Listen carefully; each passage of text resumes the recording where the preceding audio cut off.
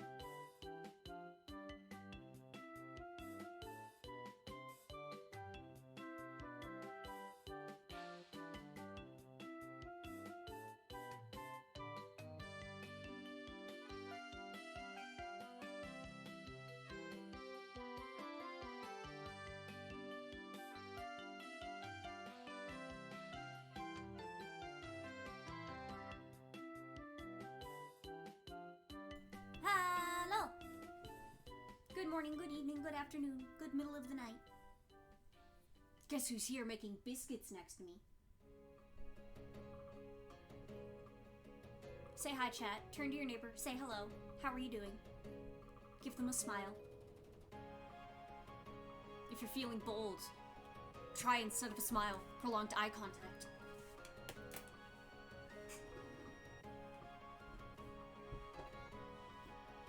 Kick off my little house shoes. Yeah, go get cozy, yeah. Get cozy.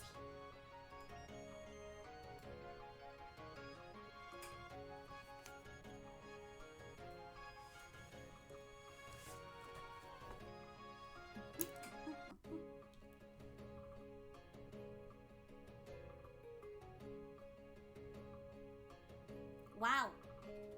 Not even one hello? Is my chat broken? Are you in there? Hello? What the hell?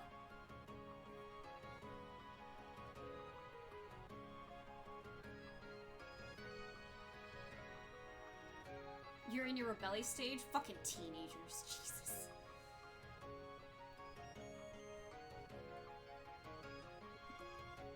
You forgot. Checking the weather. Hang on. You just sat down to lunch. I hope you have good lunch. 14 Celsius, which is 57 Fahrenheit. Mostly cloudy. Sounds like a nice mild day. Little breezy out there. Ooh, hi UV. It's gonna be a nice day tomorrow, though, I tell you what.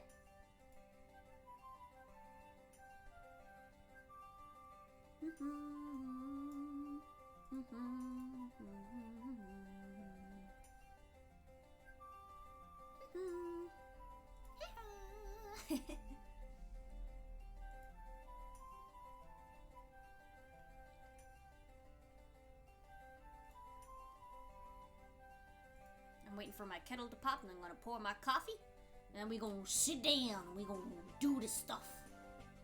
Get comfy, get your snacks, go pee, do all the stuff you gotta do, pet your pets, open up a window, get a nice breeze going. Make sure to stretch, check your posture.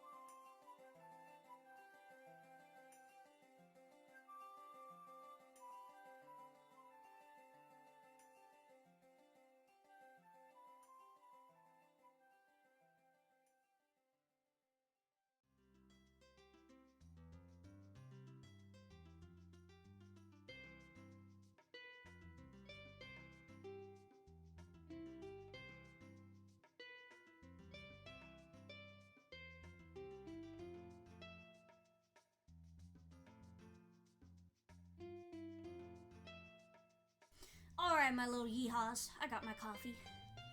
Oof, 93 Fahrenheit. Yikes. Yuck. And it's humid, too. That's no good. What are we doing today? We are doing a creative little group activity. We are brainstorming. This is something I've been talking about for, like, probably a few months now at this point. But I'm finally getting around to it, because I am back from my vacation, and I think it is a very good time just to sow the seeds of this idea, just so I can finally get some work done. So I have my Harvest Moon Story of Seasons music playing in the background. Now you guys know me. I love me a good farm sim. Raise your hand in chat if you also love a good farm sim. My vacation was excellent. Despite getting bitten by a tick and having food poisoning, I had a great time.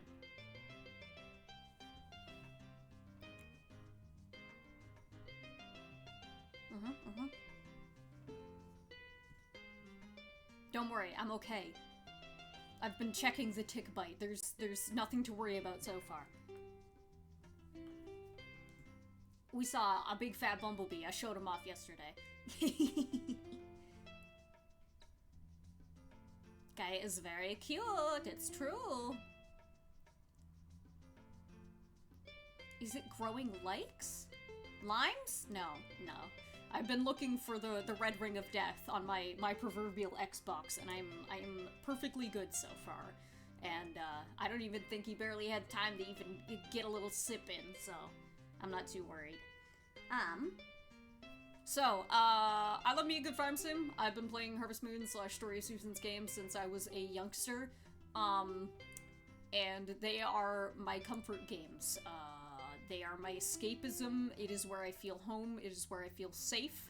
And I've always wanted to at least develop a setting or characters for a setting for something like that. Now, obviously, I'm not a game dev. I don't have any of the skills that game devs have. I have certain connections, though I don't know if it's a realistic thing for me to even consider at this point, or if I should just do what I can to develop it as a little idea. But I thought it would be really cool to have you guys involved, because one of the things about Harvest Moon and Story of Seasons games, just farm sims in general, is like the community surrounding them. Especially back in the day when it would be on like forums and stuff like that. The community around these games is really what helps make them, and I think everybody has different likes and dislikes when it comes to these games, and I think if I get a bigger sample size of the things people like and dislike about them, whatever it is that I end up making, whether it's an actual functional thing or just a cool idea, I think it would be a good resource, and it would be a fun thing to pool all of our time and effort into. Ushino Tane, that's it, man. He has a green wing? He sure does. I met my longest internet friend, my longest time internet friend, because of Harvest Moon, so, they might show up today. They're around my chats every here and then around my streams. I don't think they're not going to join me, of course, but I just like to point out that that's a nice little thing about my life. So, so what we're gonna do here, I've already done a little tiny bit of prep. I have a Miro board set up, which is basically a giant whiteboard. I was gonna try and see if I could set it up such that it was interactive with whoever had the link, but that requires like premium subscription and shit. I don't want to fuck around with that. So instead I'm just gonna screen share it, and I'll work on it here with your guys' input in chat. Sound off in chat. What is your favorite one? What is your favorite game? And if you can't pick one, give me like one or two.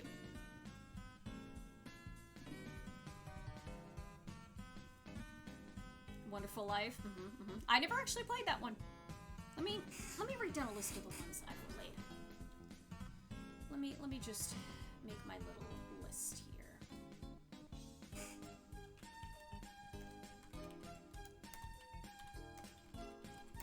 Whoa. Okay, hang on.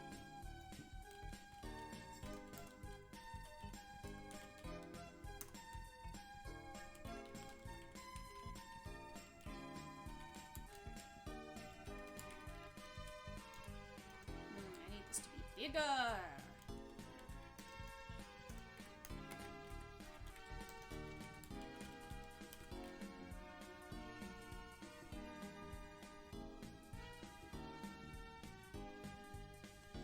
Stardew, but that's not a crazy pick.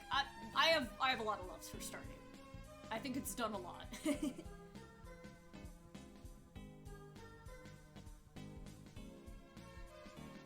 Stardew and Eco. What is Eco?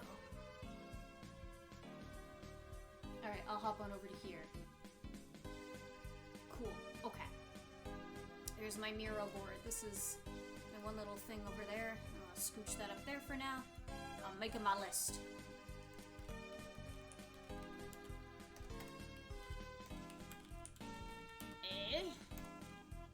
I don't think I played enough Tides of Destiny to even give it a go, but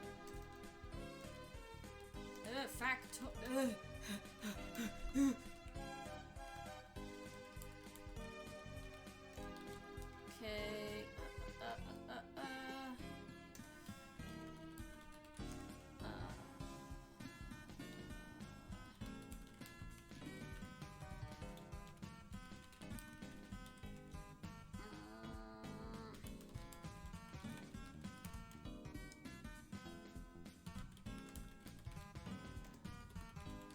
I'll write them in order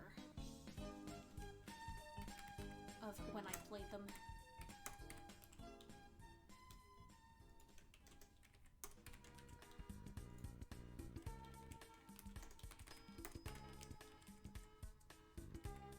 No. Hang on. Doing math here.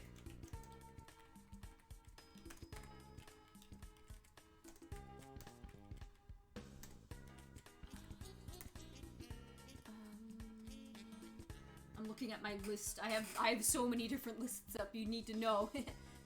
Eco is more of a life ecology government sim? Ooh, okay. Spike Spencer just voicing pretty much every male character. He sure did that. Does Slime Rancher / Farming Simulator 20XX count? I'd say yeah. If you count it, that counts.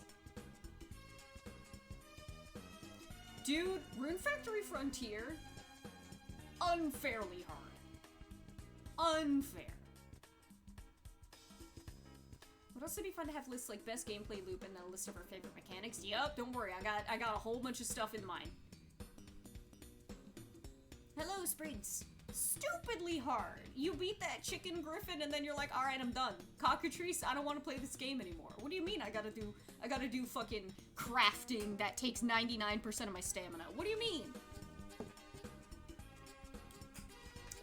Oh, you know what? It's not a Harvest Moon, but I'm gonna put it here because it's a rare-ass pick. River King. Ah. The vision. Trust the vision.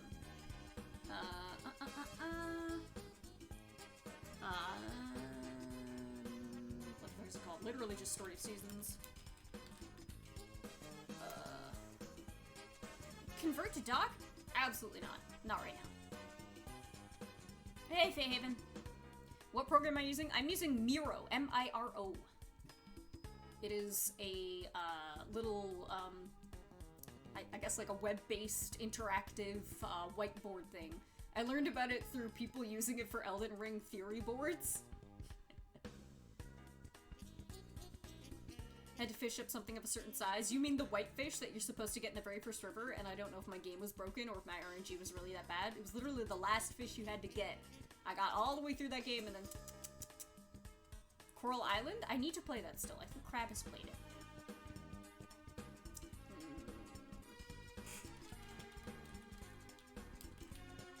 No, Valley. I guess Sunhaven, even though I...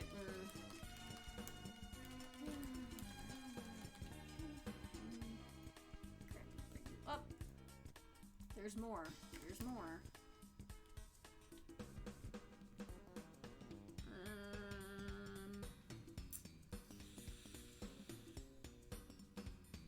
Tale of Two Towns. That's what I'm looking at. Trio of Towns, Tale of Two Towns. They have Trio of Towns and Tale of Two Towns, so they're really, and then they have Tree of Tranquility, so they're really not doing themselves any naming favors.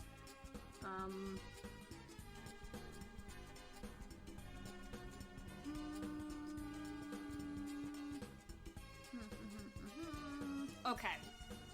I think that's my list off the top of my head.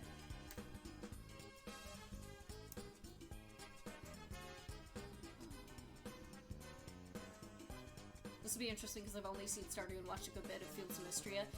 I would say that those two games are kind of like, I wouldn't say modern perfection, but they are like the modern, like, they are the logical conclusion of all of this. They filtered out a lot of the bullshit, you know? They've learned. Obsidian? I've never heard of that. Ooh. Graveyard Keeper? No, I don't know that one.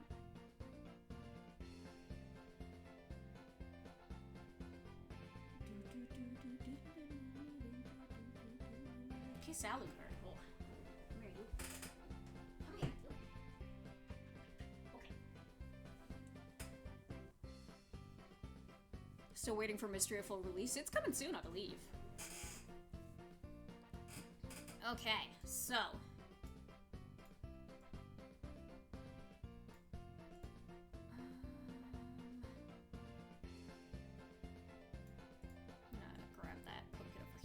actually.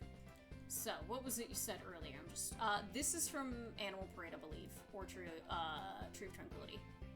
Yeah, it's when you're working part-time at the cafe in, Tree of Tranquility. What was that one game Aaron voiced in? Oh, My Time at Sandrock?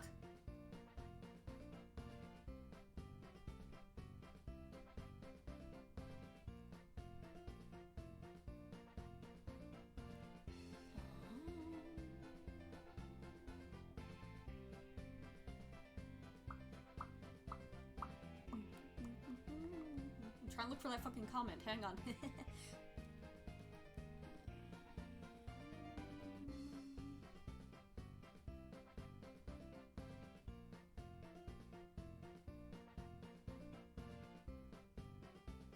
Okay, right. Okay, so.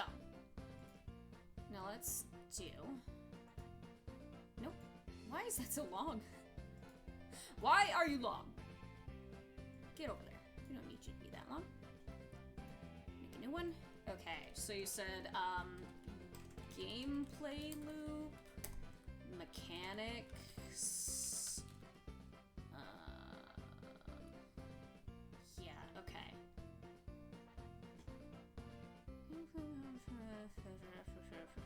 So, I'm actually gonna... So instead of sitting here and basically ranking these games, because that's not what I want to do here today, what I want to do instead is just come up with the broad strokes of a customized setting for something like this. Because things like mechanics, that's a later problem, right? I think it's my world building itch needs to be scratched, because that's actually my favorite thing of any project. Like, I like designing characters and draw the pretty boy and girl and stuff like that, but I think just coming up with the setting and all of the niche little things about it is like the part where my creative juices go. A farm! You're right! Oh my god! Starting with characters and settings is always a good place to start. I think if I would say go from biggest to smallest makes sense, because people as characters as people are defined by where they live, right? And a town's character is in the people. So if you go from the setting and the nature that you're provided to live in, then that will kind of define who you are. The first farm after a long period of farms becoming illegal. Yeah, a dystopia where farming is illegal, and they have to do it in secret. That's a funny joke you make, because the idea that I have from this is I want to put this sort of theoretically in the setting that, Ambrose and Dorothy's story is in, but in a completely different era. This is in an era kind of pretty far removed from when they are alive, so certain things won't matter. In a grimdark future, there's only farming. In the beautiful blooming and radiant future, farming is the answer. That's what I'm going for. I want this to be like a post-apocalypse. I want this to be so far in a hypothetical alternate future that people have gone back to nature in a way where I want to use that as a means to avoid the heavily colonial trappings of all of these games that we have had so far. Because if you notice one thing about these games, you are literally just destroying rainforests. You guys have seen me there cutting down all the trees on my farm. You saw me in Pioneers of Olive Town like, fuck these trees. Valley of the Wind, what is that? Nausicaa? You mean Nausicaa Valley of the Wind?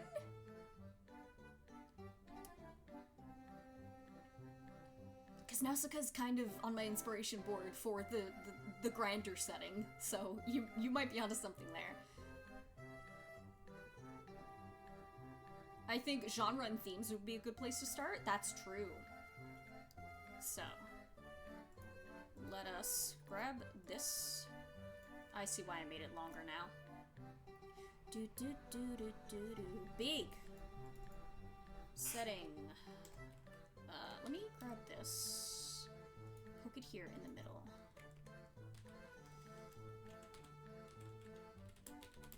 Themes. Let's make that a little smaller. Why? Now, why is it... What the fuck? Miro? What are you doing, Miro? Okay. The fuck? I'm confused. I guess I can't make it smaller. Oh well, that's fine. What are the views on foraging? Foraging is encouraged, but the thing I had in mind was... There's two different ways to look at it. As much as I use these games and these settings as escapism, I think it's really important to also use them as a lens to reflect on the reality of our world and how you can't just take and take and take and you have to reuse what you have. So I was thinking of it in a way where there would be scarcity mechanics. Like, if you use up too much wood, or if you mow down the entire field, then your pollinators will go away and your crops will not be as good, that sort of thing. So foraging is ideal because you will eventually learn through that if you take too much, then you're going to cause problems. The opposite is Splatoon, you're right! Solar punk is a very good way to phrase it, though I'm personally not a huge fan of the more standard aesthetics that solar punk is kind of depicted with, so I'm obviously gonna put my own sort of flair onto this. How do I format this? Idea, you're part of an expedition to set up the first nature reserve in the wasteland, whatever that wasteland is. That's interesting. Lost tech is magic? You're already ahead of me. Or I'm already ahead of you, I guess. If you want to avoid deforestation, that's going to tie to gameplay as well as story. Exactly. Eco wouldn't be bad to look at, actually, then. It's a fully simulated ecosystem with a meteor about to fall and kill everything. You have 30 real-life days to build up your industry to destroy the meteor without killing the environment. Ooh! That's cool. That would give 12-year-old me stress dreams. I think resource management, would be kind of necessary if I wanted to go through that harsher sort of scarcity view of it. Because that is something that has kind of been, I wouldn't say annoying me, but it is one of the more focal points of any time I do play a new farming sim, is half the time I'm not farming and I'm just looking in my inventory to be like, do I have that? Do I have that? Do I have that? Oh, how about tearing down forests for resources? How about instead of tearing down forests for resources, you're tearing down old structures, which also doubles as clearing land for actual forest. See? There you go. There you go. That's it.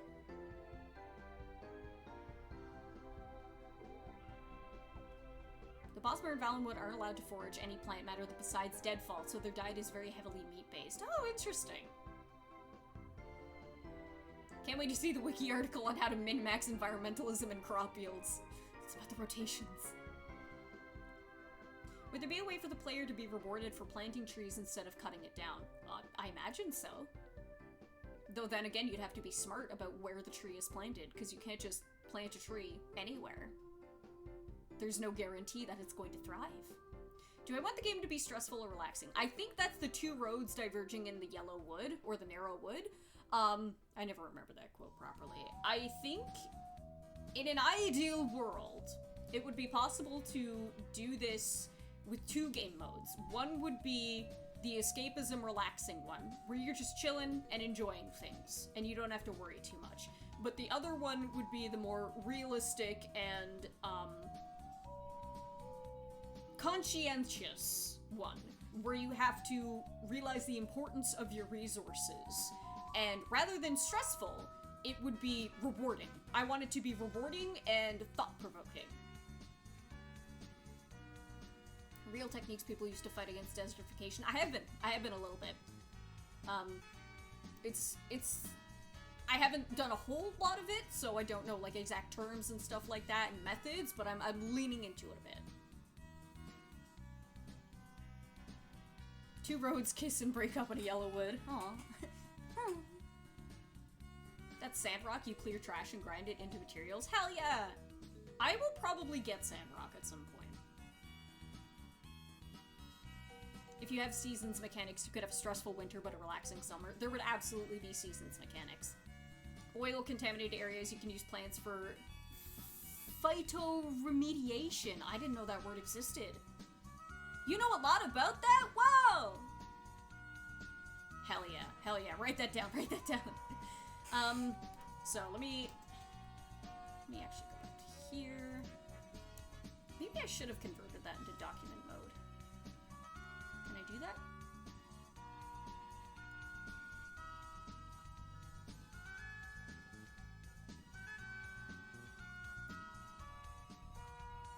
Yes, that's what I want right here. Grab you, drag you over.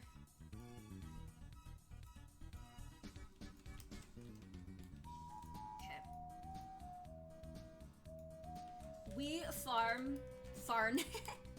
Smile. Okay.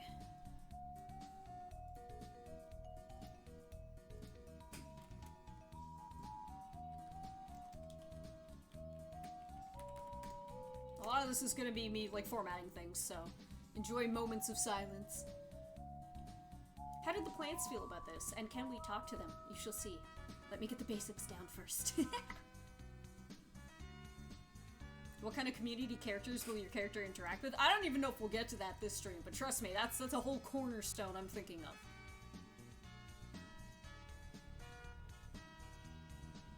So it's not a farming sim, but you want something like Terranel. It's a factory builder, but you're building Terra reformation tools. No.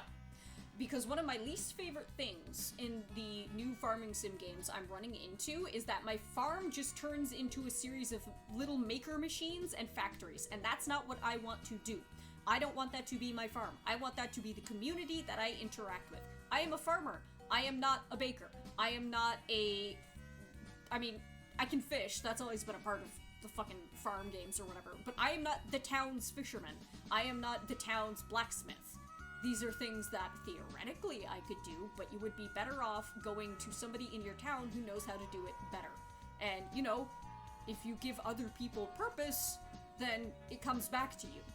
It's not a crafting game. It's...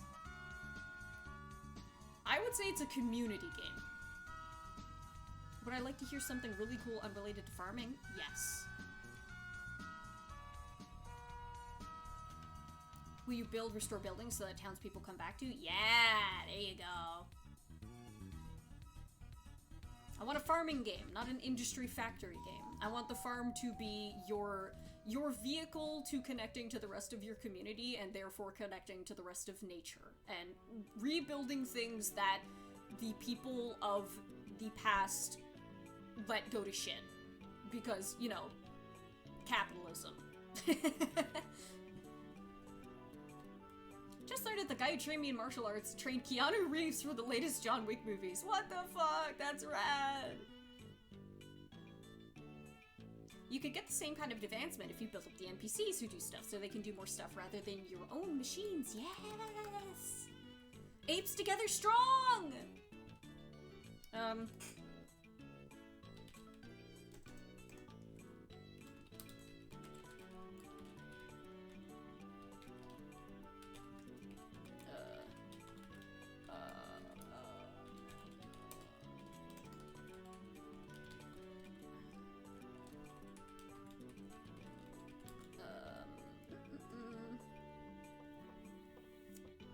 I didn't spell that right, did I? Colonial. I forgot the is. Okay.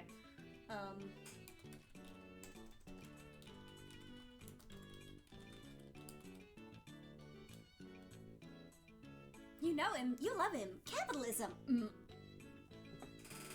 I was also considering that this would be a setting where there is no standard currency. I think it would be interesting if it can be done where this community and the communities surrounding it operate on a favor and trade sort of system. Not exactly barter. But like, you know, you give me a dozen eggs, I'll help mow your lawn. That kind of thing. There you go, King. That's what I'm talking about. No standardized currency. Because that's one of these things in farming sims that I find kind of takes the joy out of it too. Once you're sitting there with like 2 million gold in your inventory, and you can just buy like 300 seeds every season, at the start of every season, you kind of don't feel the grustle anymore, the grind or the hustle. Favor economy, then maybe that system is reflected in the culture, kind of like a noble, noble honor system where good deeds are repaid. Yeah! Oh wait, let me write something down. Request board. Hell yeah.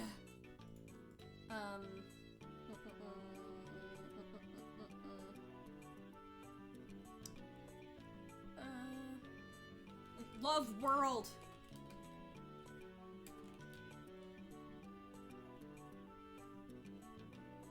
So an iron bar from the blacksmith might cost the materials and also a dozen eggs. Yeah.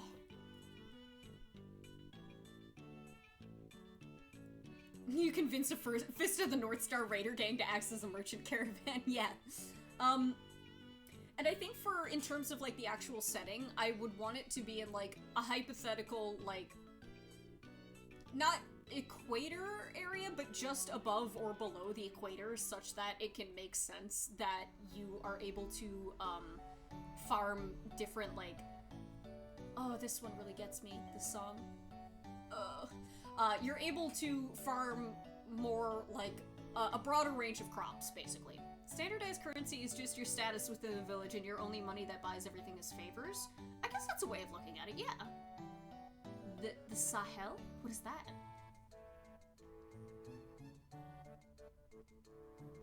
That sounds very fiddly. I imagine it could be pretty fiddly, yeah. But that's one of those things, like, that's a little detail at the end that we would decide and, like, figure out how that would work. Credit system, certain favors items as an invisible value, and that will decide what goods and services you get. Yeah, like, you could get from, like, the request board, or however many you turn in would kind of, like, not up your rank, but up your trustworthy factor. Because it's the idea of, like, those old people who everybody in town knows, and they know that they can do all of these different things, and, like, they're well loved because of who they are and what they've done for the town, and they're more trustworthy, so people are willing to do more for them. The Sahel is a region of the north of the equator in Africa, south of the Sahara. Oh, okay. We could steal the Oblivion diplomacy wheel as a bartering mechanic.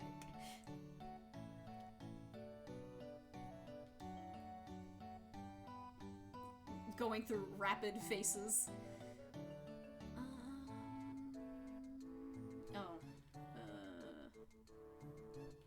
Recycling. Smile.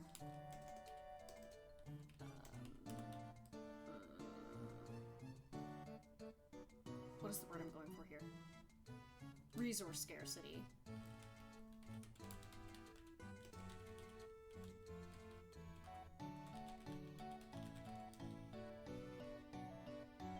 Never played Pathologic, but I'm absorbing a little. My impression is that different characters assign different values to items when bartering, and overpaying increases your reputation. I've seen a little bit of Pathologic, but I wasn't paying attention to any of the mechanics. I was too enwrapped by the vibe. We call beaches Sahel. It's almost like they probably have the same root word or concept.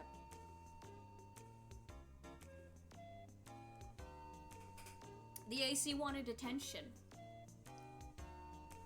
Okay, let me scroll up, because I'm sure I missed a bunch of stuff.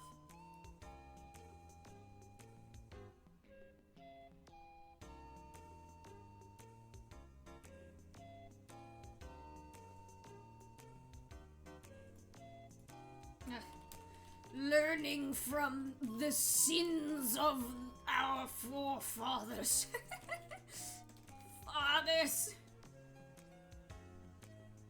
That is kind of, like, a large thing I'm going for here with this, is building off of the mistakes of the character's predecessors and learning from it, and making a better tomorrow.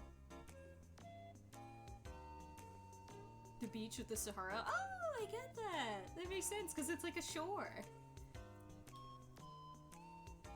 Natural disaster mechanic. Every so often something will happen like a drought. The severity of the disasters could be lessened depending on if you're playing the more relaxing mode or the more intense mode. Yeah, that is one thing I was thinking of, is that you would have varying intensities of your seasons, and so if you did run into a drought, that would fuck up your summer crop or something, or maybe you have a really long summer and that kind of creeps over into the next few seasons, and like depending on how prepared you are for that, you could get a good end or a bad end.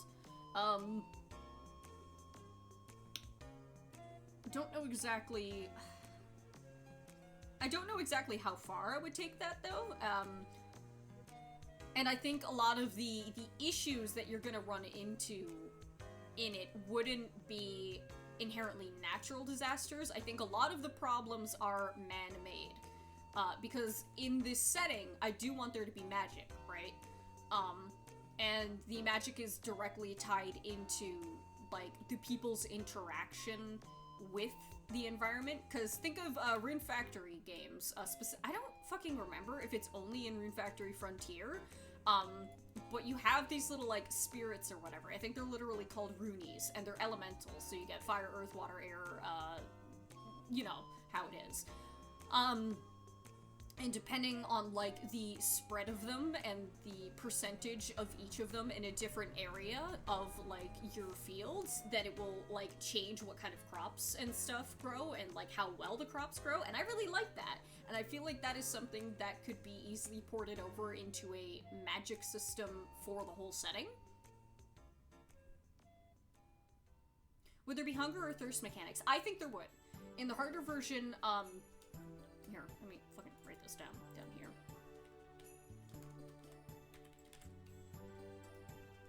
Here is something.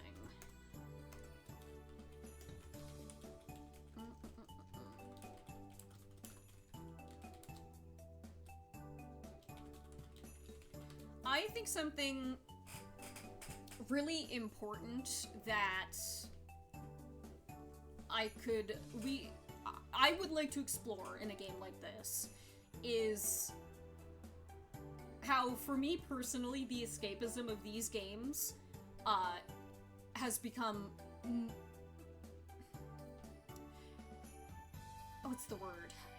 It's become more obvious as I've gotten older. Because obviously when you play these as a kid, you're like, wow, this is a grown-up and they have their own farm and they get up every day and help all these animals and they tend to all their crops and stuff, and you have your stamina bar and your fatigue meter and all that. And you gotta keep an eye on that. But I think that's a little bit simple. Because now that I'm an adult and I'm not a physically able-bodied adult, it is even more obvious to me that it's like, damn, an average person could not do this shit. You would be fucking miserable. I know I'd be fucking miserable because I don't have the physical stamina for this kind of stuff. And I think it's a little silly for all these farming sims to be like, ah yes, I've moved here from the city and I'm suddenly very physically capable. And I'm able to do all of these things, and I know how to work the mower, like all that sort of thing. So we could probably also need a mechanic that tracked how well-fed the community, well-fed is productive, not well-fed is unproductive. Yeah, something like that. Because what I think about is anytime I go out gardening and I work on my garden, I feel so fucking happy while I'm doing it. And I'm like, fuck yeah, hell yeah, I'm being active, I'm making something beautiful, I'm being with nature, and I feel rejuvenated. But then I probably need a day to recover afterwards. And so I think about all these games and how your little ass is running around in the mines in the winter and just farming and shit. I'm like, you would be miserable. You'd be cold, you'd be shivering, you'd be like wet and soggy. So I think not only a hunger and thirst mechanic, but you would need a comfort and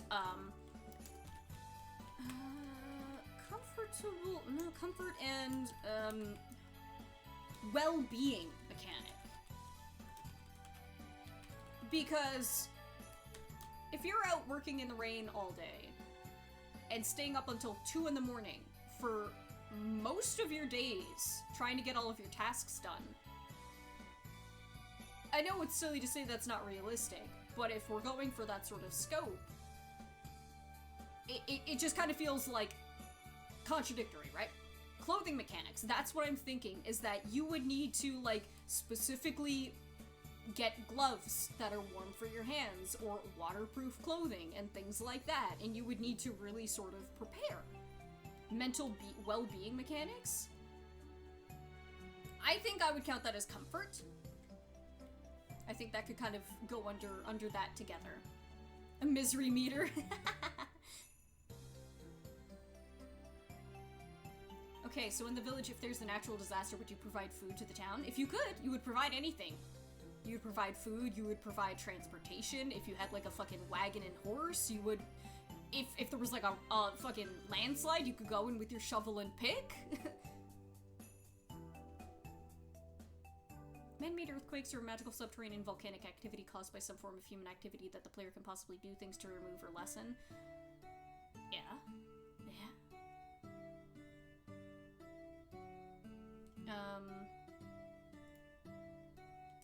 So I think each of these mechanics would be, there would be one for the player, and then there'd be one for the community. And where's that? There we go. Clothing and,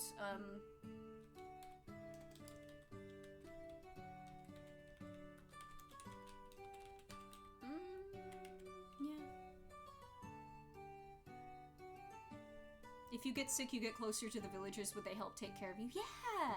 Like, in Mystria, how you can just go to the inn and get a free bowl of soup every day, and it's usually the clincher for you to, like, finish up your work for the evening. I love that shit. Potionomics got the stress mechanic? Ooh, I didn't know that. Okay. Closest start you had to this was passing out at a certain time, and that's never a guarantee, right?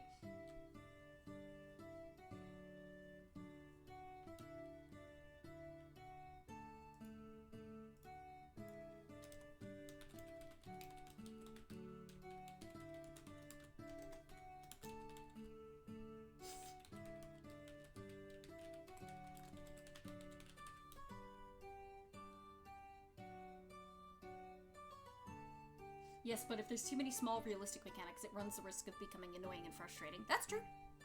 It's definitely something that would be... we would need to, like, curate down and make broad enough that it's not just, like, doing homework, basically.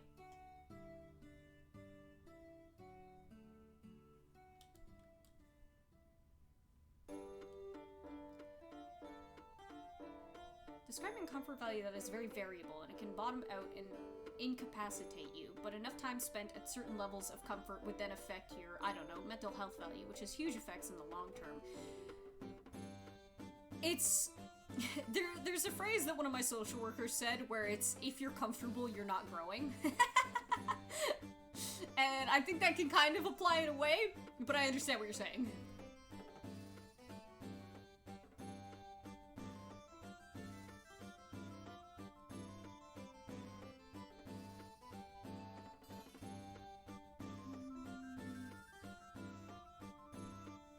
Yeah, I imagine there would be like a glamour mechanic later on, for if you just want to look whatever way you want. Okay,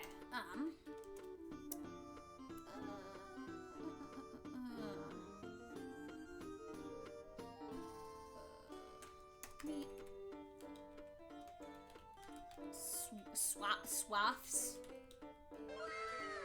Oh, snap. Komayada Raiden Sentry. Thank you for the follow. Welcome on in.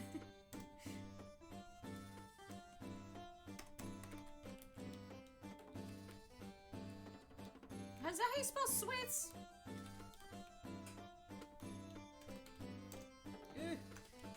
Community is the key.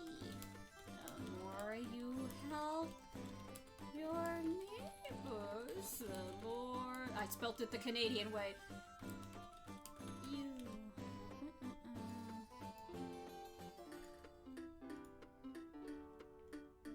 Does the farm have a fishing minigame? Hell yeah. Hell yeah. Streams like this must be fun, seeing what aspects of game design your chatters are more interested in, because I'm excited by the world building aspects. We'll take me a step back from mechanical talks. Yeah! I gotta pee, I'm drinking my coffee too fast.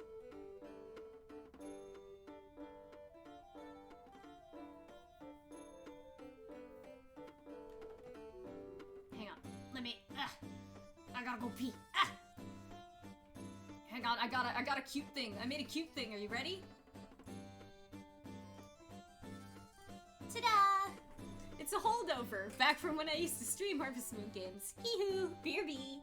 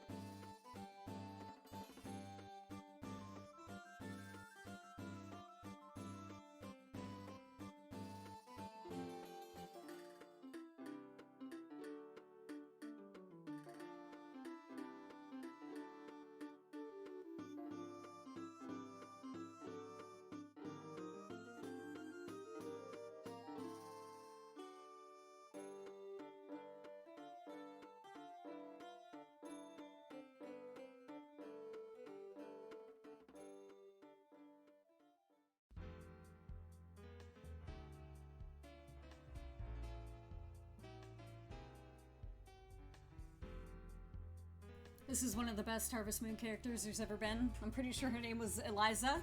She's from Island of Happiness and Sunshine Islands. She's the carpenter's little girl. Her dad looks like a giant lump potato Goron of a man, and he's the sweetest ever, and his daughter is a little princess.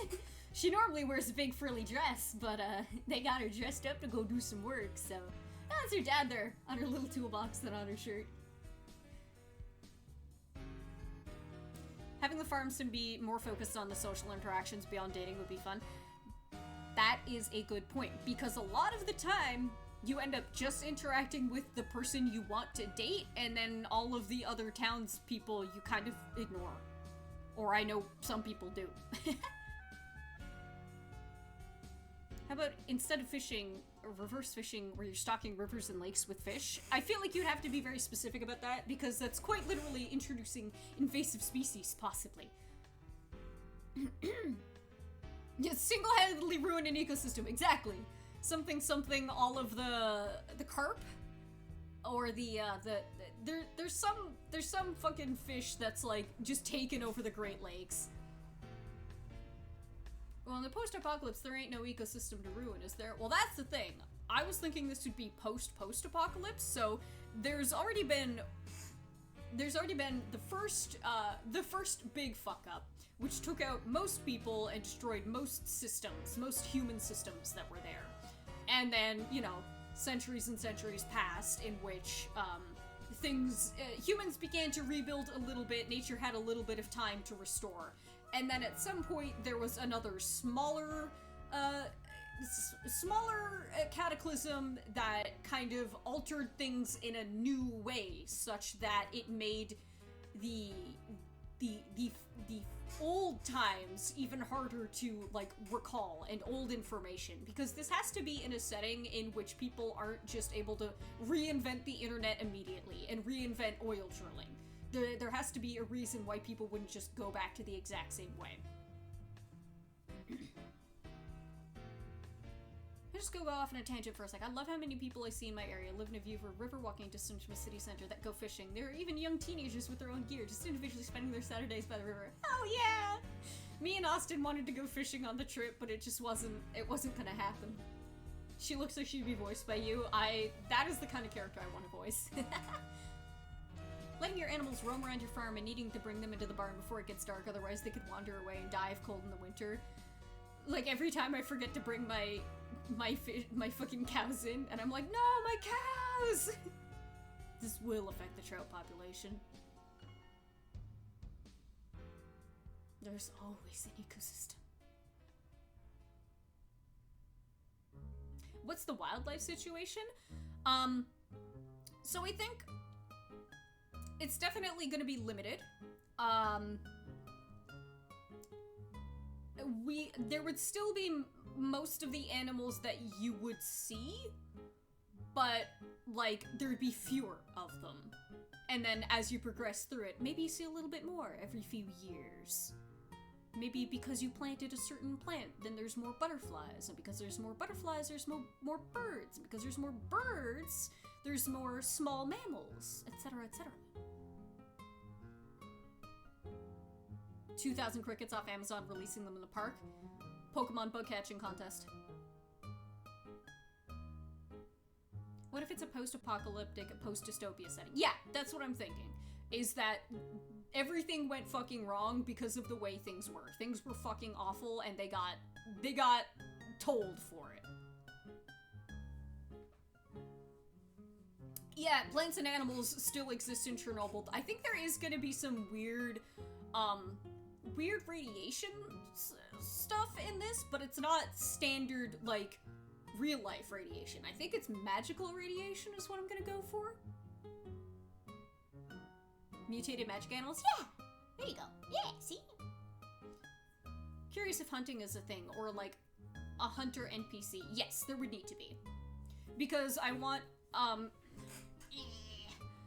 this to be, like, let me just write down another thing real quick. I want this to be that you use what you have.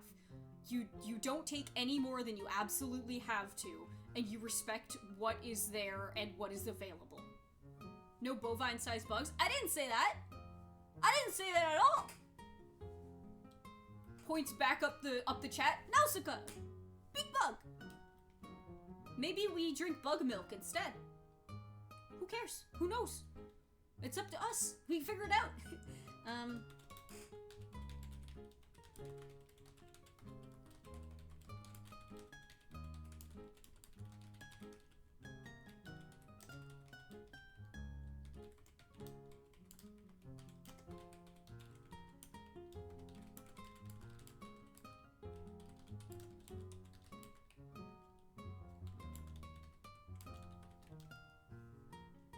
Bugs don't produce milk? In this world, they could. Spider milk like in Keith's campaign? Hell yeah. Can there be an axolotl, please? What would the axolotl do? I feel like that is another thing in modern farm sims, is that you can get a lot of pets that don't actually do anything. They just sit there and you feed them every day and they're cute. And you go, yay, kitty! But what kitty do?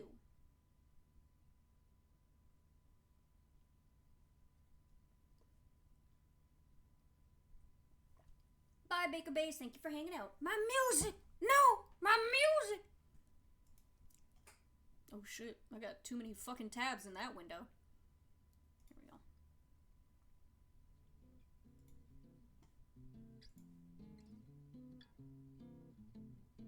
Give you coral seeds so you can do some aquatic farming? That might be cute. You're not talking post-apocalypse via war or large-scale bombing, but like an apocalypse caused purely by social, economic, and environmental factors. I think a little bit of everything. I think because it would have been after at least two cataclysms, I think one of them could just be war and bombing, and then the other one could be large-scale, just like collapse of multiple factors. Think about the fucking Bronze Age collapse, like that kind of shit. Cat can eliminate mice in the barn? Yeah! Yeah! Maybe if you get companions, your well-being and comfort goes down slower? Yeah! I think everything you have in this needs to have an actual purpose. Because if you have superfluous things that are just there to be cute and look pretty, then inherently, you are going to go back to, consumer-based colonialist themes.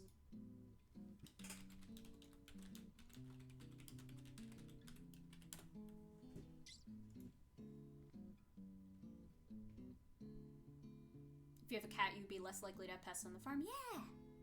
Everything has a purpose. IRL, my cat give me +50 to calm and happy.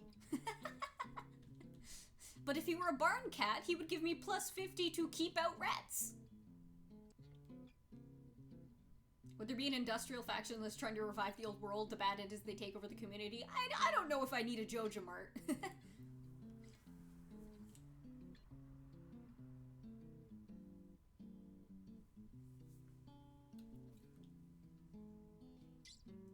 A dog to make sure that your animals are less likely to wander. Yeah, a dog to make sure your animals are less likely to wander, and then a dog also to keep wild animals off your farm. You know, the reason that dogs actually exist on farms? Smile.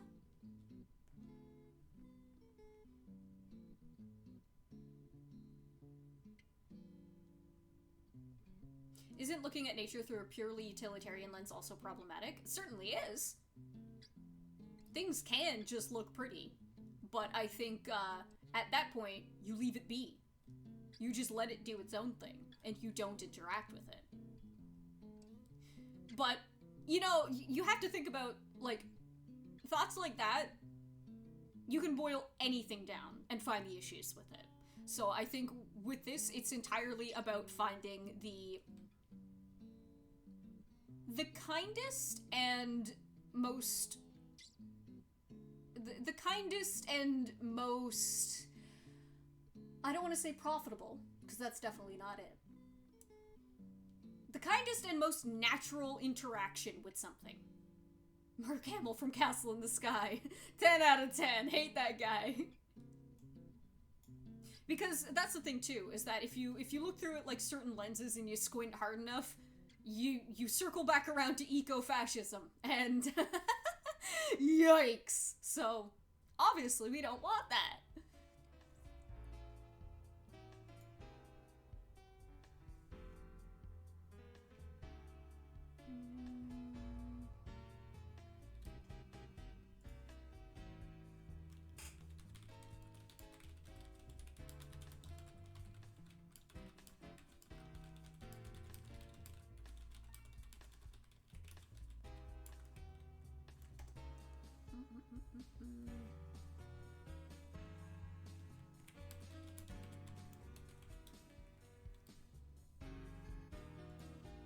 I often think of... Let me Google this.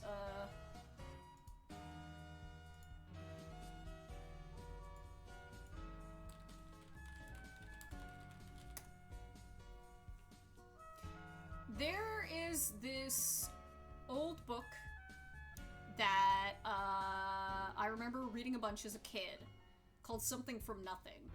Do you guys remember that?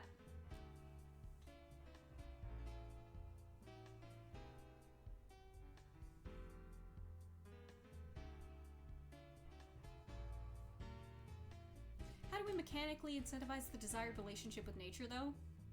Make it so that the kinder you are to nature, the more you get in return. And then your friends are happy, and your community is happy. The goal is always happiness and peace.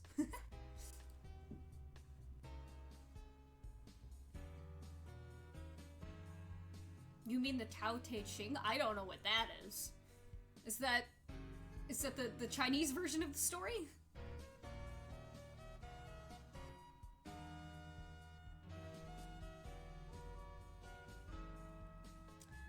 So basically, oh, it is! Simplified Chinese edition of Something from Nothing. Wait, hang on. One sec.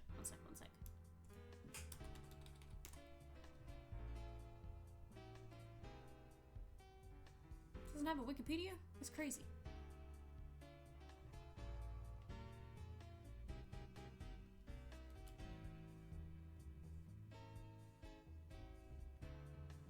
The Jewish folktale? That's probably it, yes.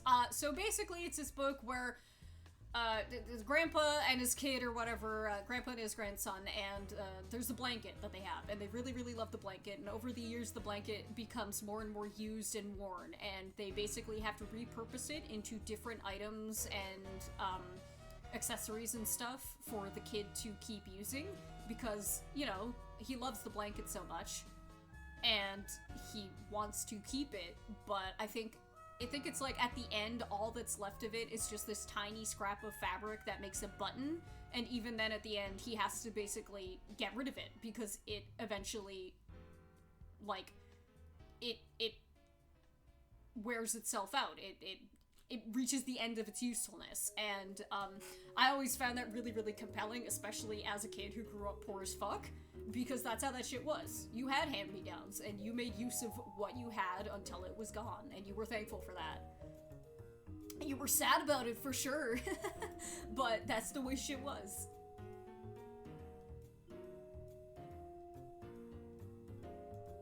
This looks really cute, but I wish that it could be eventually turned into a scrappy biker jacket.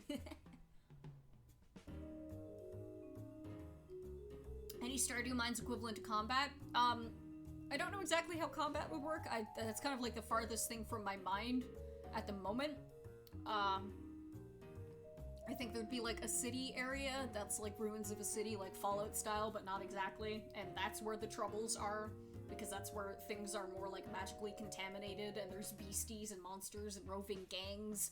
But, you know, that ideally, that would be far away from your farm, and not something you go out of your way to invite in. Hello, Skift!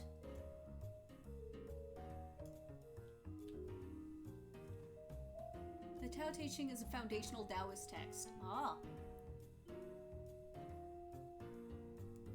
How fucking hardcore would it be for a biker's jacket to be partially made from their ratty, well-loved old baby blanket? Mad Max, Mad Max! I gotta close my window, it's a little chilly.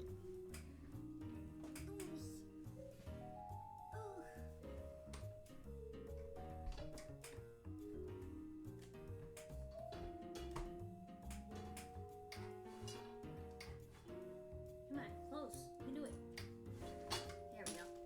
I made Al a cute little bed up on my windowsill, and he ignored the shit out of it. Okay.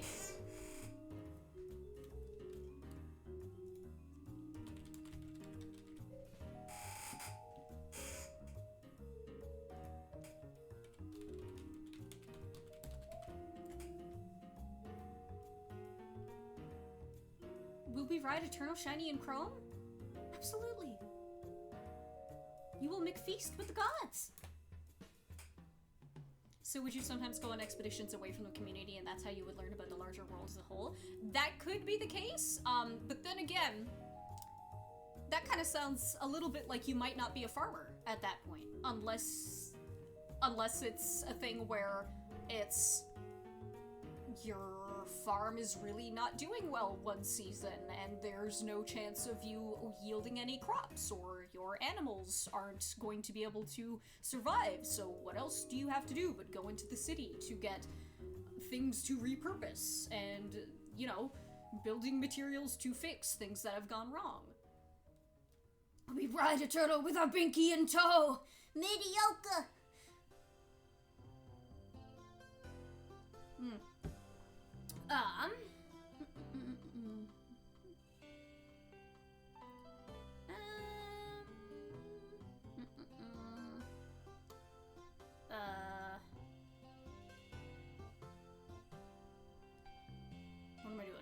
What am I doing? Okay. There we go. Repurposing the materials and runes. Yeah, it would entirely be about recycling, and I don't think any of the homes or facilities or anything in this would be made from brand new trees or like freshly logged things. I think that would be considered socially like, what the fuck is wrong with you kind of thing. Gather scrap to build a bigger barn or something and learn from the environmental storytelling along. You got it! You got it! So, the things I have listed down as possible, facilities or services in the town. I don't think there would be many. I think basically everything in the town is like family run, and each different family or like group of people would have their own thing that they do for the town. Let me see, what do I have here?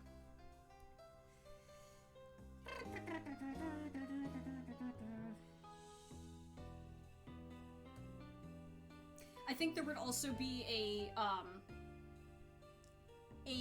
larger focus on historians and archaeologists in this setting, because they're actively trying to learn from the past and what happened to cause the world to be the way they find it in. And so the more things you unearth and, like, figure out, the more context you get. Trees do regrow as long as it's not mass logging. That is true. I mean, that is probably something that you could start building towards in the later years. Repurpose old world objects for uses not intended. Yeah!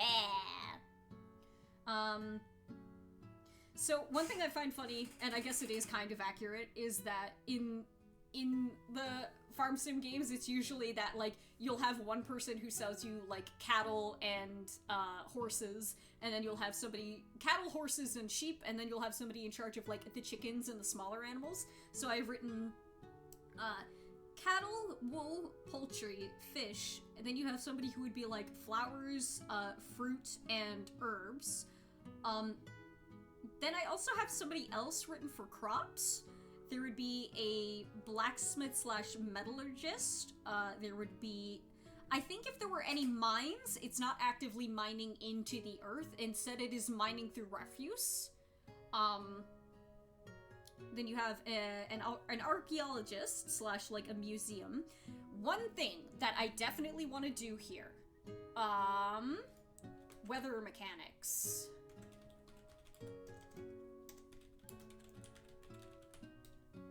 I want there to be a better focus, or any focus at all, on weather and how you can kind of look at it long term to plan ahead. Because, you know, you can buy 300 seeds to start the summer with, but that's only assuming that you know there's not going to be a drought. So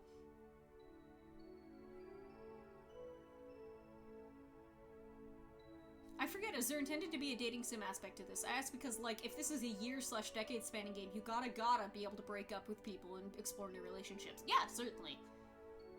I haven't decided if this would be a game where, like, multiple generations and generations go through, or if, like, you play as multiple characters, like, you play as Farmer A, and then you play as their child, and then maybe, like, you could skip forward a few years and, like, see what's become of the town as you left it.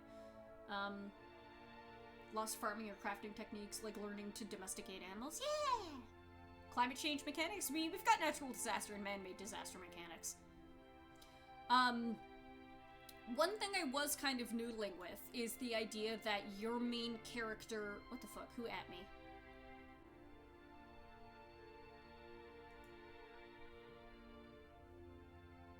It's Will.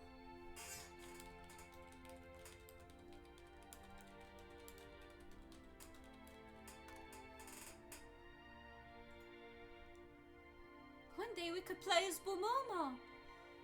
One thing I learned about medieval economies recently is how medieval craftsmen were very dependent on each other. For example, we think blacksmiths as the people who work with all metal objects, but medieval towns would have had nailsmiths, toolsmiths, armorsmiths, swordsmiths. They all relied on each other. Yeah! Half of the job of a modern blacksmith is making nails and horseshoes. That's what I've learned.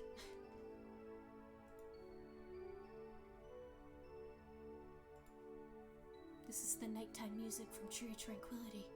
What was I saying?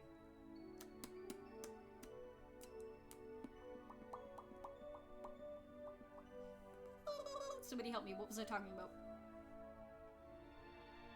Before I screamed who at me. Yes, okay, I remember now. One thing I was considering is that your main character, or even, like, certain people in the town, because this is, like, a setting where magic exists and, like, crazy tech did exist at one point in the far fuck-off past, I was considering that there might be, like, basically a Fallout vault of people who were from the past, who are thrown into this new world and are like, whoa, shit has changed. Well, here's what we learned, here's what we know. Because one thing I'm fascinated by, and this will be my second time mentioning it in a week, is the Svalbard Seed Vault. Raise your hand if you know what that is.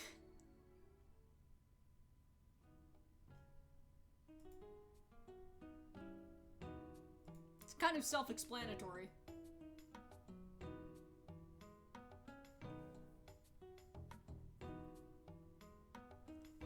The Svalbard Seed Vault. Seed Vault, yeah. So it's basically a giant vault in the, like, most northernly inhabited place in the world. And, it's underground, and it houses, I think, like, a couple billion seeds at this point, of every different kind of plant that they could get. And it is made in the, it is made for the purpose of, if we fuck ourselves up, we need that. We need that to rebuild. So, I think the idea of this, and kind of the inciting idea, is that you have access to something like that in this setting. And you are going to be amongst the first people who rebuild using that. And it is a precious resource, and that is what all of your hopes and dreams lie upon. Wait, is this real? Yeah! Let me just Google it. Just so I'm not talking out my ass.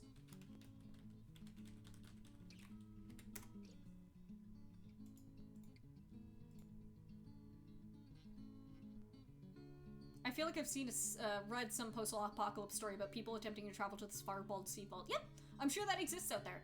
But, this was an idea that I've had for a few years now, and I was like, hell yeah, that really, really fits with the things that I like, so I'm gonna use that. I don't give a shit.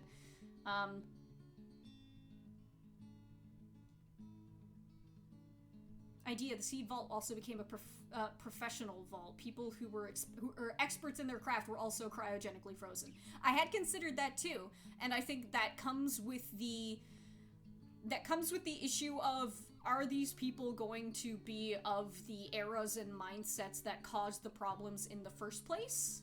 And it's kind of this question of, okay, if we're gonna have people like this around, you know, that kind of raises the question of problems can happen.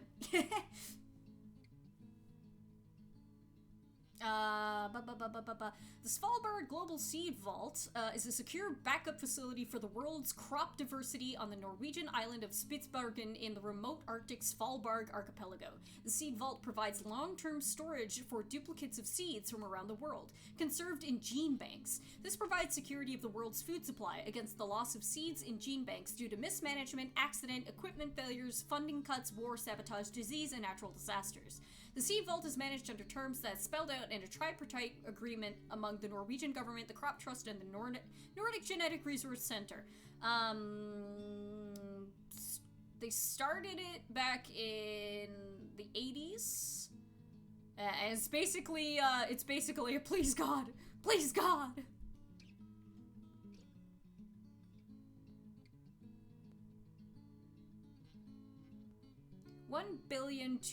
1,280,677 accessions, representing more than 13,000 years of agricultural history.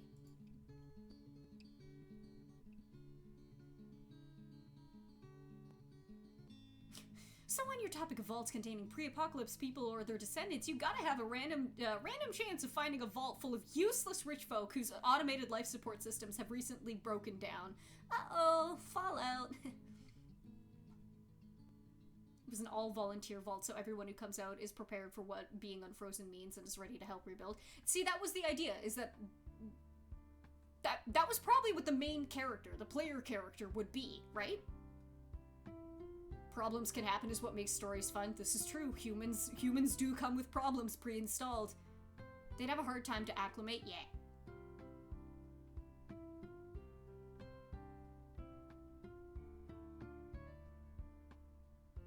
Let's be honest, no one getting cryogenically frozen or conserved in the future would be good for the person. Would be that good of a person. The billionaires of the past would be all about it.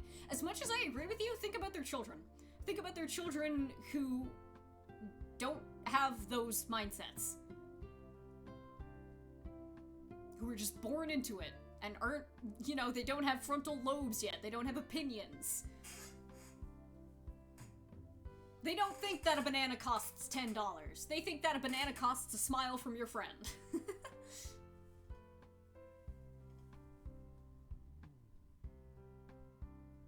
There's been some rich children who are jerks. Look at Joffrey Baratheon. Yeah. I think he's a bit of a logical extreme, though. Billionaires would offer a really skewed view on history. They'd have little to no practical knowledge. Well, allow me to raise you this idea. I don't think billionaires would be allowed in. I think this would be entirely made up of, like, the people who, like, started it. Like, the scientists and their families, and the people who were farmers, and the people who were in their communities. A large portion of just average Joes.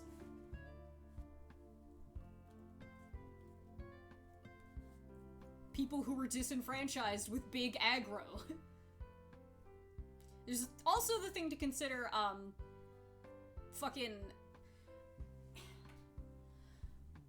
also want this to be small scale. I don't want the town to become bigger, and I don't want the player's farm to get ridiculously large.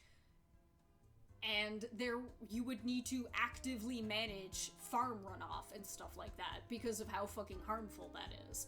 So I think I really have to do some research into, like, I know the, like, Mesoamerican indigenous people way the fuck back with, like, the Incan Empire and shit had, like, crazy strats for that. So I gotta research that stuff. I assume your town's historian would want an afternoon to catch up with them. I think there'd be like a council of ethics where you have to pass a test to get out of the vault.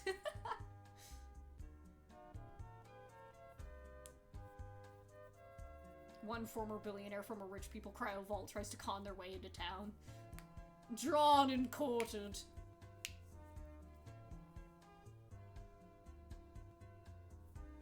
Would you possibly punish growing the community to a large, like, not being able to support your own weight? Yeah. I think if... I don't even know if that would be a possibility. I think we would want it to be that you're not even given the option to do that. No Jojo Mart. What size of cast are you considering? Would they all be there at the start of the game or unlock over time somehow? I think a bit of both.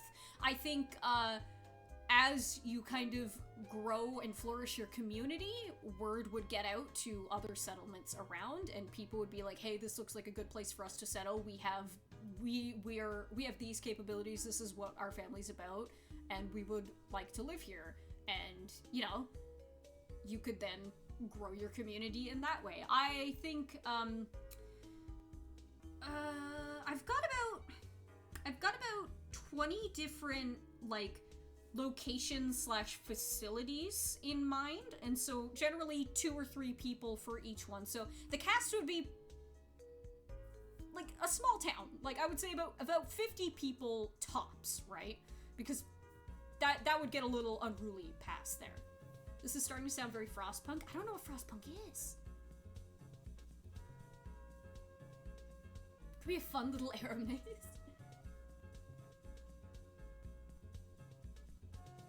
Disappears one night on the outskirts of town, and nobody talks about him again. Yeah, so I'd written down, blacksmith, miner, archaeology, the weather person. So there would be a weather station and somebody who maintains that. There would be, of course, a general store, but that would probably also double as whoever's in charge of, like, another area of town. The clinic / apothecary. There would be a library, but that would also probably double as, like, the archaeology center. A graveyard / church, though I would have to figure out what religion or forms of, like, spirituality exist in the setting. I think it would be, like, a more, like, pagan nature worship sort of idea. There has to be a wizard / witch. I will not deprive myself of this. In a setting where there is magic, there needs to be that person. I do have written with some asterisks next to it, rich people. So those are probably the people you're like, there is an inn/tavern that would probably double as, like, the... maybe just, like, the... I don't know about general store, but a lot of these can double up. And then, not just a bathhouse, but there would be a hydro works, and then a recycling center. I think the recycling center would double as, like, the dump, and that is where you do the most of your bartering. There would be, like, a little flea market, and, like, a second-hand store, where you go in and see what you can find, and you go down in the mines and you get interesting things that you trade for at the recycling center.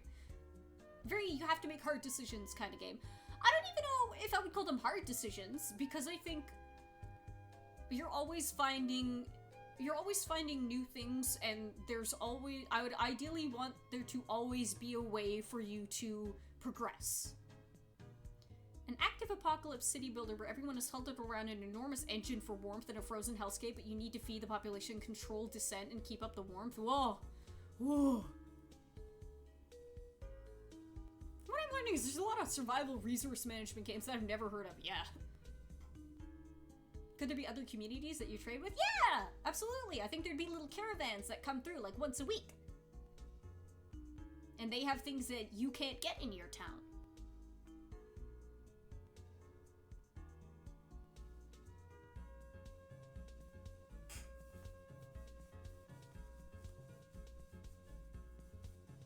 Let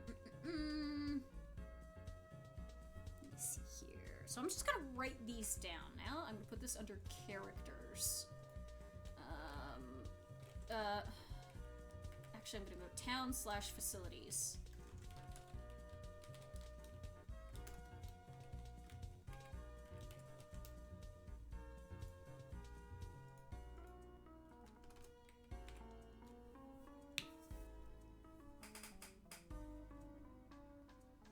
People?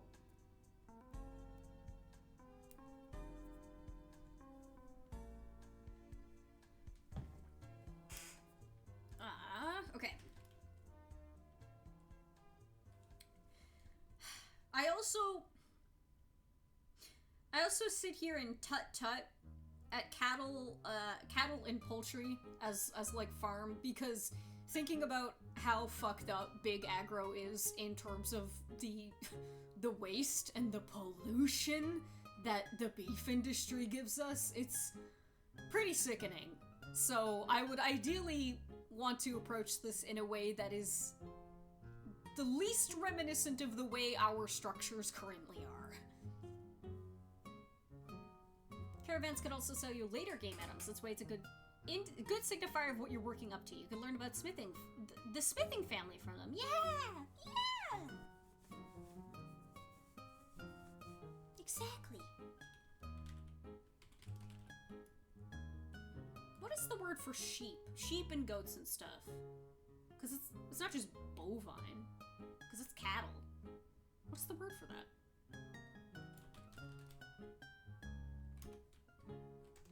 Horse. No, wait. Poultry.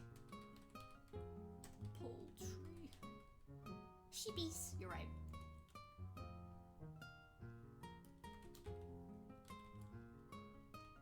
Fishery. Aquaculture. Bovidae, I suppose.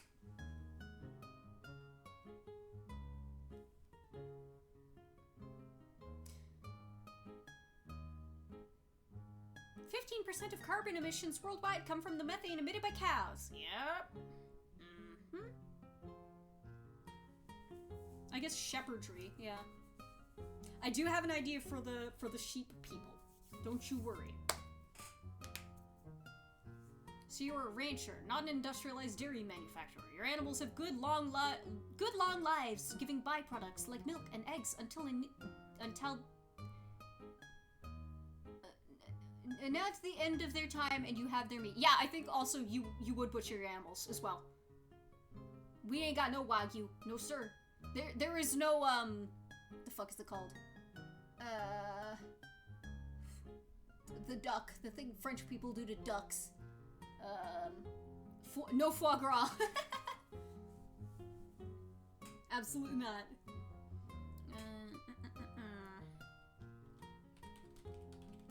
Oh, wait,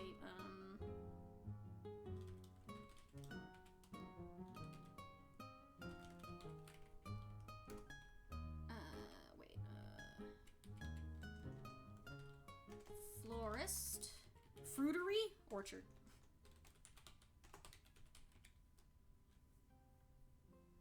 Foie gras.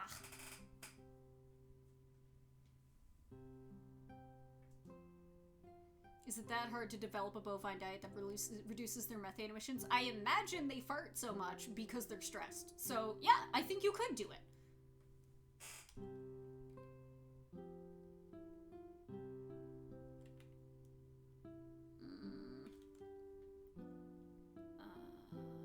Produce.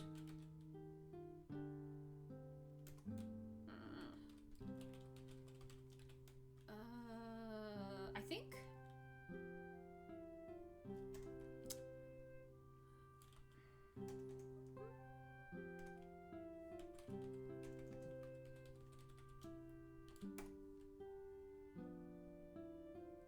Can you befriend crows that can give you little things? Yeah. Yeah. Apiary is huge. I'm always thinking bees, dude.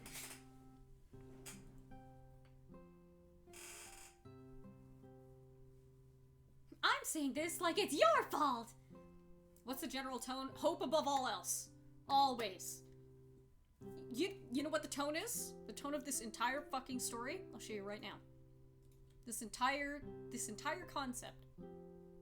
Everything about this will be based on one image to show you. I have to find it.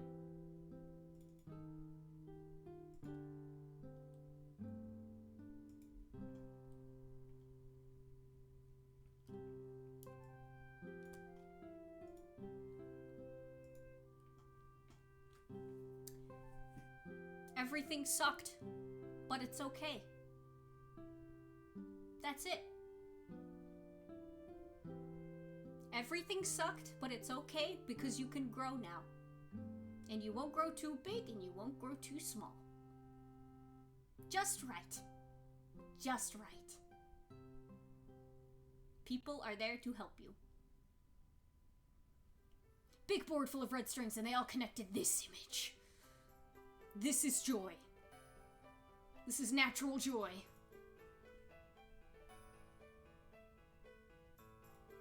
Also, to show you how insane I am, and how much we haven't hit the fucking tip of the iceberg, this is me, from memory, drawing out all of the maps of the games that I've played and ranking them based on the topography and how easy they are to traverse and how satisfying they are, and how that, all of these ideas will affect the way that the actual town is structured. Is there going to be religion TM or not? That's what I was wondering, is that if I do put religion in here, it will be very nature-based. It will not be fucking systemized and organized religion like the way we have it, because fuck that, right? And, you know, eventually the logical conclusion of the way we have religion structured now is that they all kind of will eventually, but I'm gonna try and set it up so the bones of it aren't made of that. The ingredients will not lead to that. Fucking iconic that you dished out that sound curtain in like an hour. It was like an hour and a half, hour 45, but still, yeah. Tosh's hair. I did pretty good. Religion can come from the witch wizard. Nope. Separate. Don't you worry. Separate.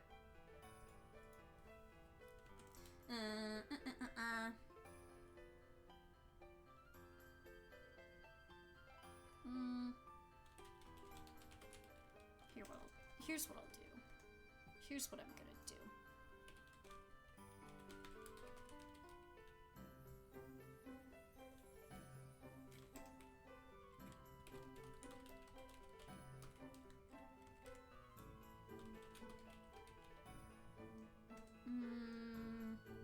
No, wait, hang on. Library.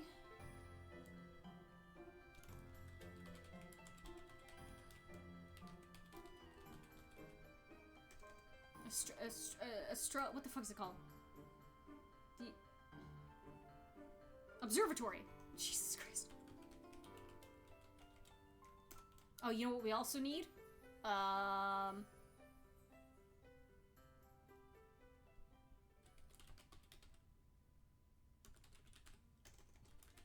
think the postal office can double as the inn/tavern?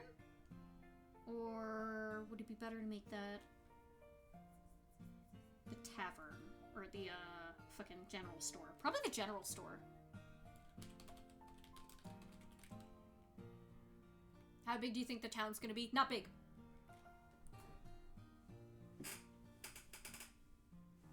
Giving jobs to your townspeople could be really annoying to have them run around town to give them tasks individually. What if there was a reverse request board where you go to one spot to pin track tasks for everyone? Yeah!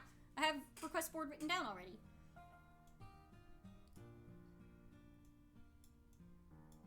And I think this is also going to be one of these, Mystery did a really fucking smart thing having people gather at the inn so frequently, so that at the end of any given day, you're more than likely to find the person you're looking for at the inn if you need to talk to them. The request board is probably for you, and then you probably can also do the opposite there. So there'd be like a request board and then like a job board.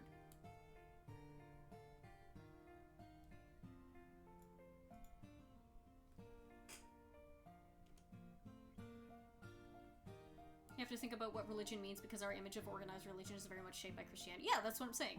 So, like, the bones of whatever religion that I have represented in this, I want to make it so that they don't have the chance of spiraling into what we've made of our of our current era. It doesn't mean the same things. It means the good things it was supposed to mean. Hopefully.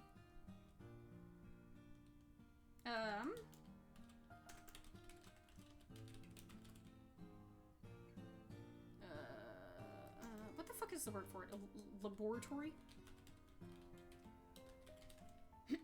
I have a cool thing in mind, which is that the alchemist would work hand in hand with the people who work at, like, the blacksmith and the earthworks, because you would have, like...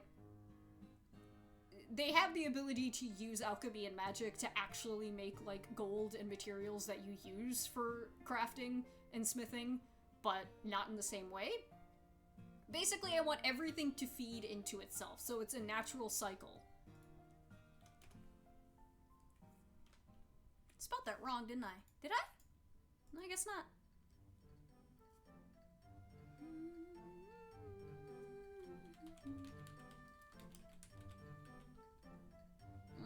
Place of worship. Place of worship.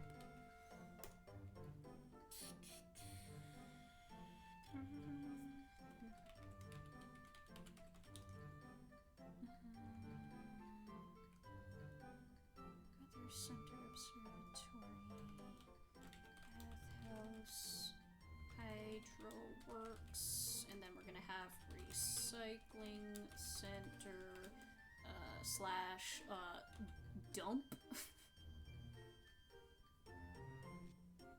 That is technically incorrect. What is it? It's not laboratory, it's...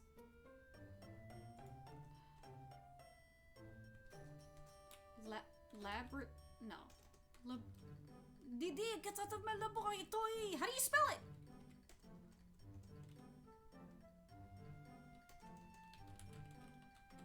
I'm gonna write alchemy lab. I gotta pee again! This coffee! It's killing me, man.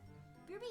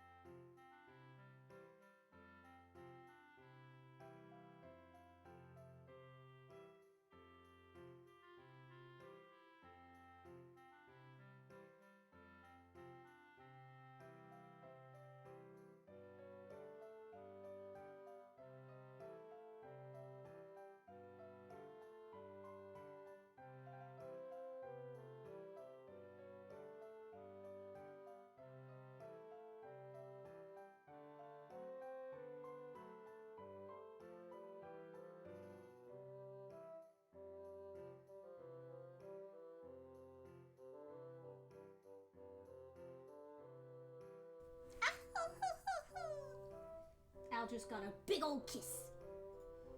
Big kissy, big kissy. Okay.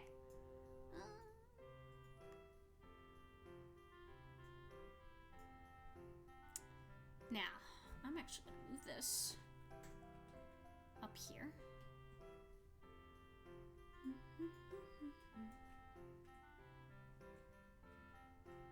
Condense things. This is what we want to do. Condense!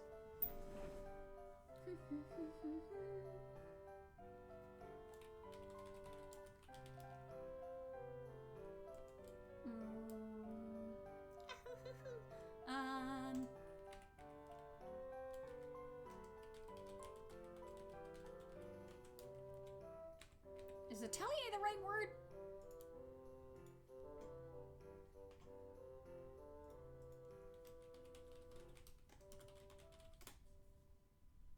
Yes, workshop or studio. Good. It is if you want it to be.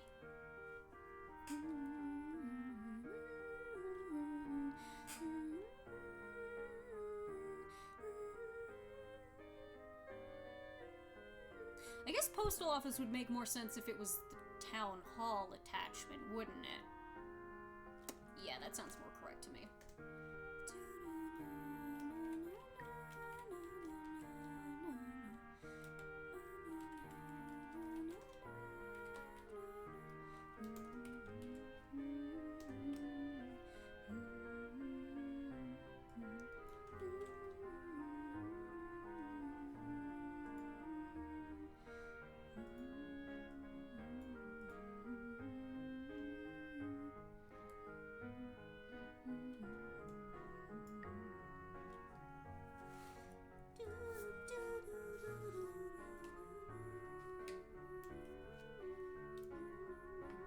One thing that I thought of that would be really cute is that there would be an area that's like, not exactly like a garbage tip or anything, but like kind of like an estuary area where a lot of like rivers and runoff kind of meet up, and it's like this big sandbank area where you can go and like forage for things that wash up there. Hi Gimu, how was your stream?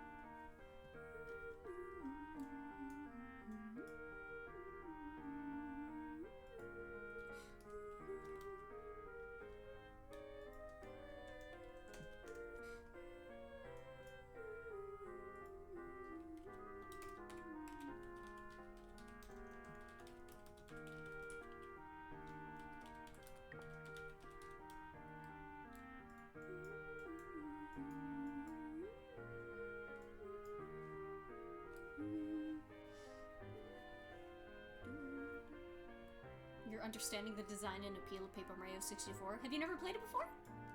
He's getting flattered to speak. No! No! Maybe a beach you can clean up or organize cleanup days for. I think that's basically what I'm talking about. Yeah, it's like, I think that just happens every single day because not only your character, but it's assumed that other people in town are gonna be at the beach and working at like the hydro works that's there. Because the hydro works is going to be like the water purification plant, quote unquote. So basically where they go to make sure the water is drinkable and all of that, and it would be right next to the beach. So, yeah, there's like, I don't think there'd be like a dedicated cleanup day. I think it could just like happen whenever. Only played the first chapter in a bit before. Oh, gotcha. I don't think I ever beat it myself because I was like young at the time. I got pretty far. Other people in town actually doing stuff, this is unheard of. Yeah! Yeah, that's something I really want to implement, is having the people in town feel like people who actually exist, and they're not just cardboard cutouts who stand in one place all day. That's why I like what they do in Mystria, where people actually go and talk to each other with the little bubbles above their head, and they have, like, little routes that they take, and they hang out with their friends.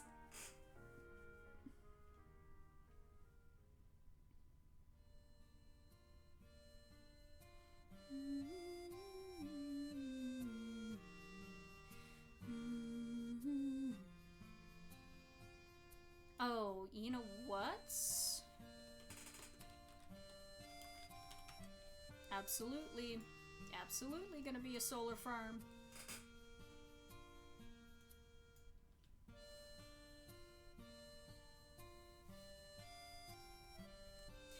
Let me Google something.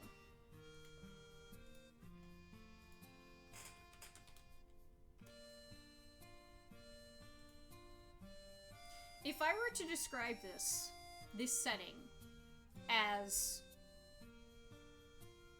Rococo solar punk for aesthetics, natural, floral, Rococo solar punk, would you understand what I mean?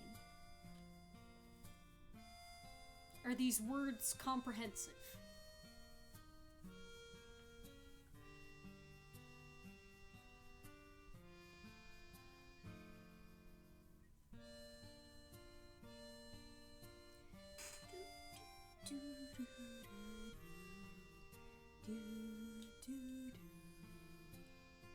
What were the words? I was thinking of something else. Floral Rococo solar punk. I'll write it down.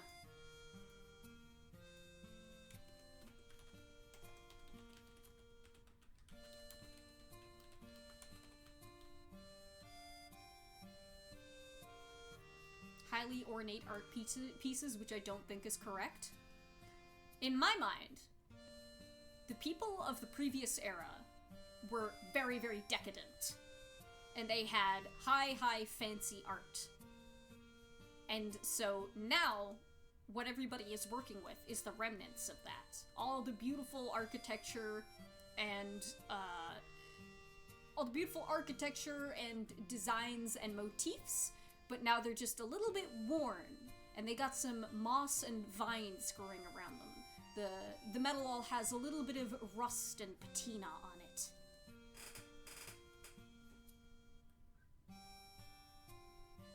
Pizza Game Farm Edition? What are you talking about? I don't know if Rococo and Solarpunk go together. That's what I'm saying, is that I'm personally not a big fan of the aesthetic that has been government assigned to what Solarpunk is. Of all, like, the sleek, white, modern-looking, like, shiny surfaces covered in plants and stuff. Like, that's what I've seen. And it doesn't scratch a good itch for me. So, in my mind, I would like to see Solarpunk, the idea of it, attached onto a different aesthetic. So everything is still beautiful and nice. There's no brutalist bullshit lying around. I hate brutalism. I don't like big, stupid concrete structures. I felt my soul withering every moment I was trapped in Nier Automata. I don't want to see a single fucking rebar. I don't want to see one!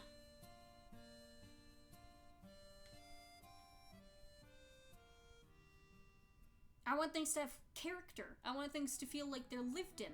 I want people's houses to be painted on. They have little murals made of using pigments that they made themselves in a little pot in their backyard with ground up leaves. That kind of shit. I hate the fact that 90% of the images of Solarpunk is AI. Isn't that ironic? Isn't that the most fucking buck wild, stupid ass ironic bullshit that we run into in our dystopian lives? I associate Solarpunk more with Rust than with sleek white modern design. Interesting. Still like in the direction of overgrown Greco-Roman roofs, but more Baroque and Rococo. Yeah! You're getting it. You're getting it. Rococo looks like a great source of gold. Epithet Race taught me the real gold never corrodes. Yeah! Picture frames. Recycling and the roughness that entails. I mean, there's gonna be dirt. There's gonna be dirt and dust and gross water. That's why we got the recycling center in the dump.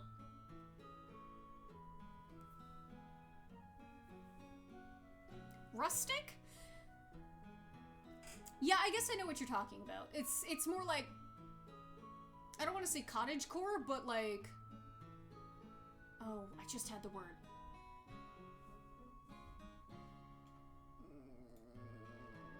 Off-grid.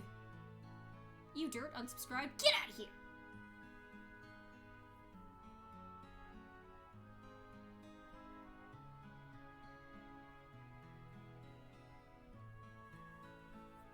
Leaving a bad Yelp review? I don't even have an account on Yelp.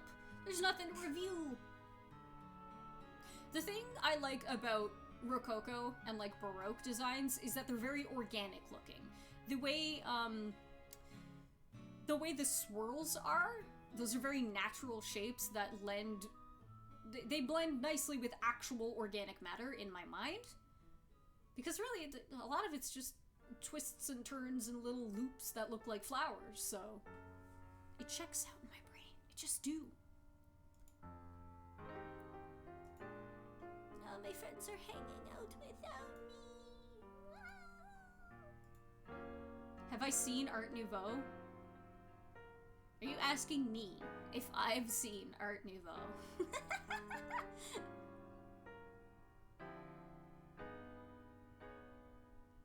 I think you bring up a good point, because Art Nouveau might be more so what I'm thinking than standard Rococo. Yeah, let's say Art Nouveau.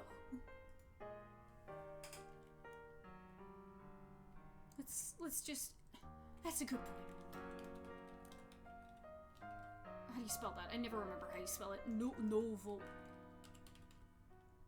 There we go. Yeah, Austin was playing the shit out of Caves of Kut on the trip. That'd be a huge gap in your knowledge if you hadn't seen Art Nouveau. I think it would be more impressive if I had drawn all the things I'd drawn and gravitated to all the aesthetics that I do, and then been like, no, what is that? I've never heard of that. I just came up with this on my own.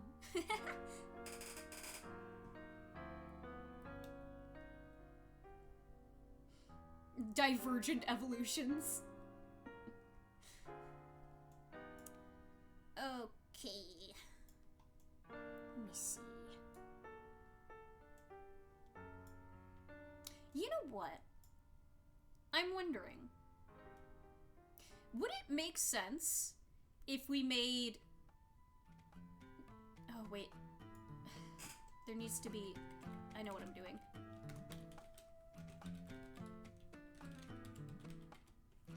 I think what I'm gonna do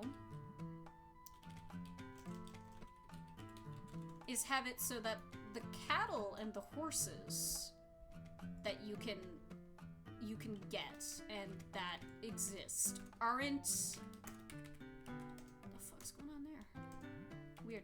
I don't think they're sedentary. I think those belong to the nomadic people who come by in the caravans every week, and that is when you can purchase them, or quote-unquote purchase.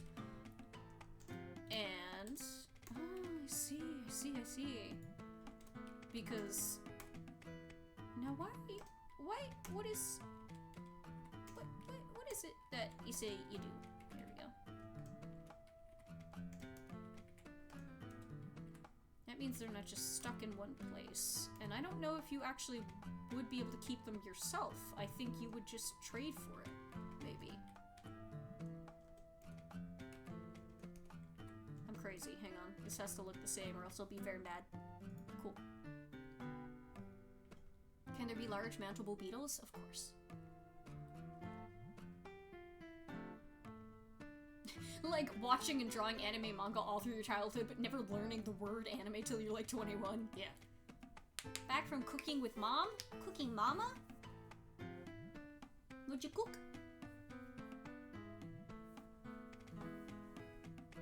One of the caravans pulled by dogs that you'd buy one that's getting a little old and it'd be like your first herding animal. Oh. Oh, puppy. Puppy dog.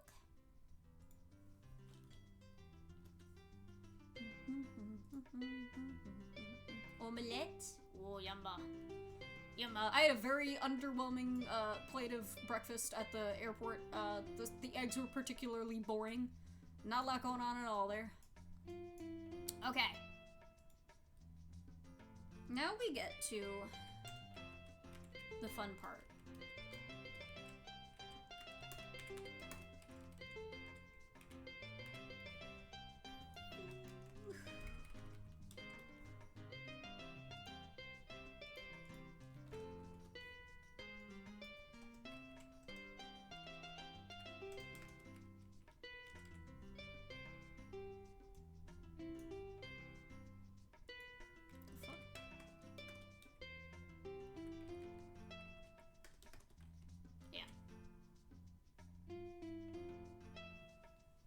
done eating your rice? I hope it was good rice.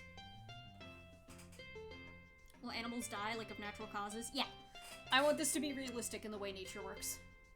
We think of this as like a farming concept or like a farming sim that might actually be made into practical ones. That's where I'm kind of splitting my attention here. I think this whole starting session we're doing here, we can just throw shit at the wall. And that's what that was the preamble of the start of the stream, was basically, I don't know how realistic any of this is, because I know video games hard, right?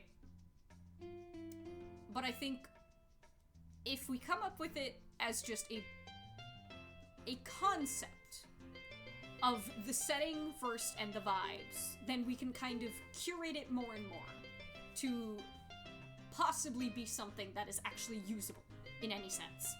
Sick of the weekend I scurrying around looking for a local diner because I needed a full English breakfast. It was one of the worst I've ever eaten, but damn, oh no. Is this more about the brainstorm or you don't want the ideas to be applicable? If we can find a happy medium, that'd be good.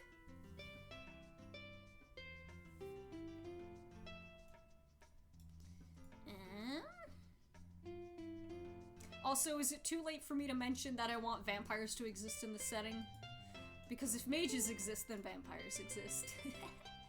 And I think robots did exist at some point, so there might be like remnants of them, but I don't know if there'd be any functional ones. And if they do function, they're not robots like that are powered by standard electricity. They might just be powered by magic or some shit. I guess! Fine, man, whatever. Fuck, man, fuck!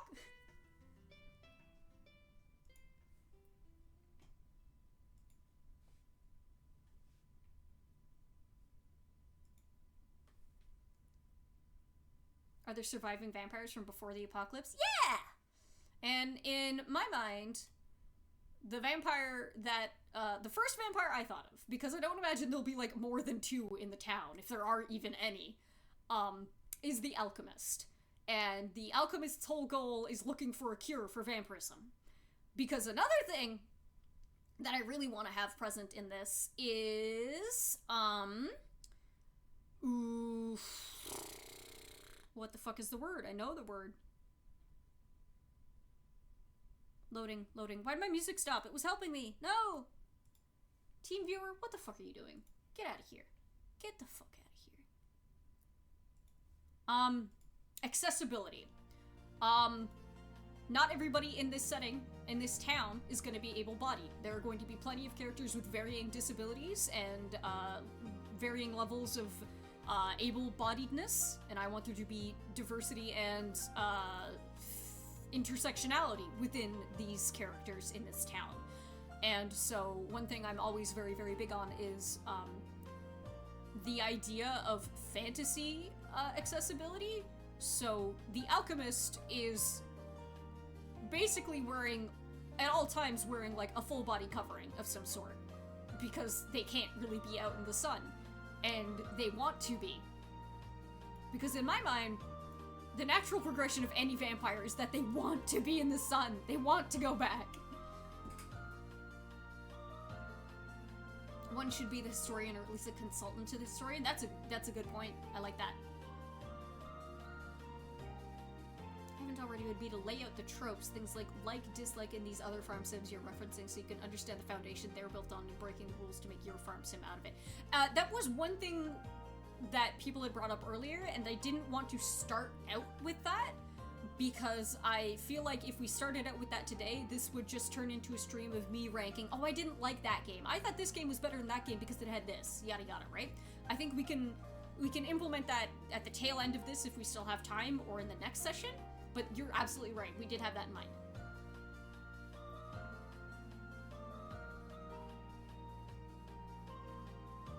Bro, I've been alive for 4,000 years. I've seen 2 apocalypses and I want out! Would you be able to set characters up? I think so. I don't think all of them, but I think there would be a couple sets or thruples or something, groups of characters that would naturally be friends that you could probably help them along their storylines to becoming more. Hello, Wolf. Doesn't seem worth it for the lack of immortality, to be honest, but whatever. You don't know how it feels. I think even as a stream thing, it's interesting to analyze those likes and dislikes, the whys of it, and what you would like to implement personally, the problems you'd look to solve. Yeah, I think that would be good as a whole stream. Cool, cool. That wasn't supposed to happen. I accidentally pressed the back button. Spoilers. Is this a brainstorming thing for fun? You see yourself actually working on this? In an ideal world, whatever we do here could have some level of use. If everything works out well and the stars align, I would like to make this into something. I have nothing grounded at the moment, but throwing ideas out there is how we get started. Not a farm sim fan personally, so take whatever advice I give with a grain of salt, but one of the first things I'm thinking about is what would you think the goal would be for the player? Is it to build a nice house garden a la Animal Crossing, or is it to marry an NPC? Is it to automate everything? It is to make a town happy. It is to, I don't know if you are the first one to start the town, or if there is already a semi-functional town there. I think that's an important thing to figure out, probably. But I think it is to live a life, live a little simulated video game life or theoretical life that improves the lives of the people in the setting. I mean, I fully believe that Jealous Winds of Change is gonna get made. This doesn't sound impossible. I think the goal would be if the outset is, if we are gonna go with the idea of the seed vault being like the, what is the word for it? The start, the outset, the inciting thing, help.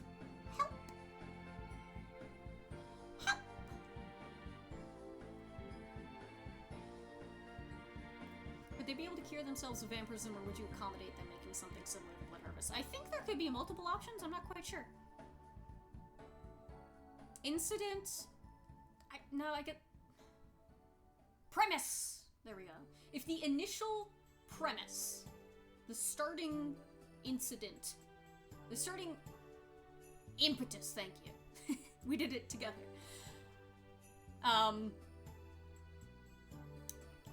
If it is that you are a person or a small group of people, amongst a small group of people who have access to this seed vault, a resource vault that is starting anew, then what is the natural goal at the quote-unquote end of it?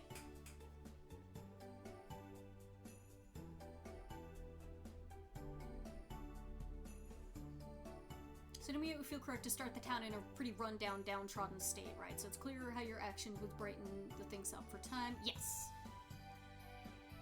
Would there be dragon people like D&D Dragonborn? Possibly? I don't know if there would be full-on, like, anthro people like that. I do know that there would be people with, like, horns, people with, like, fish adaptations and feathers and things like that, though I don't know if it would be full-on animalistic on a human skeleton. We would need to curate the level of evolution that the people in this setting have gone through. Depending on how far in the future we set it, that might make more sense. Because I imagine there'd be things like orcs, but it wouldn't be like how D&D does orcs pretty generically. And like, take all of the things that you know about standard fantasy races in terms of like their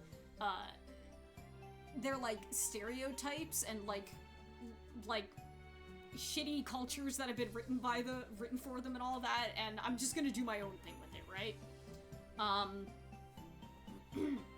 But I do want to have like a varied cast. Hello. What are you doing? Are you loafing? Oh, he's dozing and loafing. Throws out the racism. Yeah, we left that with the first apocalypse, hopefully. Hi, Papa.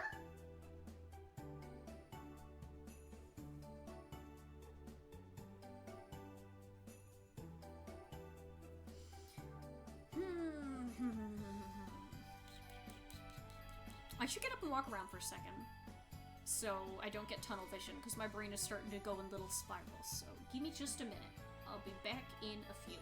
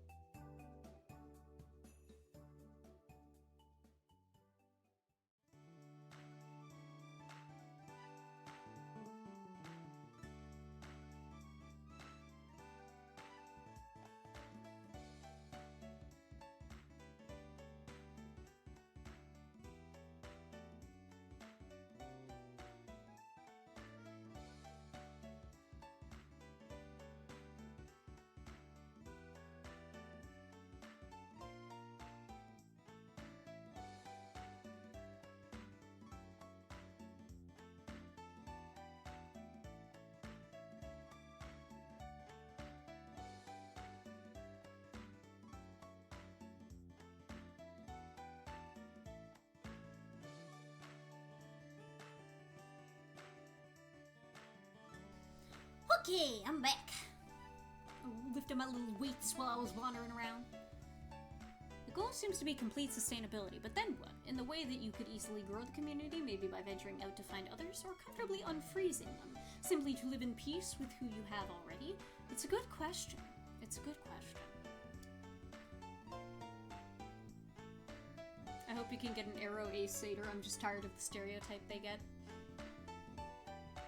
Yeah, it's a pretty useless stereotype. I don't know if I'm gonna be the one to provide that, but it's a good point.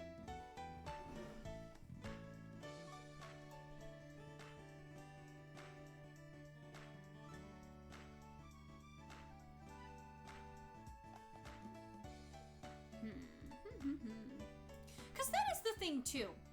What is ever the goal in Harvest Moon game? When do you decide you're done? Just when you have a spouse? Well, no, because usually you're gonna want to have your kid too, right? Then after your kid, what do? Upgrade your house the third time? Get even more cows? Make $1 million? Collect all the items for the museum? Get maximum hearts with all the villagers? 100% the game like a fucking madman?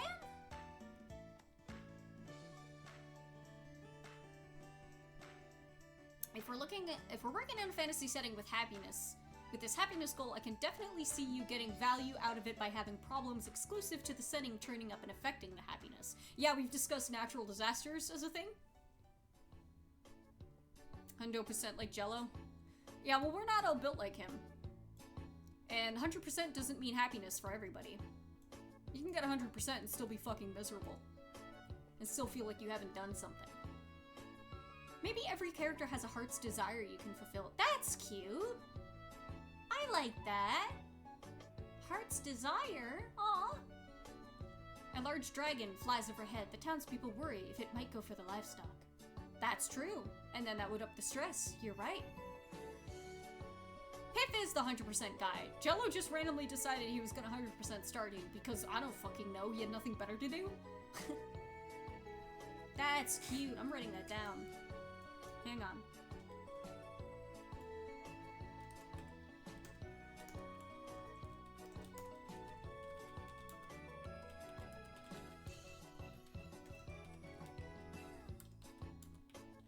I think one one of the main things with this is that there is never any end goal. There's no end of the road for this. I think it's just to live well. To live, and at the end of your life, have it so that even if you have regrets, the good outweighs it. You get me?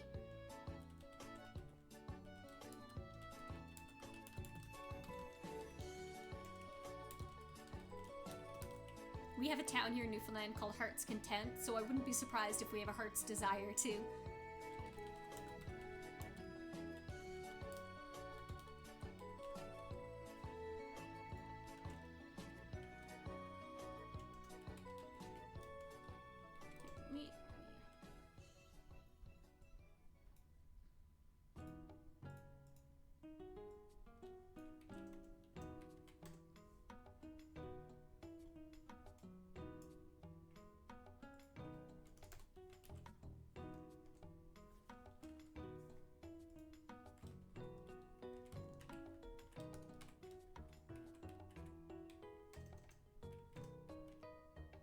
What am I doing?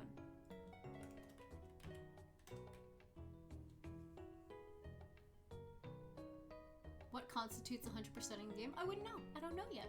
We still have so many options. Oh, in Stardew, you get everything, fill out the museum, get all the items, have full cows, cats, whatever the fuck, fill out your farm, get all the fucking everything. Difficulty in that case would be aligning the player character living a happy life and how the player experiences the difficulty. Yeah, that's what I'm saying. Scenario, it would be beneficial to have like one stated goal. Why am I playing through these endless droughts and famines? We need a hope, right? What do we strive for? Why are we pushing on? Heart's Content is so nice.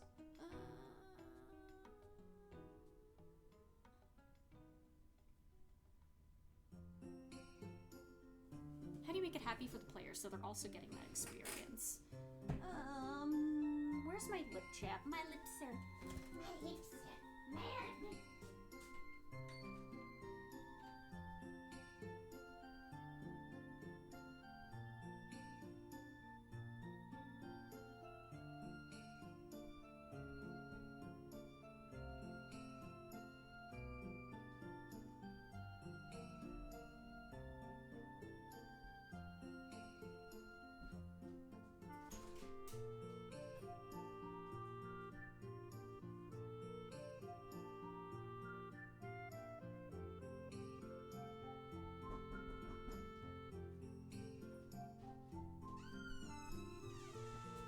Moment? Ah, I see. One moment. Someone's knocking on my door.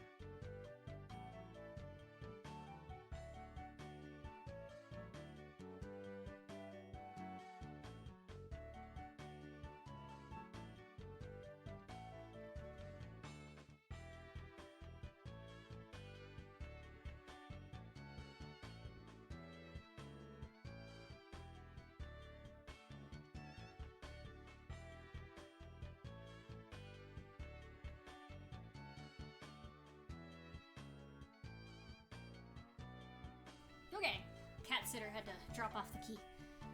Okay. Alright, let me read through what you guys are saying. How do you make it happy for the players so they're also getting that experience? Feels like the key to the concept. I imagine the game's official ending would be once you meet a set of arbitrary goals like historical knowledge, good, stockpile, disaster relief, trade relationships, town defensibility, and people's workloads are lax enough that you can choose to invite everyone to, I don't know, a picnic or a beach day or something picturesque like that. So you might already know the answer, and the idea of NPCs giving back as you give to them. Putting aside implementation for a moment, maybe you constantly cut down the weeds outside your house, and an NPC will randomly turn up one day and do that for you. Yeah, no, that is one of the things. It's like there would be, I wouldn't call it a loyalty system, but like a goodwill system, you might call it, where like things like that just kind of happen, or like you'll talk to someone one day and be like, oh hey, I had these like cheese wheels sitting around and I'm not going to eat them, and we got extra from this harvest or something like that. Here you go. Just little nice things like that. Small nice thing of like, oh, now I have a little more free time this day to do another thing. Community goes all ways, the burden can be shared. How is that demonstrated? Apes together strong. Apes together strong. Hello. It's so funny, the cat sitter, she's got this really nice perfume, and when I came home, that's all Al smelled like was her perfume, and I was like, whoa!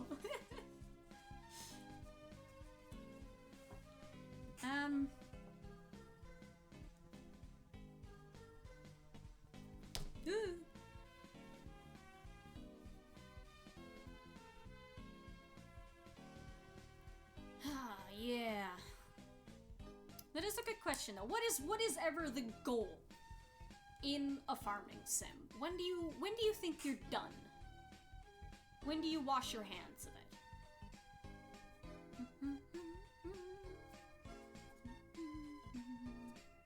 I think one way is maybe a bit backwards.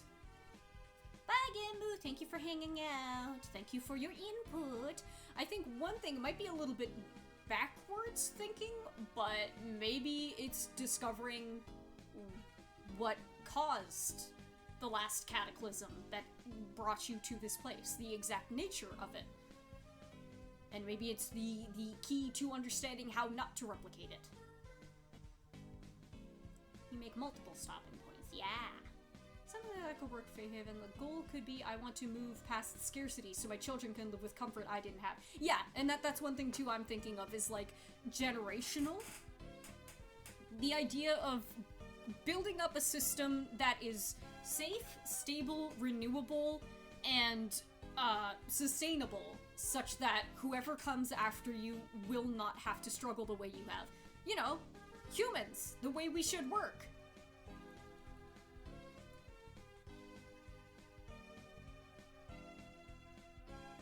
Ooh, okie dokie, Gamu, thank you.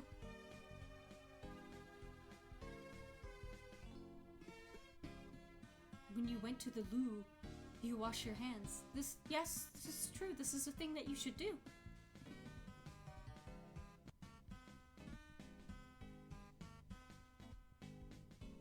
Time flow, how would it work? I think it would need to be on a day-to-day basis. And that was one thing I was noodling with, having a bit of trouble when I was first coming up with these ideas, was would it be a day-by-day thing where you have to do every single day of the year? And I definitely wouldn't do like a 365 kind of thing. I don't know, I might, but the 4 seasons method is just more standard at this point. But that is one thing that's always gotten a little out of hand for me in Harvest Moon games, that you can play like 30 years of the game, right?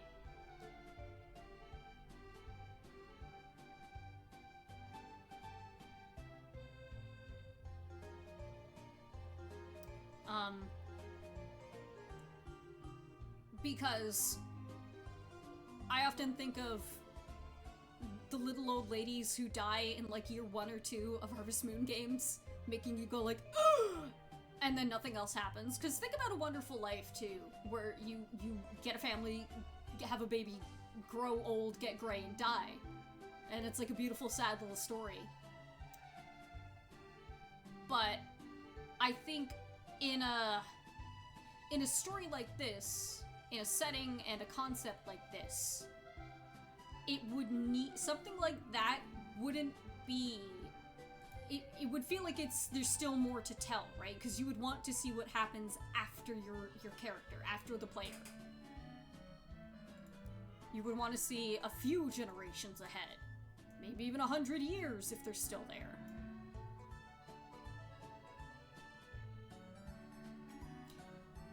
Maybe it would be a thing of, you can decide your stopping point, whether you want to play 5 years into the game and call it there, 10 years, call it there, or like, do 30 years of the fucking game and watch your character grow old and gray. But like, maybe you would choose an endpoint and say, okay, I'm good, fast forward me, show me this place in 100 years. And that's what decides your ending, where it's like, based on everything you've done, this is what we imagine this place would be like in 100 years. Wee woo, wee woo. Be-de-doo, boo-boo. Oh, did she text me and I miss it? Is that why? Oh, she did.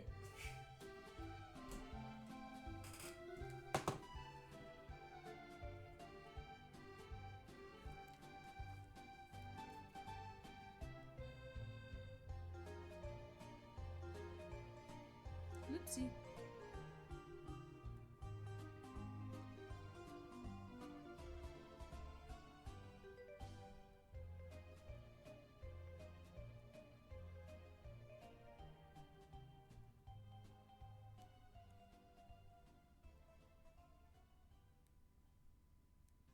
Try and spell the word my and wrote M-T-L-Y.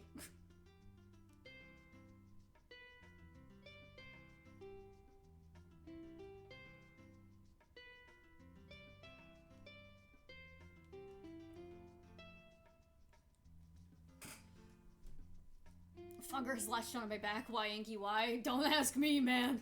Preaching to the choir here, buddy. Would you want a few acts? Like, play one character, get a goal, skip ahead 50 years, play a different character with a different challenge to overcome. That's interesting, too. Yeah. You could see how your actions follow through in that regard. You could see how the town changes, how the people changes, who's still there, who's left.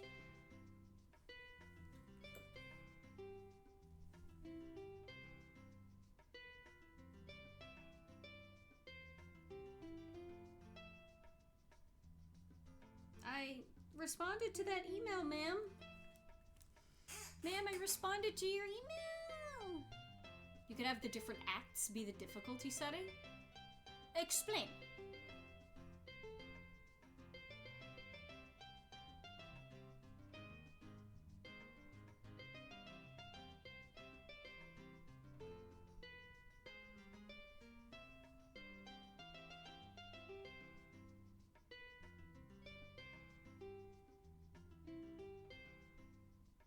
Ah, love it when people spell my name wrong in emails where my name is written in my email.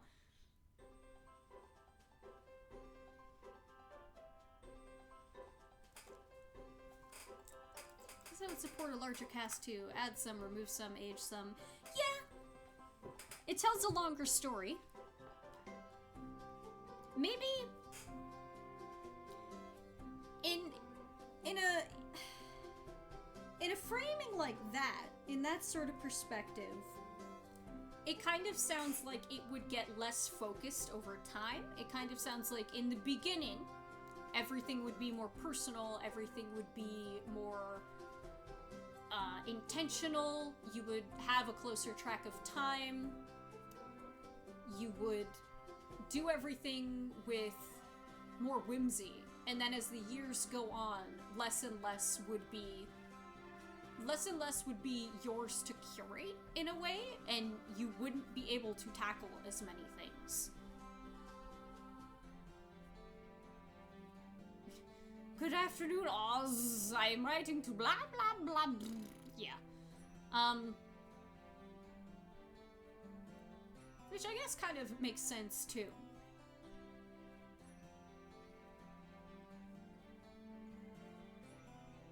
Maybe it could be a thing where your player character has a very specific time limit. Maybe you are given, like, 5 to 10 in-game years to complete XYZ goal. Or given these years, given that amount of time to do your best. See what you can accomplish in this many years. And then your time is up. Ozzy Osbourne? Nope, not right. Not right. That's wrong. Not close.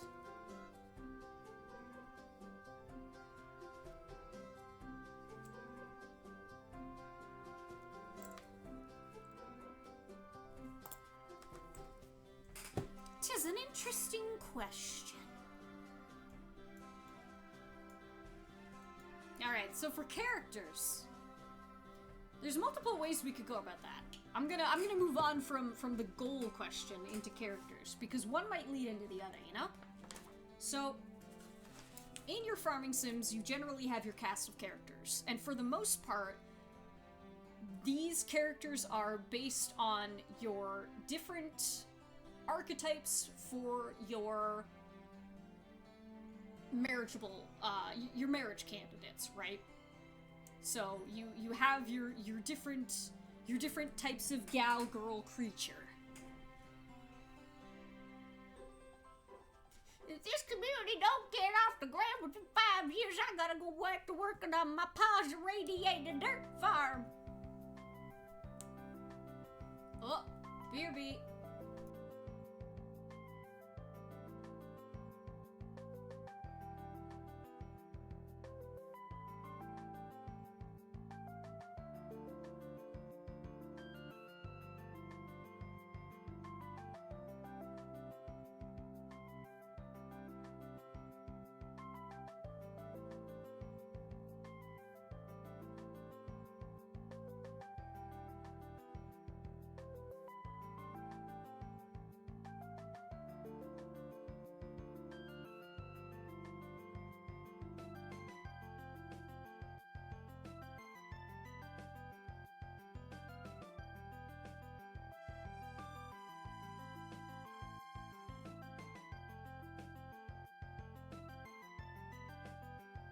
Okay.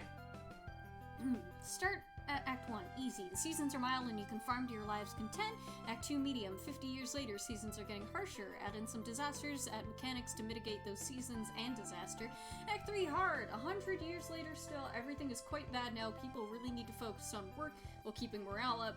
The player can start on any act, but the Act 3 has the true ending where you finally move past the apocalypse. Well, that sounds almost like it's a story about the world ending and you trying to overcome it. I want this to be in a setting where the badness has passed. The worst of the worst is over with, and it's up to you to move on from it. It's up to you to flourish despite it.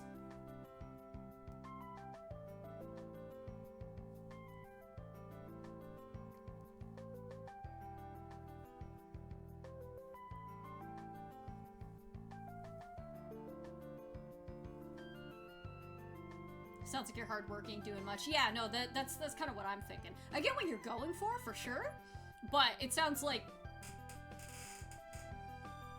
I mean, if you want to do literally the opposite of that, it could work. And I think that would tell a much kinder story, too. Hard mode is you work within the first 25 years, and shit's fucking hard, and it sucks. If you want a medium sort of challenge, work on year 50. 50 to 75. Like Frieren and Harvest Moon had a baby. I've never watched Frieren.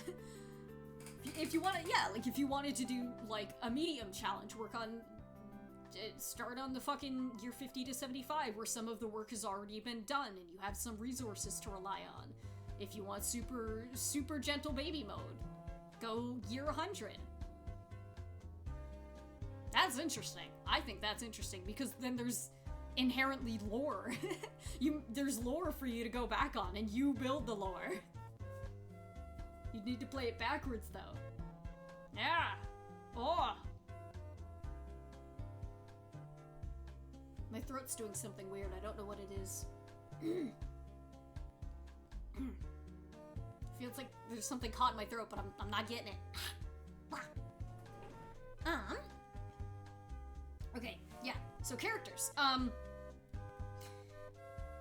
Your cast, your town members are usually based on what the bachelors and bachelorettes are, and those are usually, unfortunately, very standard and generic stereotypes.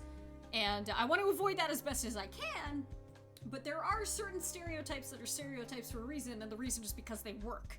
But that being said, that doesn't mean that we can't combine stereotypes into a newer, crazier being. I guess the true ending in that scenario would be creating a fucking A+ sustainable community within the lifetime of the first character, and other less true but equally happy endings would be achieving that goal with one of the original character's descendants. Yeah! Something like that might be nice. Yeah, who knows? So gang, let's just rapid fire down the list. Give me all of the characters that you feel like you'll run into in a farm sim. Who are the generic people, or the most frequent and reoccurring characters that you find in these games? They don't have to be the bachelors and bachelorettes, they could just be people in the town. Because I have a list here, and I want to see if we come up with all of the same archetypes.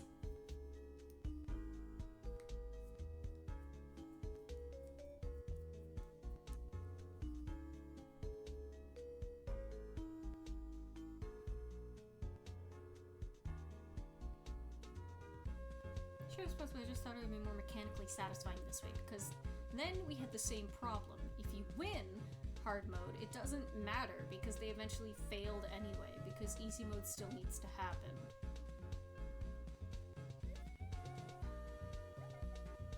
I don't think I understand. When you asked me, I forgot everything. Do you want me to ask again? Okay, let's start with an easier question. Who's your least... It's coming at it from a different direction might prompt you better. If you've played a Harvest Moon game or something, who is your least favorite character? Who's like... Who is one from each game that you think about and go, ah, fuck that guy? Okay, Lumberjack. I'm just writing these down real quick. Carp, enter, Smith, Mayor, layabout, stuck up, snooty person, the snob, the snob.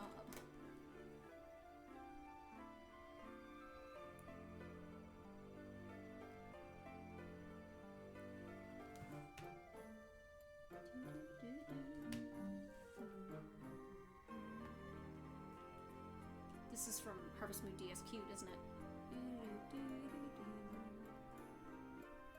It's the fall theme. It's from DS. I knew it. Well, if you build the perfect community in the middle of the apocalypse, why do you need to build another one afterwards? It seems the first one wasn't actually sustainable then. So, okay, I think I kind of get what you're saying, but yeah, we'll circle back to that. Someone else's desirable wife? You mean the MILF? The MILF who you can't marry? Should there be politics and the mayor isn't a set person? Different people are varying levels of ambitious, and some campaign and try running for office. You can become mayor, maybe. That turns more into a town simulator, which isn't what I want. I want you to be just another member of the town. I don't want you to be the focus. You are not the main character of this town. You are just a very steady glue that happens to be involved.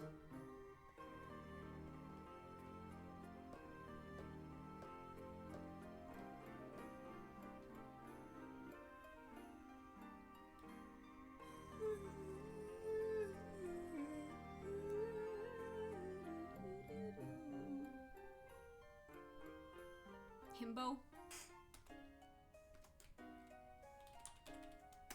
The himbo can double as like 2 or 3 other things too, so. Transmask himbo. I don't think I've seen one of those.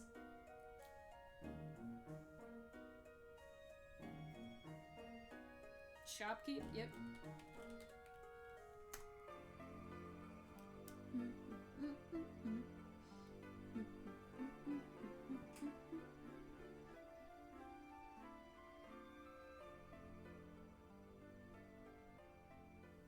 The only way being mayor might work is the later years of one of your past characters' lives, they become mayor when the physical labor is too much, and it's a cute little flavor text. That is cute. I like that. That sounds like a Fire Emblem post-game credits thing. Isabeau and Stars in Time. Oh, I guess you're right.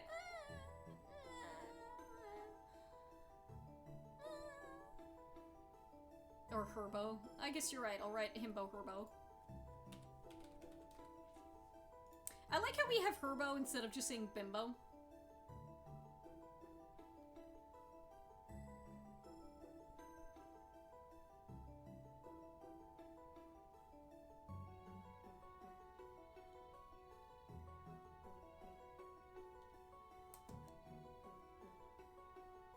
I was thinking more so like in a Harvest Moon game. I can't think of any examples of that.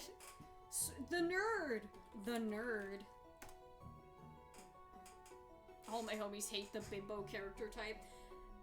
It's interesting because we hate the bimbo character type, but if it's a mask woman who's stupid, then it's okay. It's interesting. It's almost like stupidity is acceptable in more masculine people. Dad? Mechanic slash engineer. You don't usually have the plumber type, but like the mechanic maybe. Let's say mechanic engineer.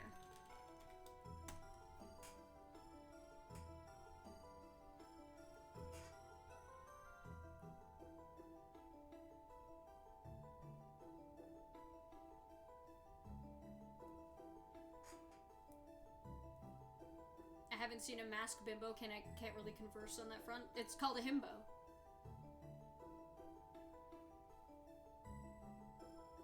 Dad, yes, Dad. I wish this guy was my dad character. Yeah! Holt in fucking, Mystria. Look me, my stupid women. The monster? Yeah, I guess you're right. Doctor?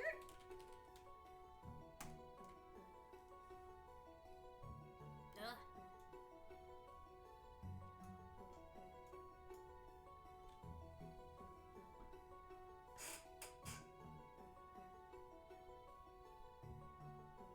Vampire. Witch wizard.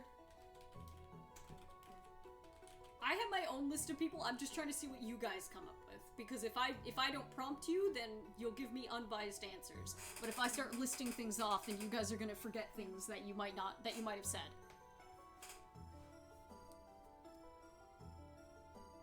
Easygoing guy who's really good with animals, I like. I would call that the chill rancher. The jolly rancher. I'm writing that down.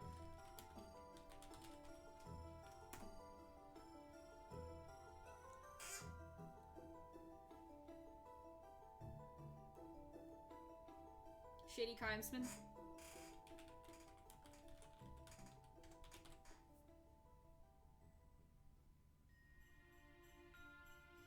Ding dong, ding dong, ding dong. Do do do do do do do do do do.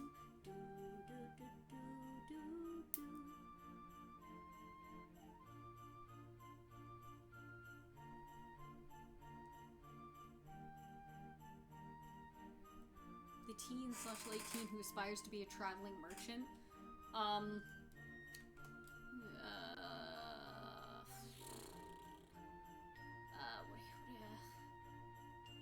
do I phrase that quickly? Business savvy guy, business savvy kid.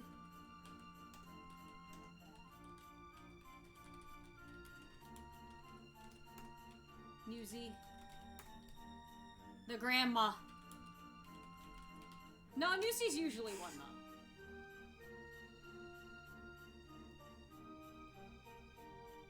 I spelled business wrong, didn't I?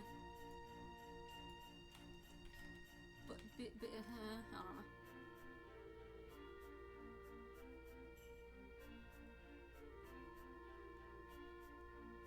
Traveling merchant.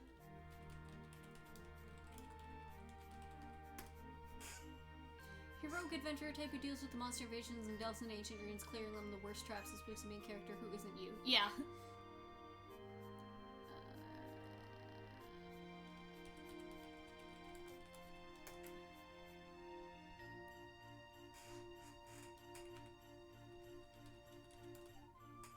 Let's say retired traveler. I'm getting hungry. I gotta order some food. How are you doing this? What the fuck? Why are you doing this? What? Please.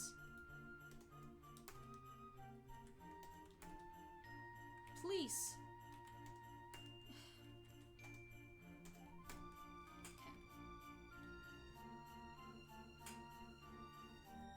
I figured it out.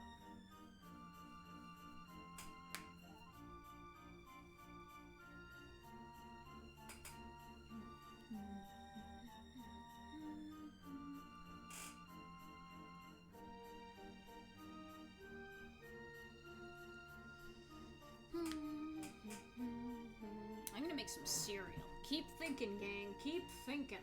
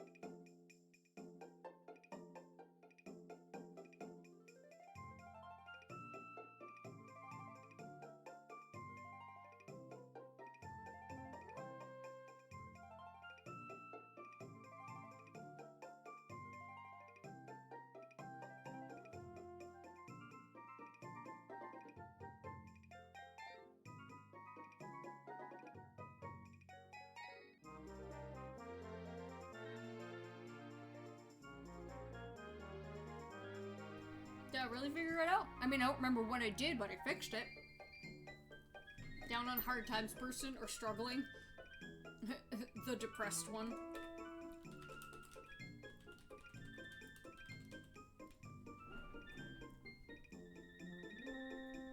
Little Beepo's misery is increasing.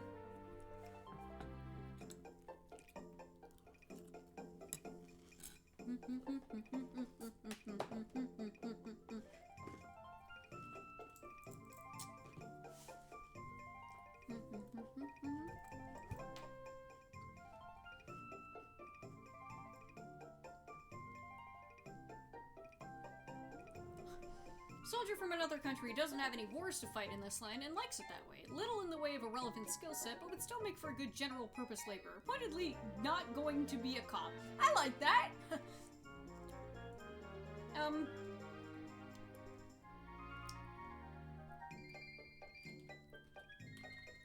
Ex-soldier... Average Joe? No, ex-soldier everyman. The foreigner? Yep.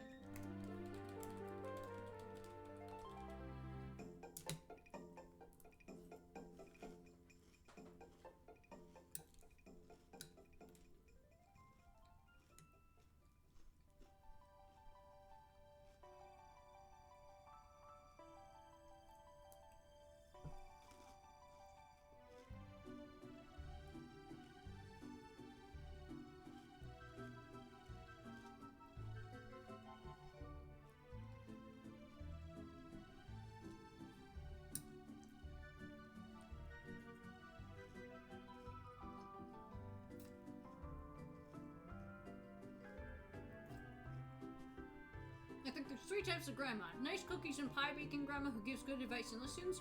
Badass grandma who kicks ass, and C, a mix of A and B. Yeah.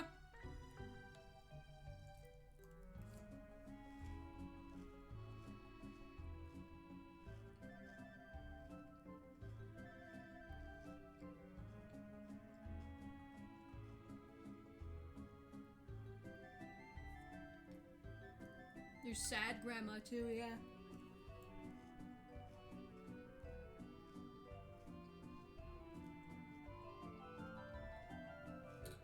Teachers, that's a good one.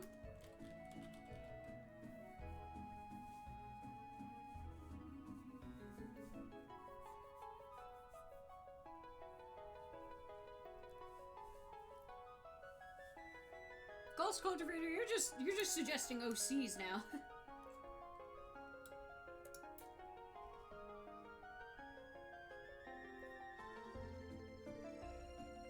I'm talking about, I'm looking for suggestions of the most stock standard and reoccurring character archetypes that you already run into in farming sims. Who's the most common types of cast members? Yeah, be more generic. Don't give me like very, very specific answers like that. Like, those are both good ideas. But that's for later, man.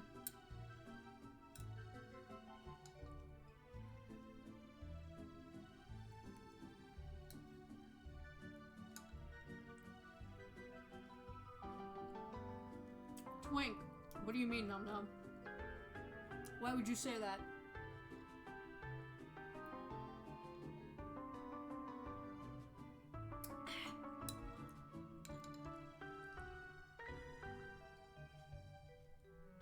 Too generic?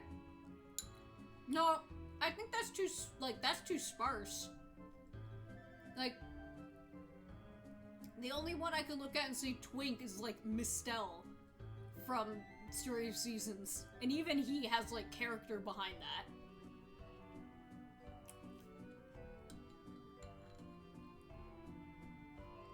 Secret sociopath? What the fuck does that mean?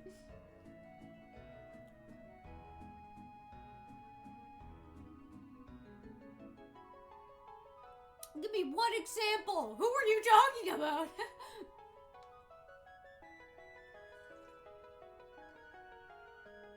Who is this?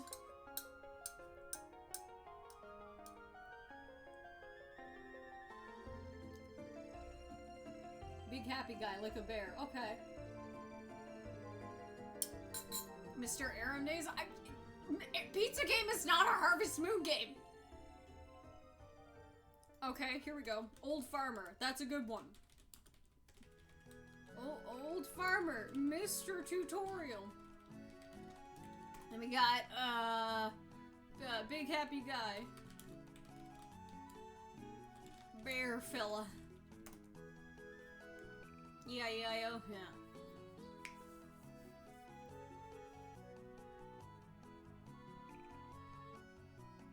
Really well adjusted, but behind closed doors gives serial killer vibes. That's a good character archetype, but what about that? What about that is...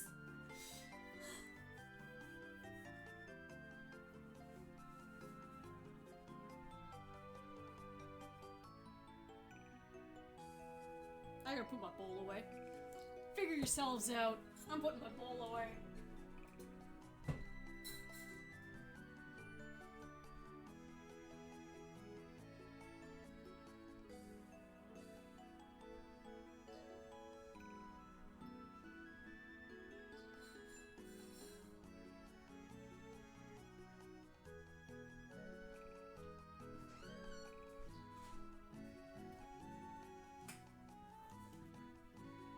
Strange one living in sewer / abandoned house old place for a living. I think I put that under the monster. I know what you're talking about, but I'm making him the monster. Sailor, will there be ships? Yeah! The sailor, that's correct. Tunnel Bob. Rider / person with horse / other farmer. That's a good one. In my notes, I have that written down as horse girl, but I know who you're talking to. I've written that down as rival farmer / generic horse girl.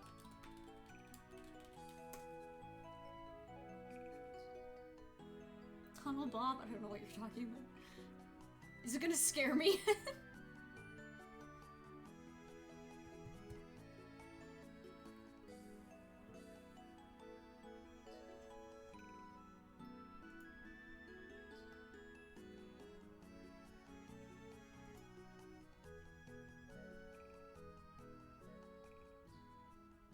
kind of a sweet story. Oh. Biker traveler. We have like the foreign person, the foreigner.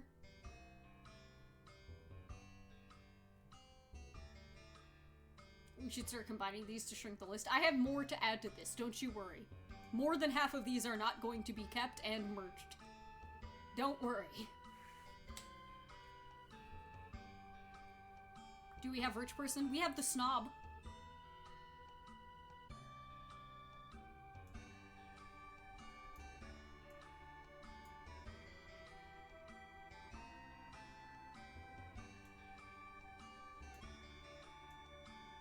Alright. Do we think we're about done? Because I have my list ready to go. Asshole? There you go. That's one you're missing.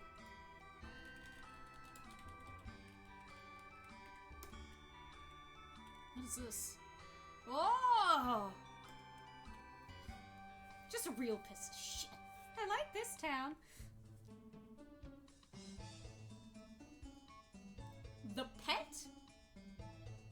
What is that? You mean your cat, your dog?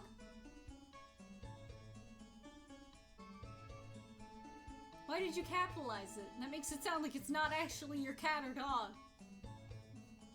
I don't like that. Nuh-uh, moving past that. Alright. So I have, nice girl slash boy next door. This is usually your rival farmer, but like in a friendly way. Shy girl.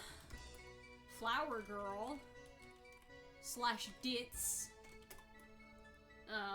Stoic tradesman. The mage. Well, we already have mage slash witch up there, that's fine.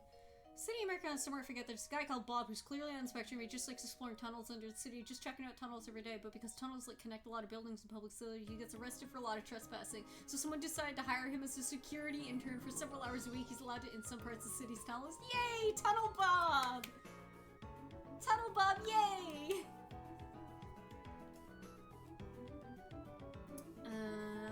I have a mysterious out-of-towner, but you guys also have that technically. Tom girl slash serious tsundere girl. The nerd. We have the valley girl slash party girl. That could also be flower girl slash ditz. Boring. Jock slash outdoorsman. Yep. Hippie beachcomber. The fisherman. Fisherman and sailor are different.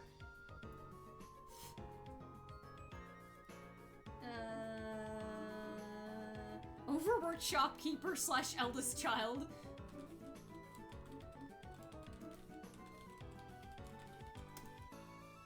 The goth musician. We've also got... You guys had old wise men. I have sweet old lady. I have... Here are the two types of child. Child... Shy. Child... Stinker.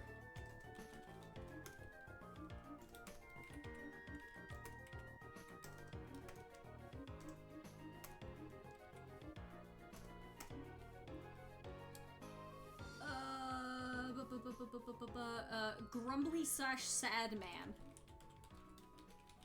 I guess you guys have him too, the depressed one. I'll get rid of him. Oh, this one. Oh. I have nervous husband. And then right after him, you've already got it there. You have the MILF. I have mean slash sexy wife. Church person. This could either be a priest, a nun, mine operator, miner, slash, let's just have miner. Woodcutter slash builder. I believe you guys have that. What the fuck happened here? Yeah, lumberjack carpenter.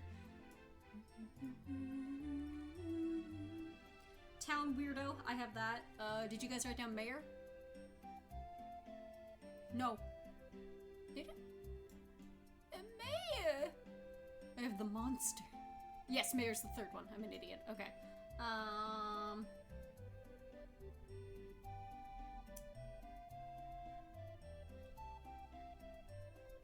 I have, yeah, town weirdo in brackets sells the good stuff. Single parent. Sad. Wait. Widow. Then we have, divorcee. See, it's, single parent sad and single parent funny. Person, sick person. Overprotective parent. The bug guy.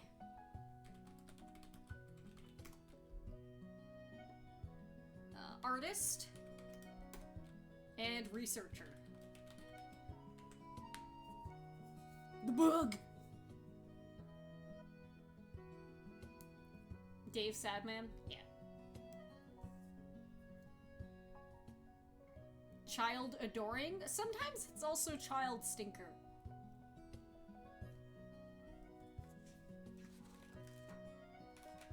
Okay. I have more here, hang on.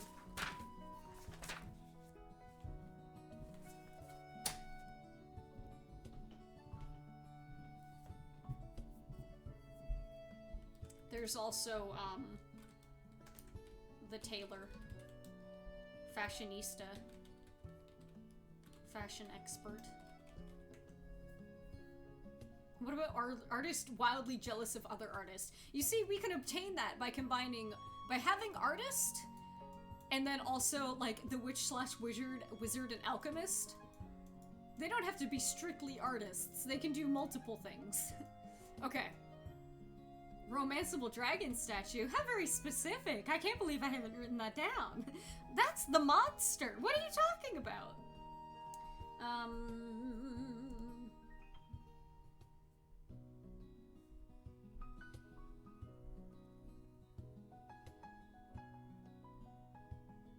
Okay. We have many here now. It's romanceable? What the fuck? Yeah. MILF and Taylor? What does this mean, Bibs? Are you asking for both? Combine them? Taylor MILF?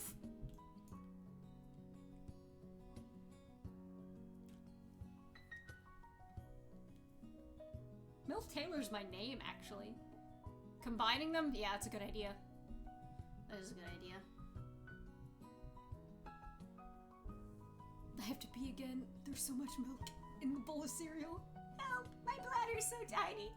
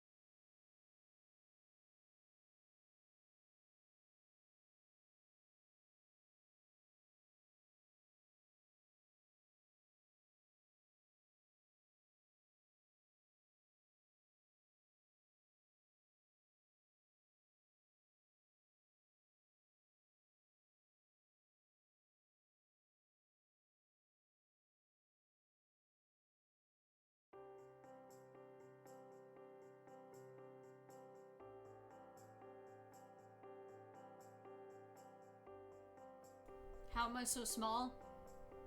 I was ill and poor as a child, that's how. Enthusiastic explorer slash miner, like they're not the historian or archaeologist, they're just in it for the delving. I have one of those planned. That's the adventurer? Not exactly.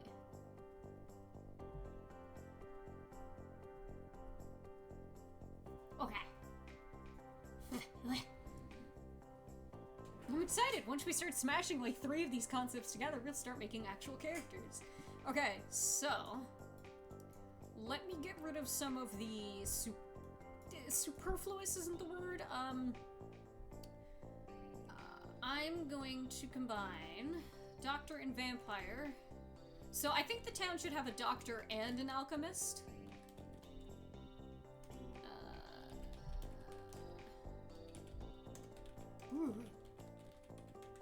Okay. The mechanics slash there's so many options. So many options. Oh! Shopkeep. That is this one here.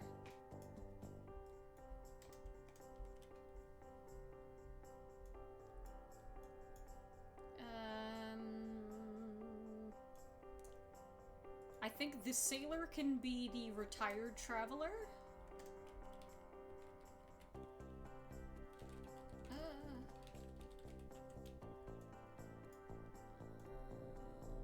Some of these I am gonna cut, though. Business savvy kid can be combined with the shopkeep. An overworked shopkeeper slash eldest child who actually has a really good head for the business aspect of things, but isn't able to do things their own way.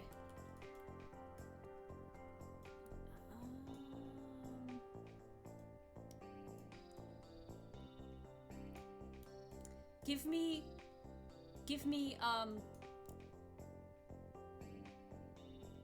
where is it? Where'd I put him?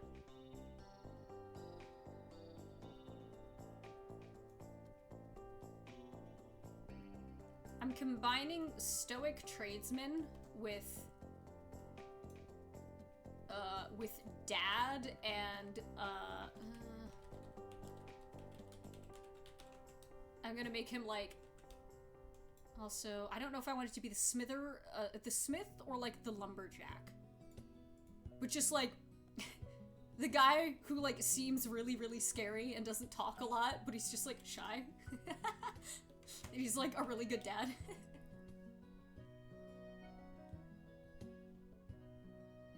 Goth was also the flower person? Ooh, mayhap. Dad slash daddy? Maybe.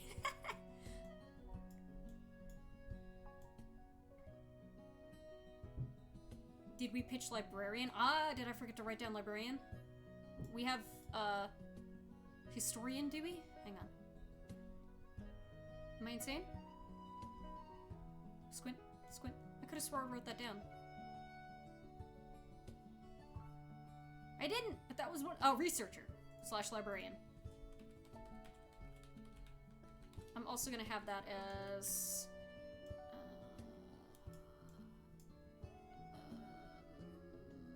the nerd, I guess. Hey, come here, you.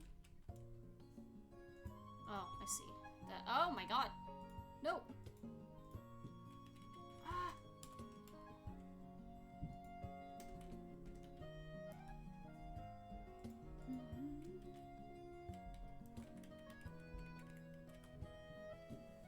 Priest is also the sick person, some manner of spiritual waif. Researcher, librarian, nervous husband. Hang on. Let me...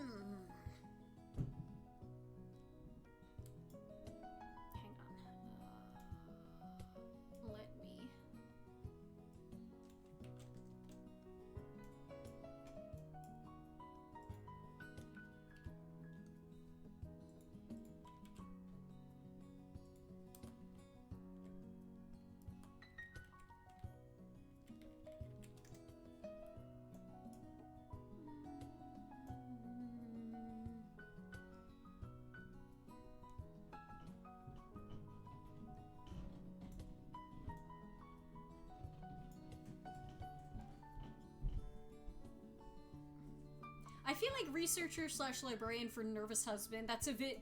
That feels like... Feels kind of generic. I feel like the nerd has to be, like... I want them to be outgoing, I think.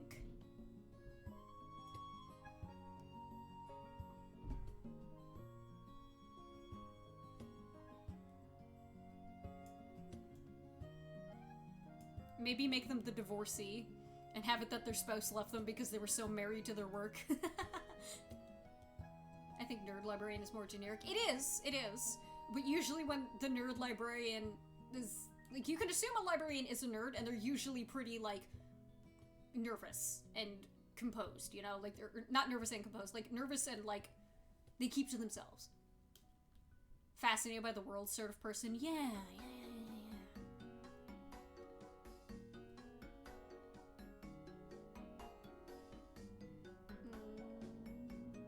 Divorcee slash musician. I have another idea for the musician, I think. So my idea, one of the first ideas I came up with was a shepherd who is also mute, but he likes to, like, play instruments.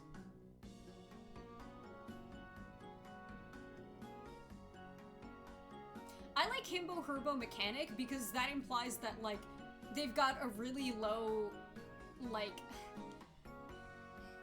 what's the fucking, low whiz high int? Or, like, where, like, they're bad at, like, most logic and stuff, but they can look at a machine and be like, oh yeah, I get that. That makes sense. I can fix that.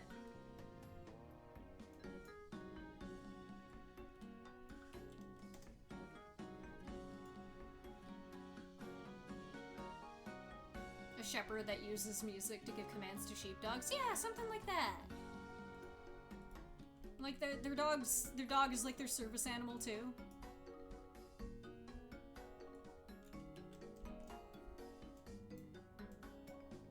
This was like one of the first characters I came up with, so I'm gonna put that up here.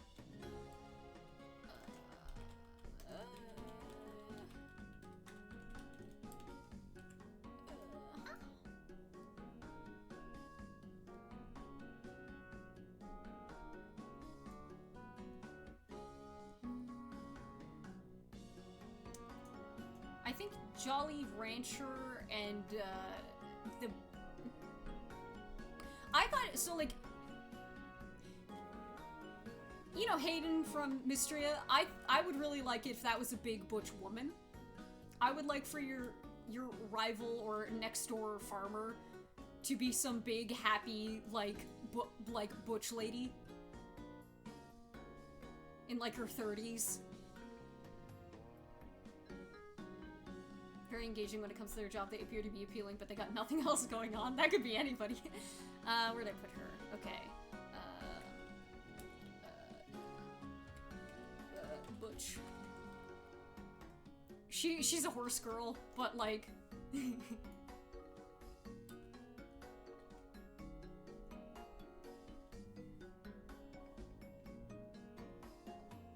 It has to let you date the big booby moms. We have the MILF/Taylor. Can we make the wizard boring? Maybe. Maybe. Then, look. We've gotten so little done. We've talked so much. Okay, thank God. Shady crimesman/mayor? That's kind of a given. I don't know if I want to do that, especially in something that's supposed to be more positive. Maybe a nervous wreck as the mayor would be funny. Yeah, there's magic, but our agriculture's cooler. Hi, people. Are you coming over to cuddle? Do you want to lie down here?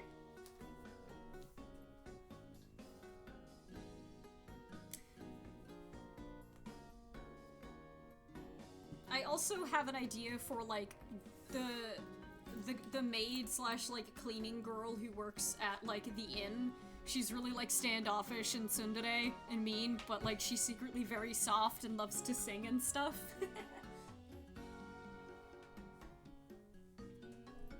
Al, I made you a little banky here. You want to come over? Let me that there. He's doing his job, or struggling to hide that he isn't. I like it when the mayor's just a dweeb. He's usually just a dweeb, though, isn't he? I think one of the strongest mayors, both physically and character-wise, was Felix from Grand Bazaar. That guy was a bit of a freak. He came out of nowhere, and we were like, whoa, okay! Big, happy bear mayor? Yeah, that's Felix! I kinda love that, actually. Where'd I put him? Just like, the mayor is somebody who you look at and go like, oh yeah, that's probably like the cattle rancher, but he's just like a big dude. Where'd I put him? Hello? The big guy. He's literally the big guy. Everybody calls him big guy.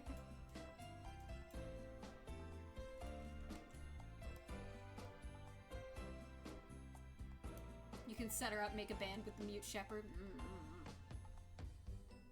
What are you doing, Al? Oh, you want to chew on the worm? Here, let me get this for you. You want worm? There's a hair on it. Ugh. Oh, choo-choo.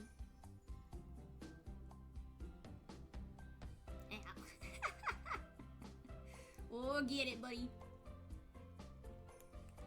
What you got on you? Is it like a cornflake you got in your fur? What is this? What is that?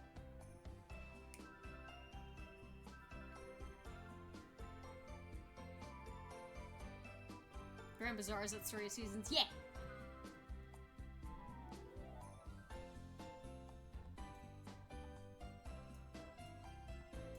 Oh, shit.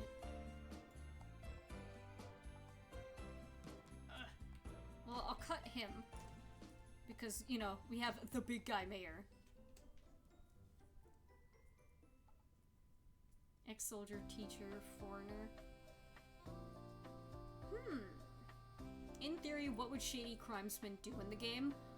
I think Shady Crimesman would have objects from out of town that they try and sell to you for, like, actual money or something, or what they claim is money or a good deal.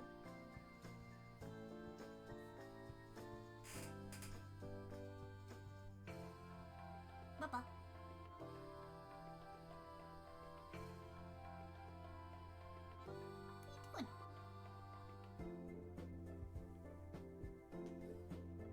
That there. You don't want it no more, do you? Let me see. No, you don't want the worm anymore. Yes, you do? Okay.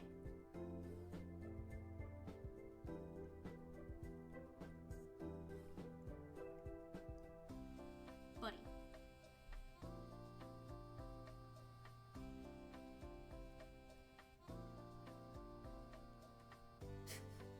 Gross, Al. Ew! He's slobbering on it.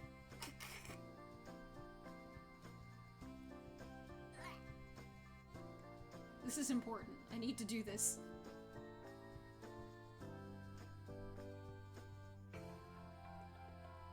You done? Okay. Good job. You only love me for my worm. Disgusting.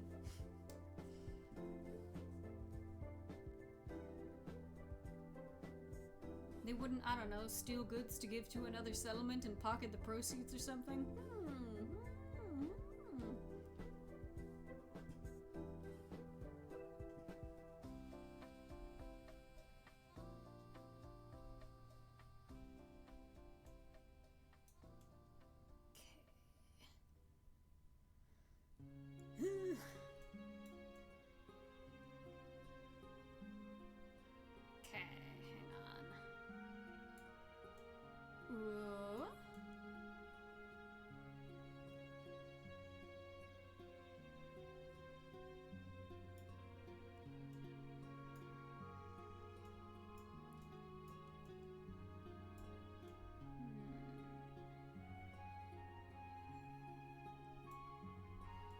Got that. Well, that could be anybody, really.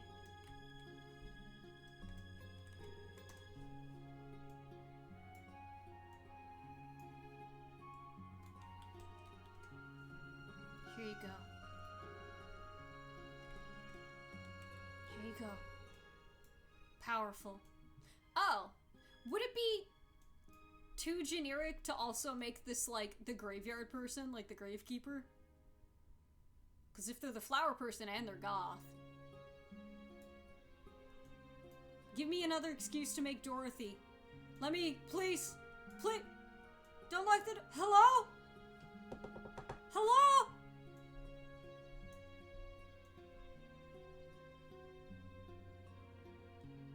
Where the fuck did I put it?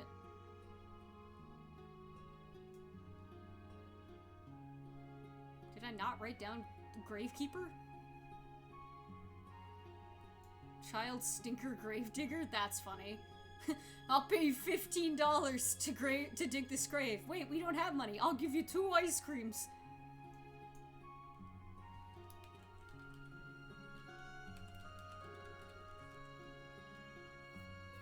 Hippie slash sailor, literally just Jimmy Buffett.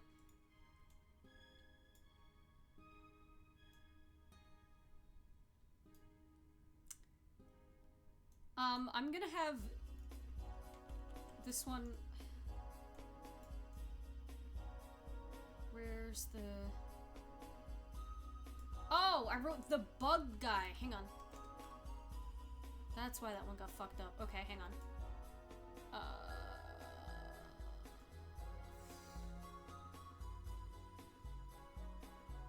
I know I want the... I have a vision in mind.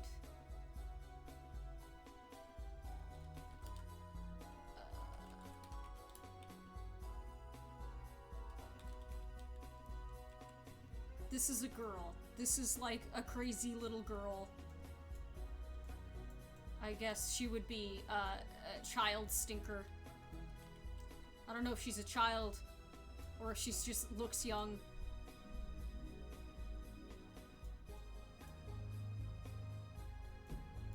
The mayor can't be a hobbyist and oh, bug mayor? Bug mayor?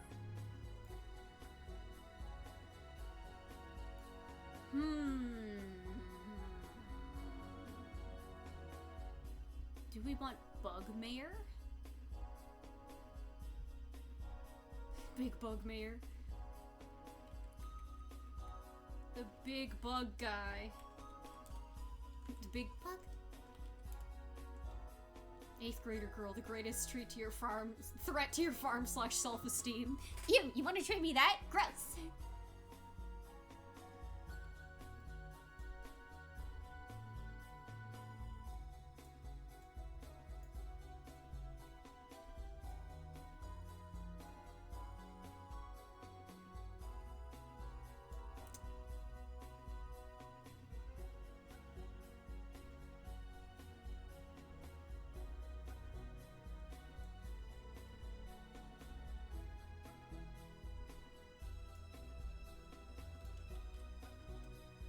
I think this can be combined with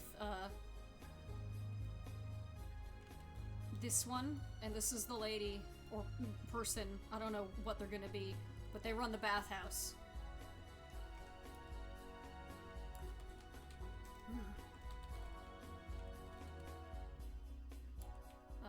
What's the word for this?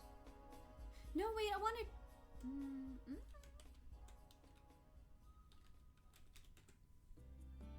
The monster / doctor. As funny as that would be. Well, the vampire's not exactly a doctor. I think the vampire's friends with the doctor. If he isn't around town, he's tending to his prized apiary. Ah, love it. A Muku Muku type being? A what? Hello?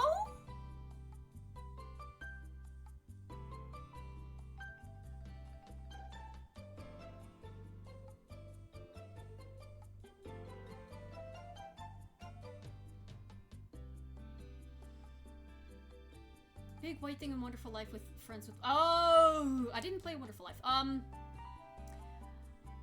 Not a specific one. There are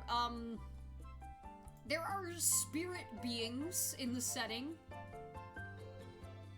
You know of the spirit beings. I cannot say more, but you are aware of them.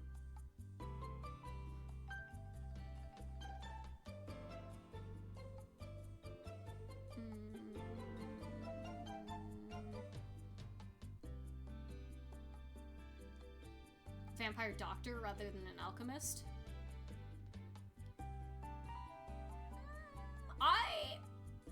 So here's the thing. They could be both, because you gotta consider your definition of alchemist is gonna be not how I portray it here. Alchemists in my setting are a bit different. And also I think there's inherently a little bit of about having a doctor character be a vampire. Like, I know phlebotomologist, you know what word I'm trying to say. The vampires that take our blood for good things, but still.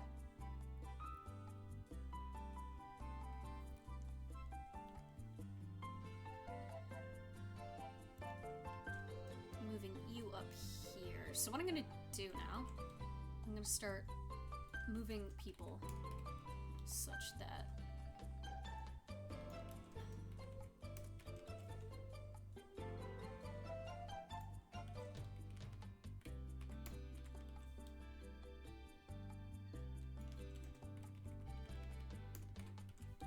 it's a bit more.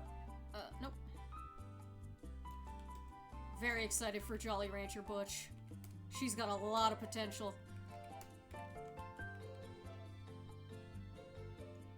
Physician or physiker? They are closer to what that is, honestly. Like, we don't have, like, humors and stuff in this setting at this point anymore. There were similar things back in the day, but now that's kind of more towards the alchemist's wheelhouse. But whoever we're going to make here is something closer to, like, a physiker.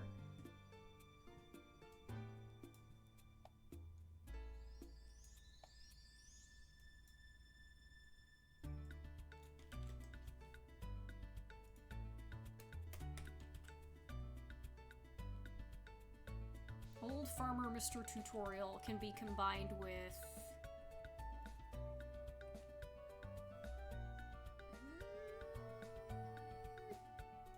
I don't want the mayor telling me how to live. Formal education and certification, which I imagine is hard and impossible to come by. Yeah. And if we are gonna have it that there's, like, you know, people getting, like, fucking cryo-froze or whatever, it would be one of those people, I guess. The grandma? Yeah.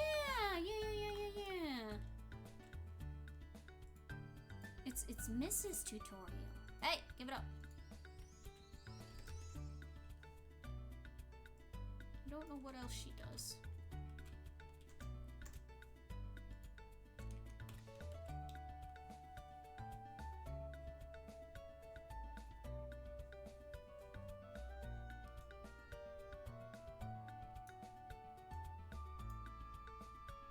Maybe she's just the teacher.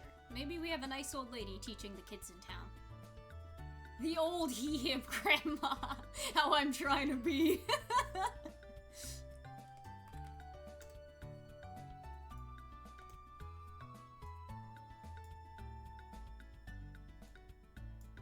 Should the grandma be the teacher?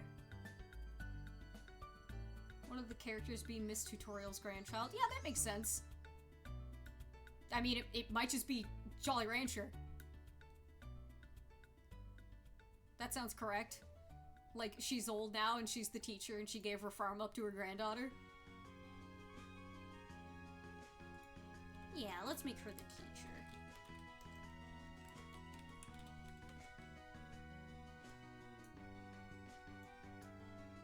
teacher. Maybe Grandma gives you advanced tutorial? She's like, oh, I have the old tricks. This is what we used to do. Yeah. I'll give you the good seeds.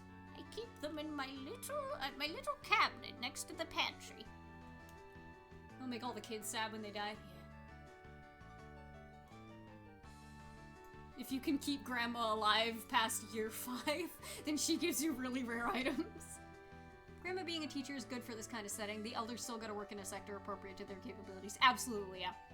I think a lot of these characters are gonna be older. The vampire doesn't count. Is blacksmith type included in mechanic? No, because there is a smith. There's also a smith, which I don't know exactly what I'm gonna do. The smith needs to... hang on. Where do I... Boring smith? That's just Clint. I can't do that again. I can't do that again. What if the Smith was goth? And he was like black metal, like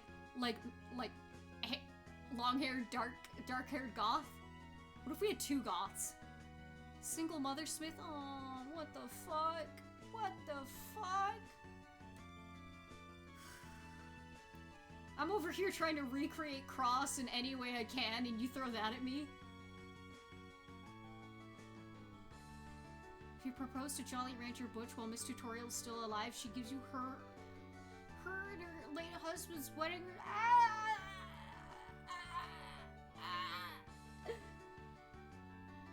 Oh, you know what? I was gonna have the snob be the nerd, because it's like...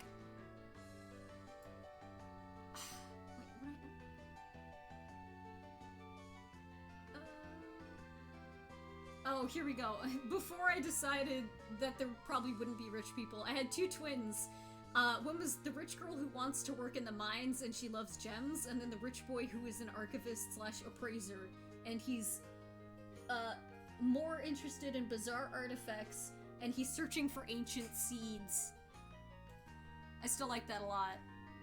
Hang on,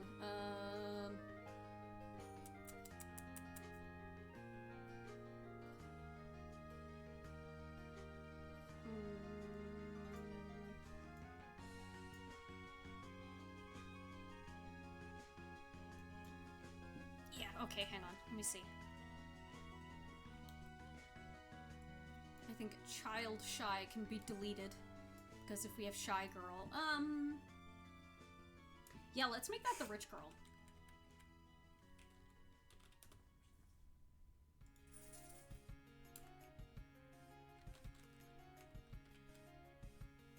She's like a fancy rich girl, but she's like, hell yeah, I'm gonna get covered in mud and then bring all of my cool finds to the recycling center. And I'm best friends with the crazy girl who works there.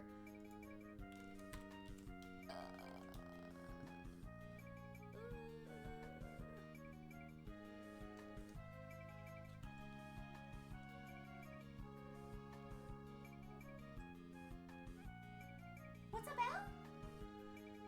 It's not supper time just yet. You still got another hour. Bubble. Mabel.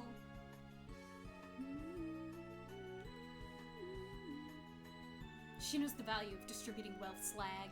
Slay!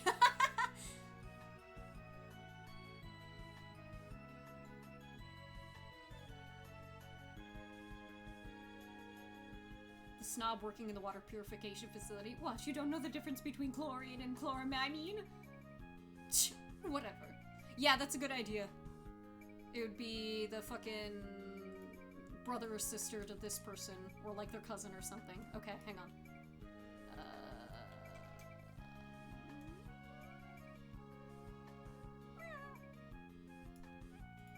Asshole dude and the snob are different, actually.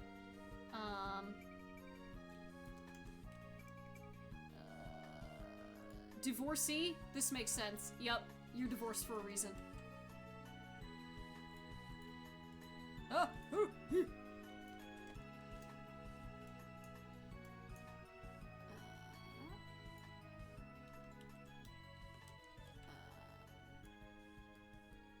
Dude, it's chlorine and chloramine. Get out!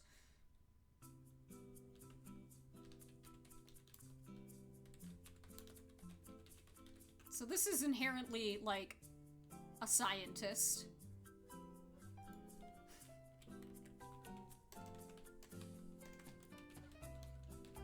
I want there to be a lot of people in STEM here. What if the witch/wizard was the shady crimesman? Not like in an occult way, but no, like, hey kid, you want to cast some spells kind of way? I think that's inherent. I think that's gonna happen no matter what. Ugh, Widower Smith. How dare you do this to me? How dare you do this to me?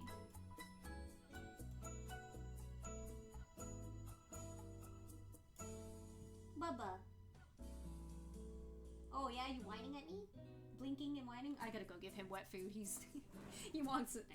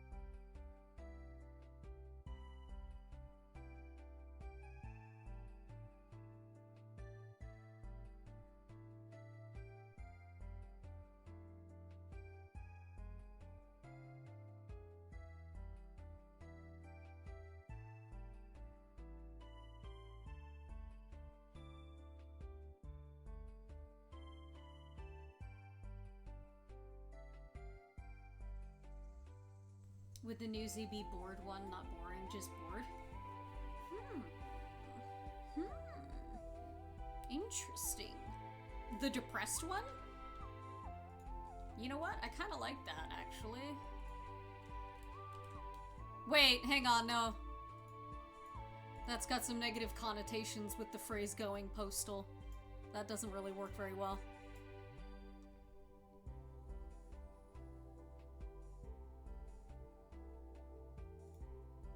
There's something to be said about depressed fishermen, though.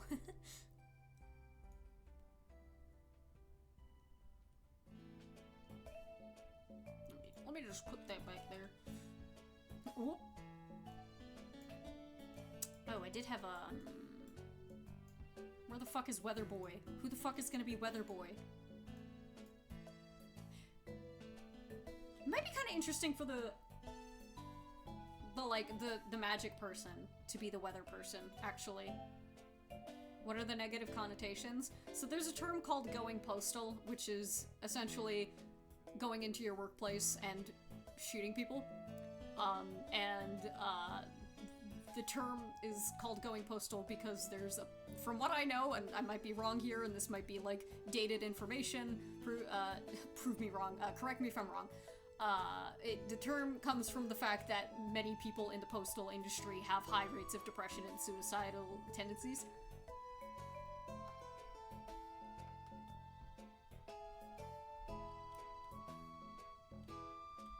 Yeah, what do we think about a weather person slash witch wizard? Because I feel like the weather person, like, works up in the observatory, so inherently they'd be in a tower.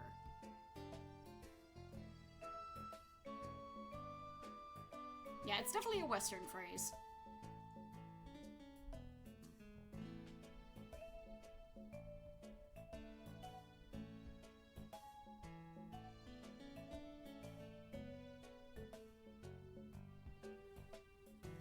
Weather witch.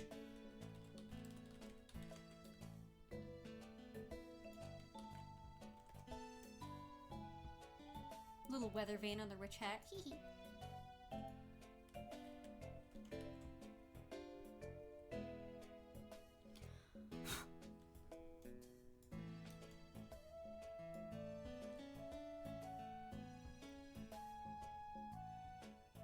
I feel like these two could go together, but I don't think if you're retired you really got the knees to be going out delivering news every day. I feel an adventuring hero would be very happy to be a newsie, because they'd have the energy, they'd have stories, they'd get to meet people, they'd be up at the crack of dawn,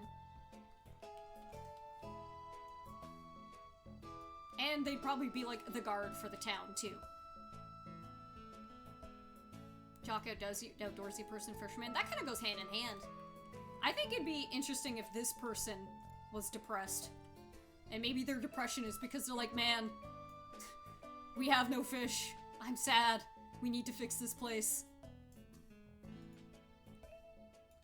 My depression comes from the sadness of the location. And also, despite me being a fisherman, I'm low in omega-3.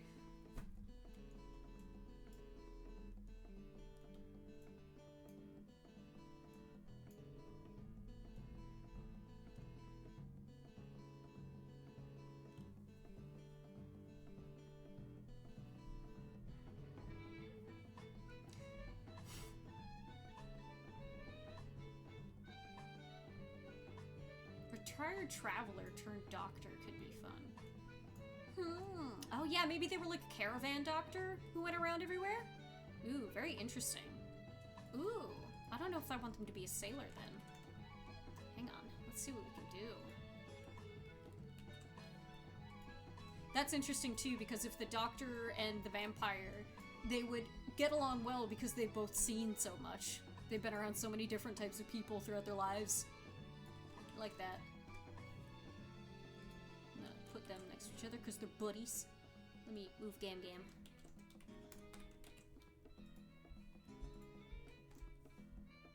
Nervous husband doctor?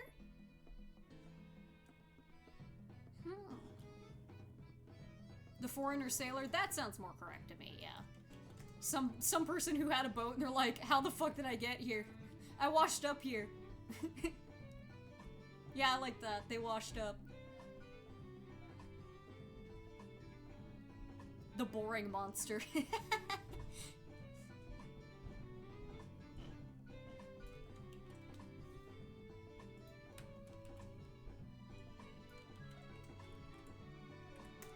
You have good time.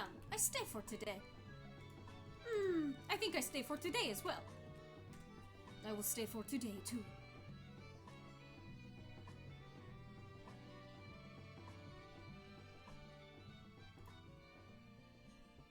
Maybe the asshole dude is an asshole because he's sick.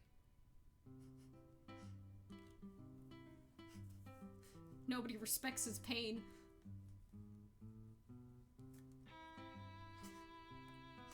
Next time you're out scrapping, see if you can find some anti-anxiety medication from the old times. I heard that Xanax is some... Whew! Tough stuff. Overprotective, nervous husband.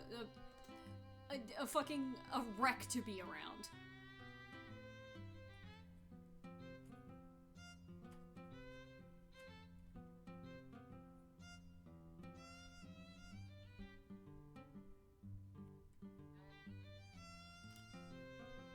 I feel like if I combine church person and nervous husband, that's a bit generic. Like, we've seen that before, right?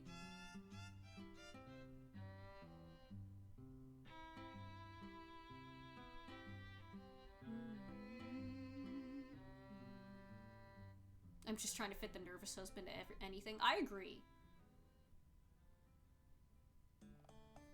Let's see. Ooh, this one. This is from Island of Happiness? Story Season's fall theme. Ooh, I got it wrong. Let me see. We got some other stuff up here. That's an A. Observatory.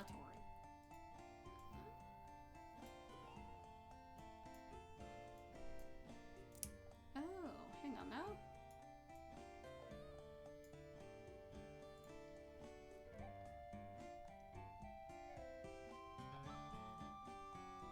Congratulations, King, you did it. Monster / nervous husband. That's pretty good. What if they find out I'm a wolf?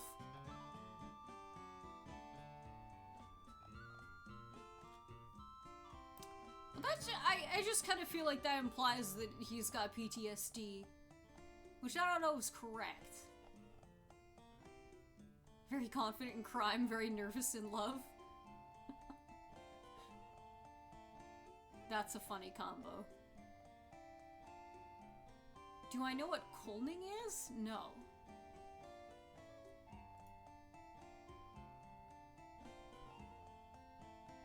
Oh. Oh, here we go. He's trying to do... This person's trying to do anything to get a cure. Meanwhile, the vampires, they're like... Boy!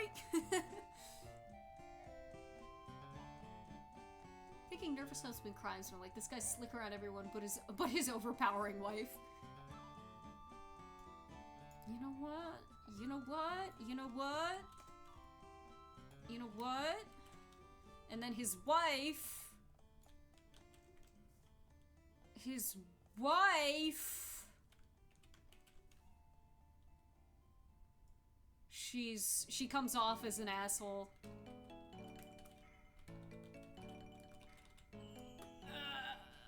Wait,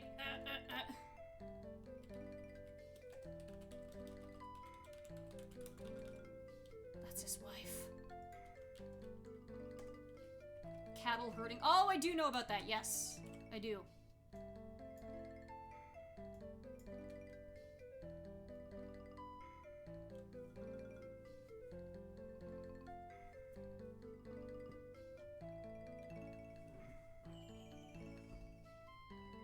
And that's like the fucking thing about him, is that the fact that he's sick is like a secret.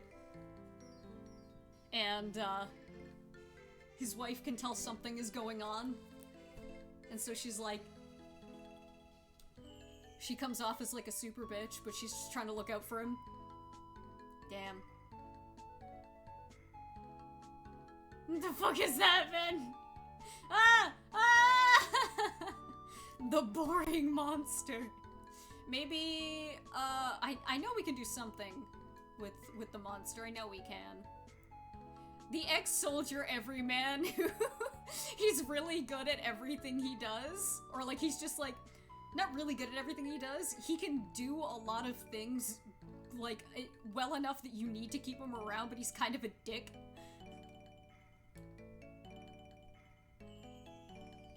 Boring church person. Okay.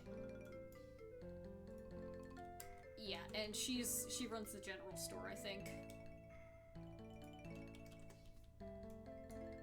Hang on. Or would she run the inn? What would be smarter? What would be smarter? Town hall, probably. Yeah, she's like the mayor's, like, not secretary, but like the guy. And he runs, yeah, here we go. He runs the general store. Yeah, let's go. The monster rival farmer. I don't like the ex-soldier being a dick. I don't like the idea that his skills are so useful. We keep him around despite his person. That's true. That's a good point. Head of the HOA. Right-hand woman? Yeah.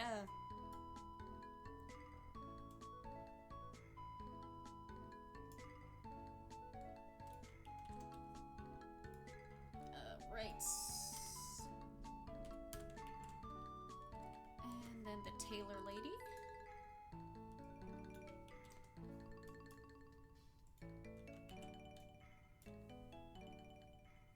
Are we coming up with ideas for characters? Yeah!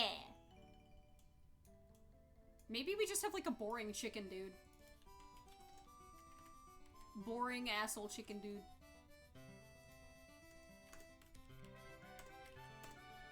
I'm sure we can come up with some more zhuzh to put on top of that. Hang on. Oh, here we go. I had it that the asshole dude was like really gruff and a loner, but the thing is that he can see the spirits. How old am I thinking for the soldier? I don't know. Oh, he could be old, okay.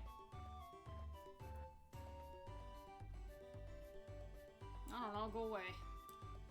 I think this guy was also gonna be like the ranger for the town. Sees spirits. Everyone thinks I'm mad at them and I'm like giving them like stink eye, but really I'm just there like looking at that little creature on your shoulder like, holy fuck. Asshole spiritualist. Little bit.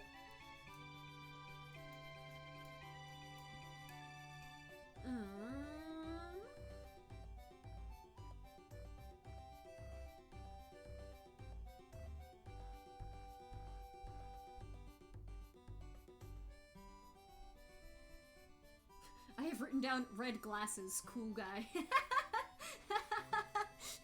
What does this mean, me of several months ago? Red glasses, cool guy. That doesn't give me a lot to go off of. Post-apocalyptic, building from the ground up. Yeah, it's like post-apocalyptic, very, very bright, sunny, lovely environment. Lots of themes of joy. Themes of joy and, hope eternal. Cloud Strife personality. Now, I'll say something sacrilegious. I've never played the Cloud games. And I don't know what his personality is.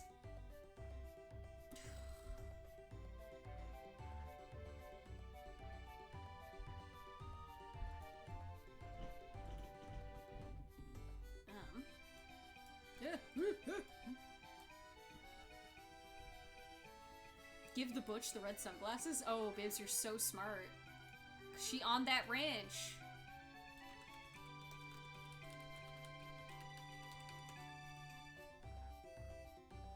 Look, there's some fucking salt over your shoulder. I'm sick of telling you.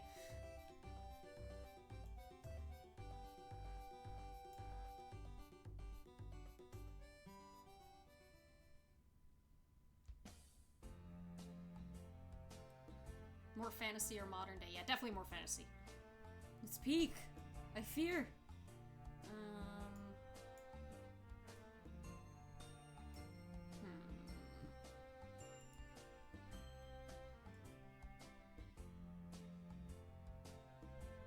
shit. We're playing Night Rain over there. Oh shit.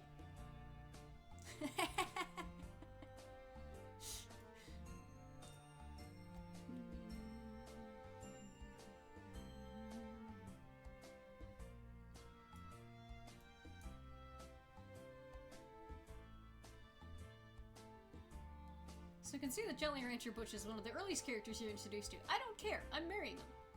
Starts as an asshole dude who's only in it for the money, but shows that he's actually just a dorky kid. Ah, that makes sense.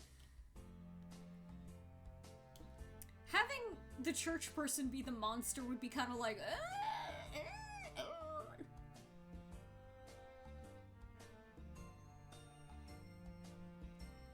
Hang on, I'm just trying to see if there's stuff up here I've forgotten about. I think I want to give the mayor a daughter who's like, who maybe runs like the inn? But I don't know what personality type she would be. Daughter or niece or something. Wait, did I just say they're married? What? I'm engaged?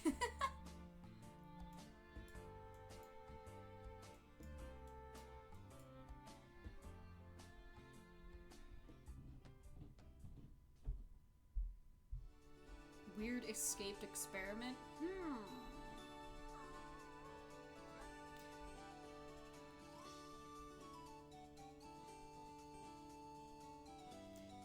I realize now that a lot of you are newer and probably don't know that I'm engaged to Will.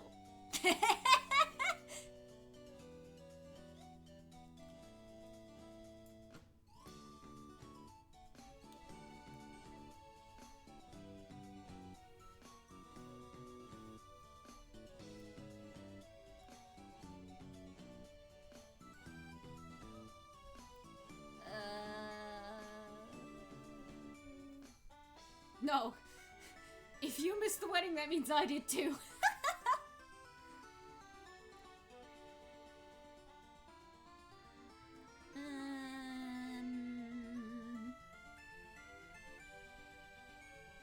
Okay, hang on.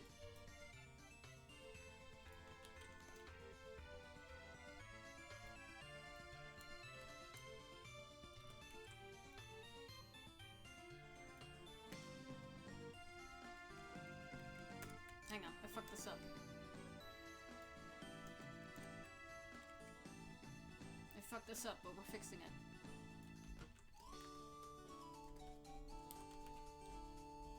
Doctor. Doctor, please! Here, I'll change it to Physiker.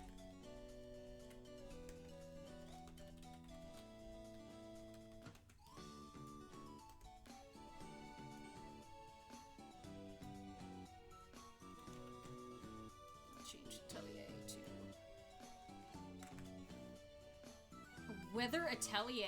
Ooh, they can make weather with their spells. Oh my god. Fucking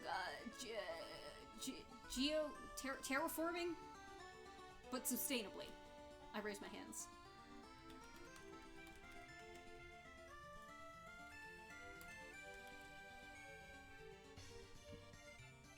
Maybe the mayor daughter should be the overprotective mom. I feel it might be weird if it might be weird if the daughter is working as the, if she's like, it feels weird to me if the mayor's, like, right-hand woman is his daughter, if that's, hang on. Geoscaping?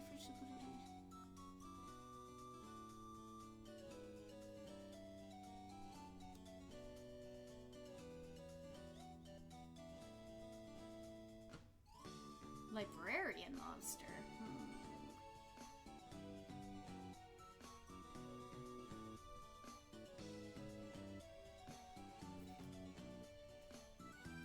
Oh, wait, hang on.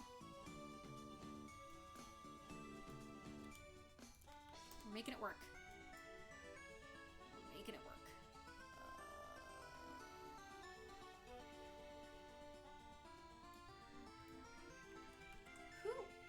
Who? Hello? I can hear my phone going off. I can't see it. Oh. was weird. Why'd it go off like that?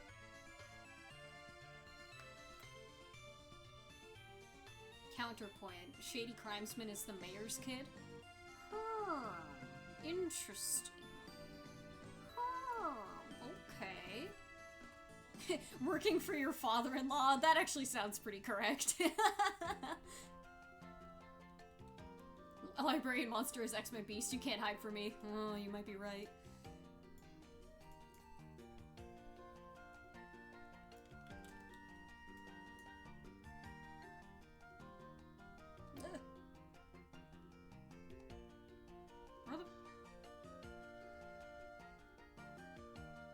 Oh, here we go.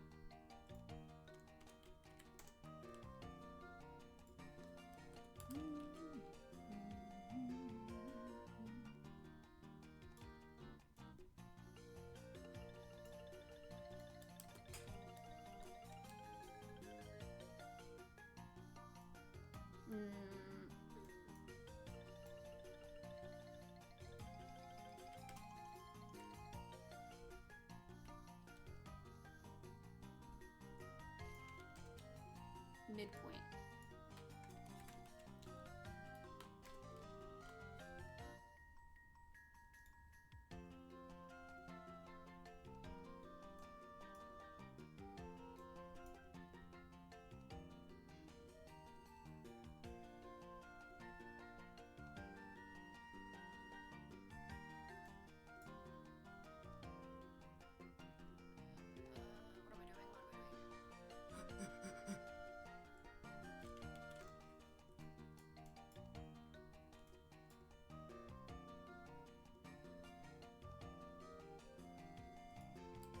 Actually.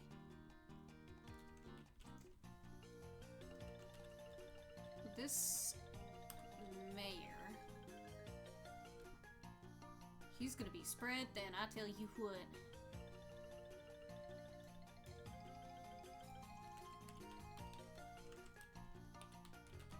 I don't know if it's a full-on museum that they're gonna have here, but it's something.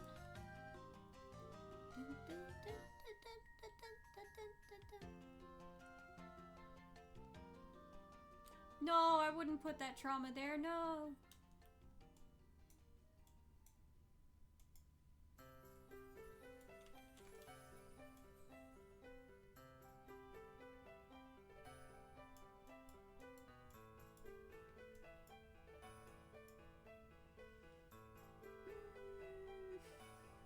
Hang on.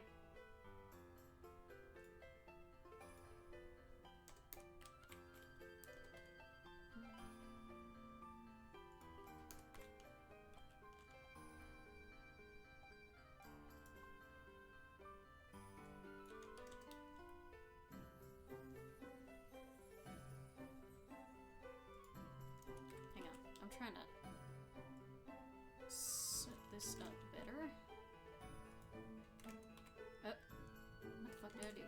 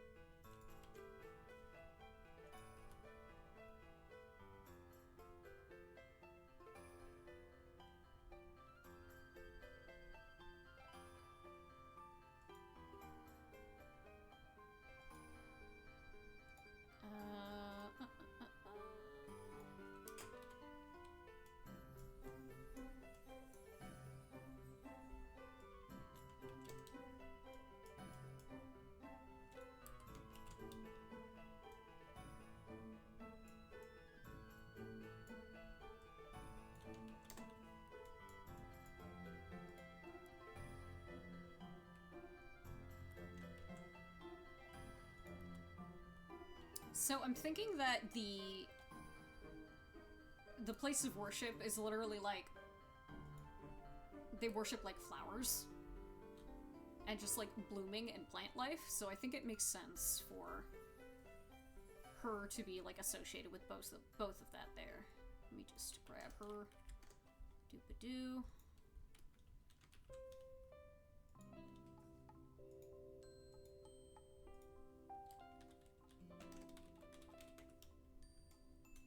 Flower power. Yeah.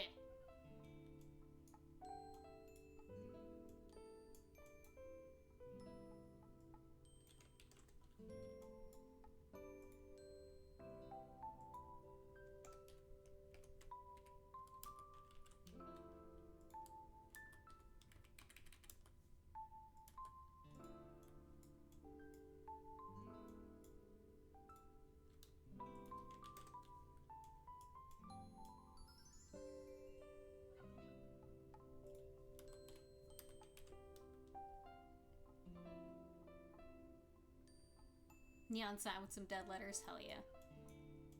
That is one of the things that I want to, like, make a kind of like a signature of my art is like neon signs on Art Nouveau. I think that's a very like contrasting combination. Okay.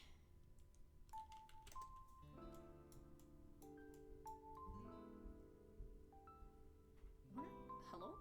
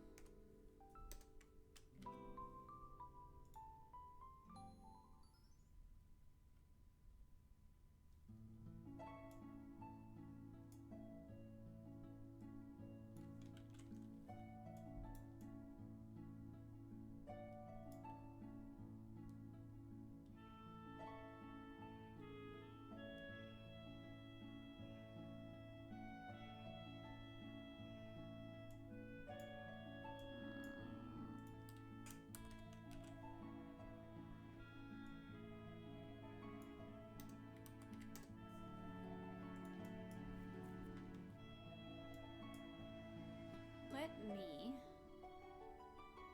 grab... Just had them. Hang on. Where'd I put them? So many. Here we go. You work together.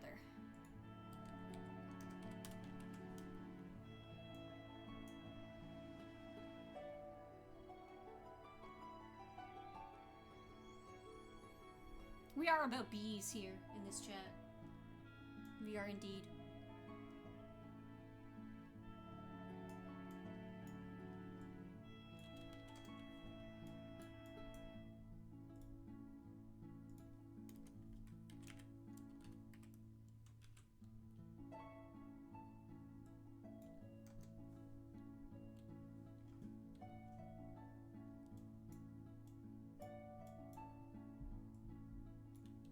I don't know where he goes.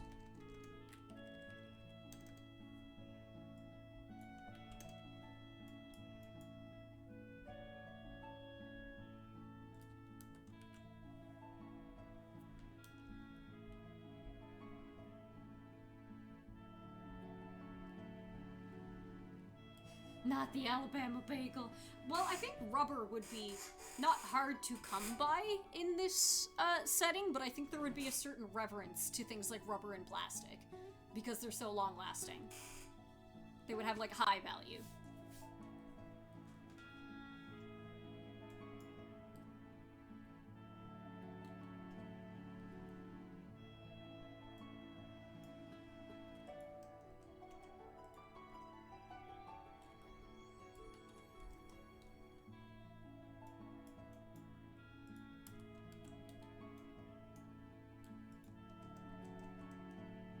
Thinking about making The Smith, the monster.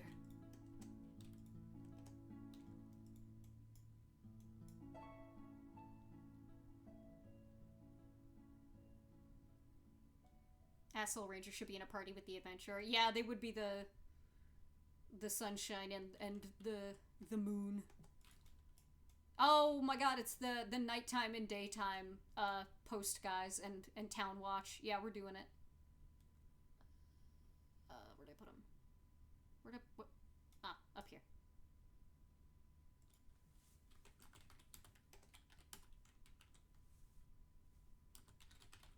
Nightman and the Dayman.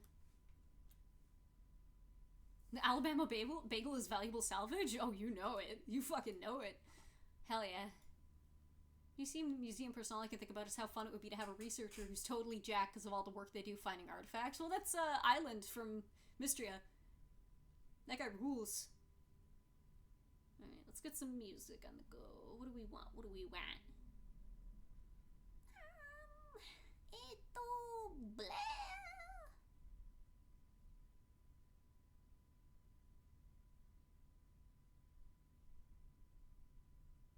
Oh, hang on.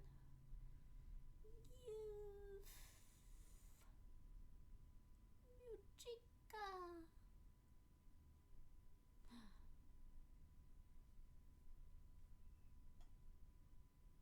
Here, I don't know what this is. Let's click on that.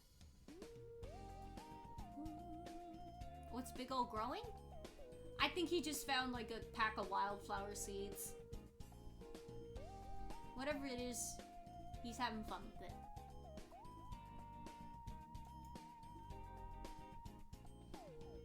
It's okay, the watering can's empty. It's like playing having a tea party. They're empty.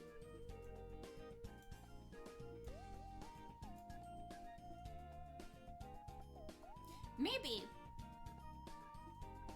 What if we combine the ex-soldier everyman, and it's a person who is like repentant for being in the army, and they only really do the church stuff for like 1 day a week, and they spend all their other time doing work around the town. Yeah, there you go, see? Yeah! An ex-soldier who found God. An ex-soldier who found life. Oh, I know exactly how I'm doing this, actually.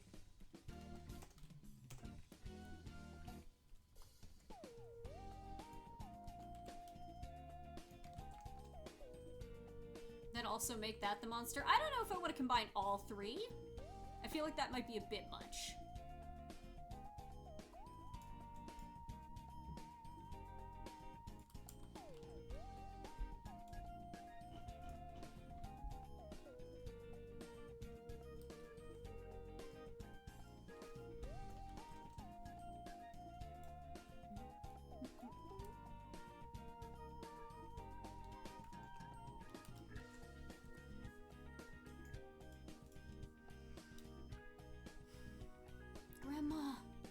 Grandma! I'm sure we can find more for these two.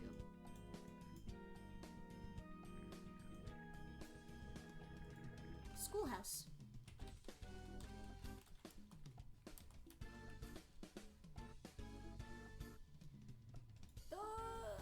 Maybe just like... How do you make the fucking horse girl boring? The caravan driver is just like, yeah man, whatever. Monster archaeologist? Ooh, hang on. Yeah, we're doing it.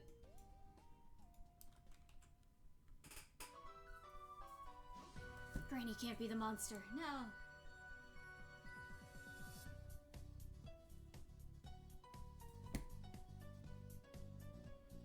Hang on. This is also the rich boy. That's the twin. Let me see. Let's write down... he's the historian. Go.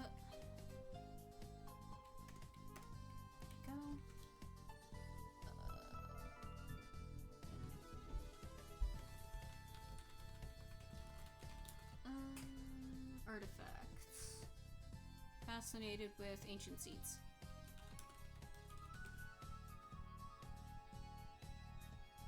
Long live monster archaeologist, outlive this guy and this thing and probably whatever that is. Yeah, we're making a farm sim.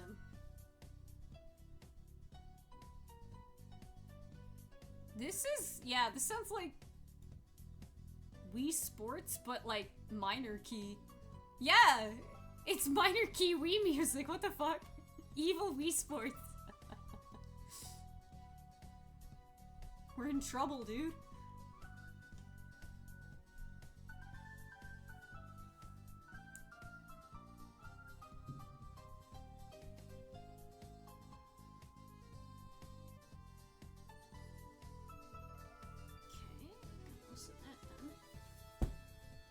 Whoa. I feel like I'm in a weird Sonic level. Wish I got here sooner. We're still taking suggestions to an extent. All we have left is boring. That could be anybody. Mayor daughter.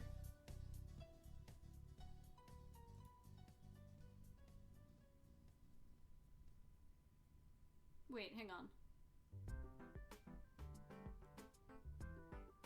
I guess she's boring. The tavern keeper's boring. Wow, sports.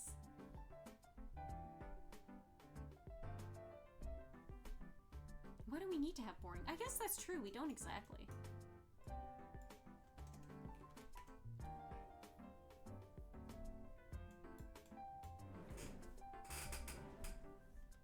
No, we still... I'm gonna put some colors on the ones we don't have anything for yet. Yeah. I got some...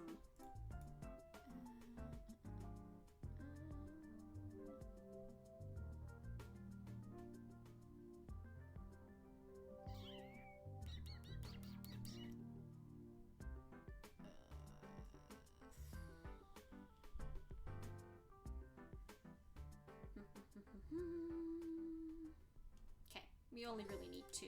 I guess we've gotten rid of boring.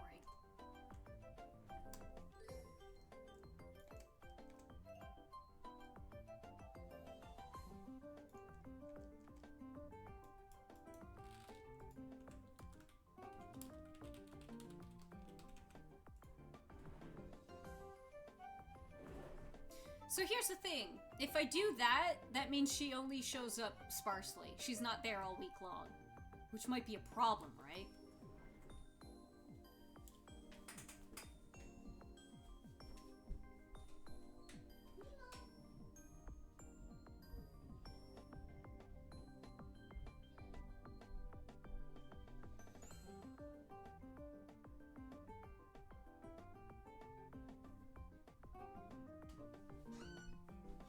I went to go check on Nemo real quick.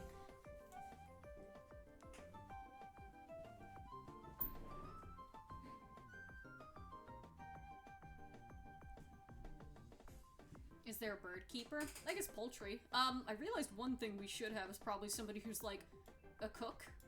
Like just like a very diverse chef. Someone who can do it all.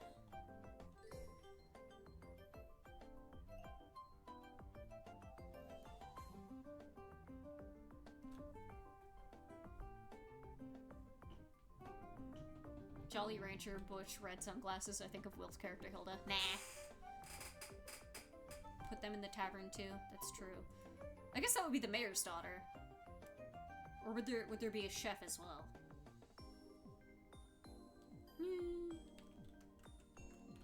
Chef. She Jif. Chef. Unskilled people without specialized roles. That's true.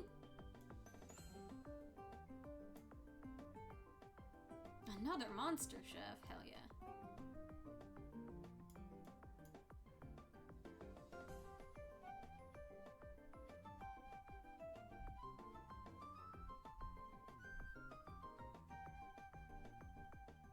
I'm back, how we doing? Oh, we doing. We're getting through it.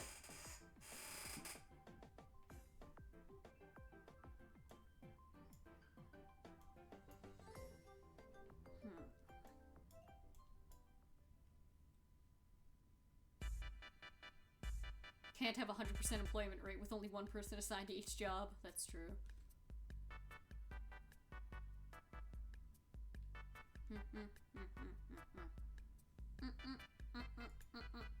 I'm already bored of this.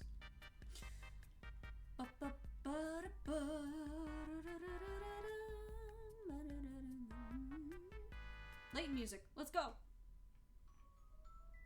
Hell yeah.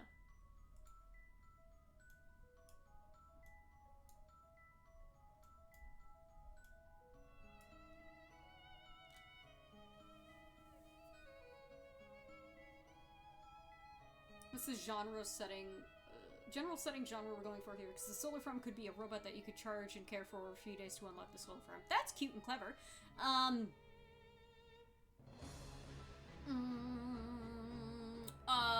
Futuristic post-apocalypse with a lot of magic and fantasy. Yes, this is the crossover. Big stretch, you're right.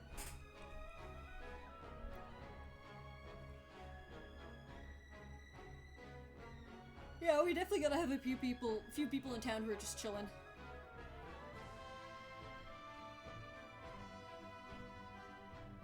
We're gonna have to have a few, like, kids, and then a few teens, and then a few people in their adult years who are just chilling, doing nothing.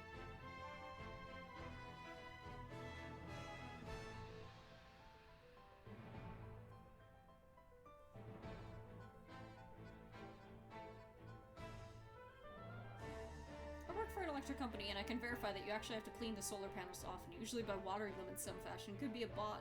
Could be a lot of parallels with gardening. Aw. Just chilling.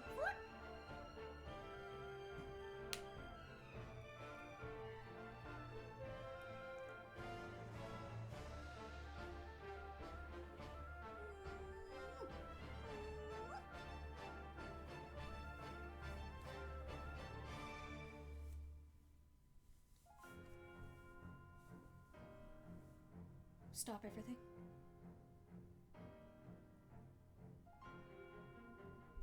Why? I'm scared.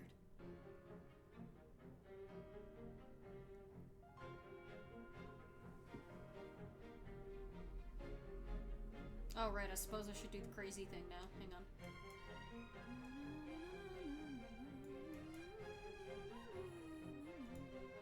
One squish Tilly's positioned a few pixels higher than the other one. Maybe. Or maybe the J is just tricking us. Though I think I know what you're talking about. Appeared at 100% to be a more qualified librarian? Probably. So, I have a bunch of images I'm gonna slap in here. Prepare yourself. File type is not supported. Cool. Cool, thanks. Copy image. Ooh, save image? A WebP? I'm gonna do something sacrilegious.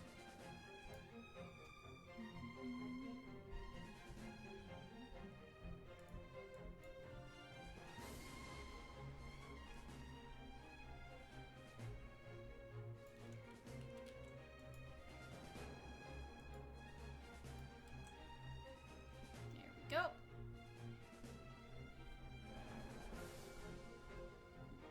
I think that Tilly's just tricking us. Don't listen to her. She's not real.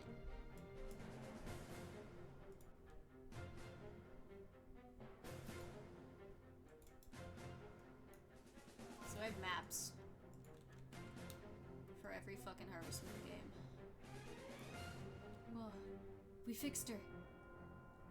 We fixed her. She's all better.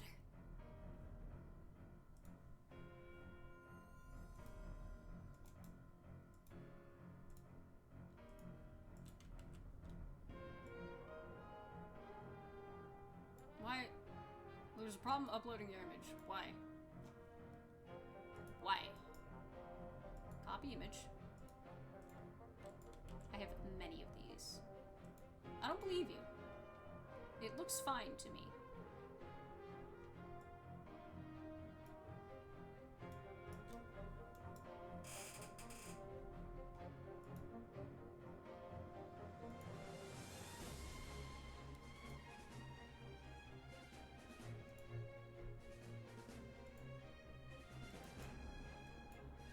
absolute fucking shit show that is Grand Bazaar's map. Hey! Hey! Why are you doing that? Why would you do that?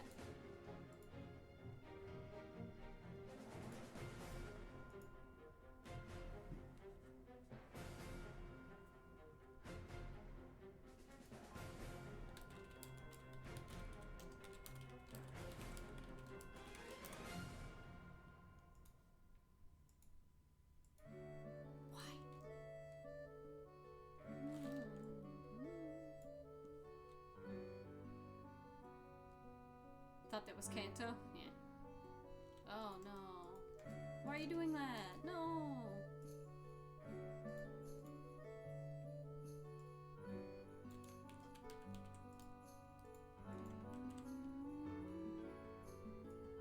You mean this isn't that one fucking George Michael song? Hello?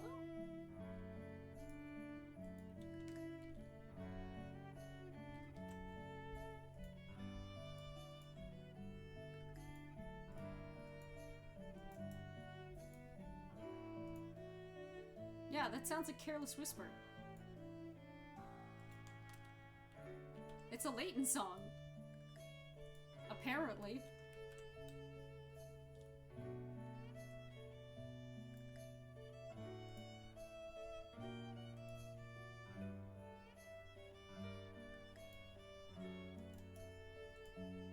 Get ready for small. What do you mean there's a problem? You gotta stop doing this shit. Yeah, so many tabs.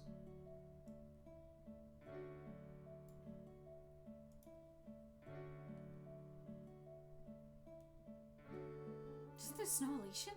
Oh my god.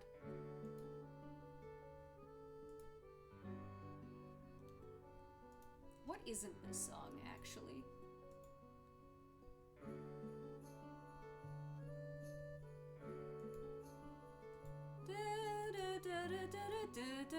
What is happening? What? Oh! It's the Siva Gunner version.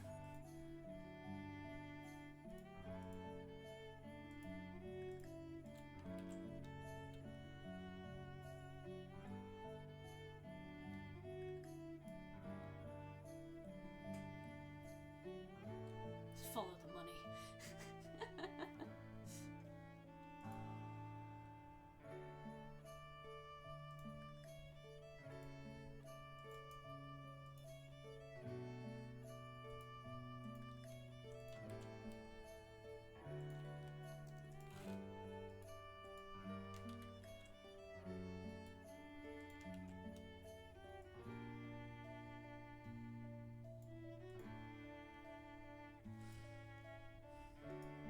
We're getting through it. There's so many more to go, gang.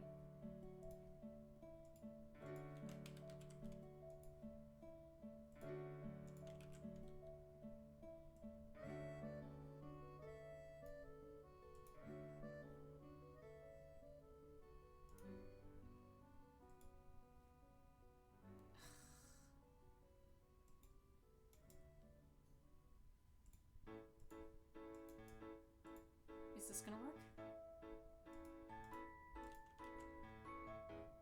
Okay. This one I gotta line up properly.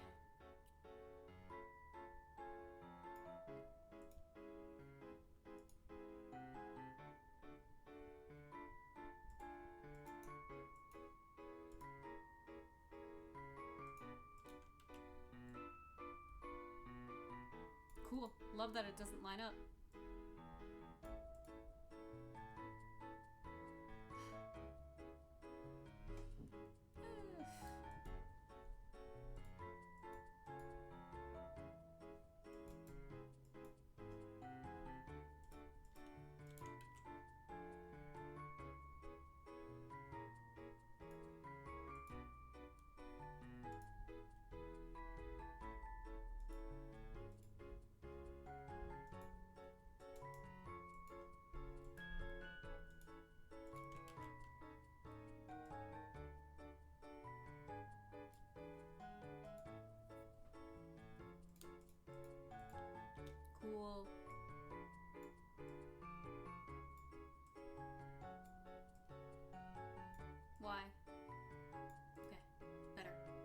perfect, but better.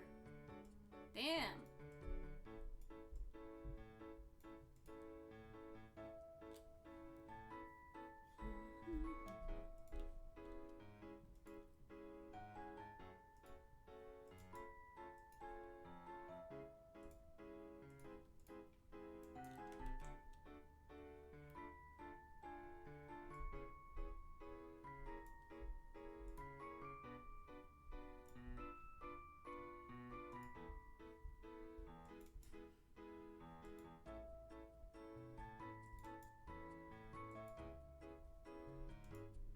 Is this real?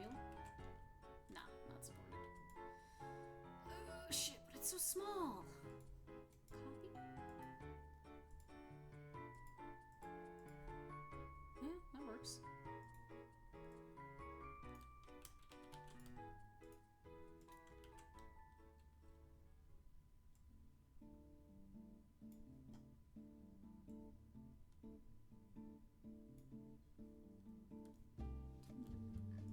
Boom, boom, boom, boom, boom, bada boom.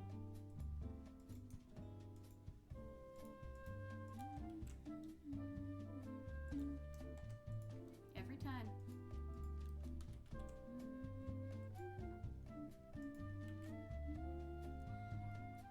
Oh, phone.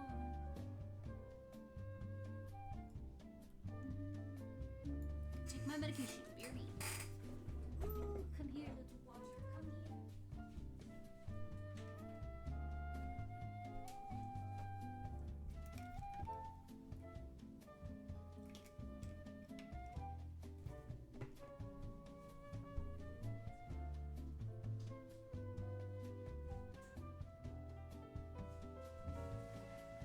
Come here.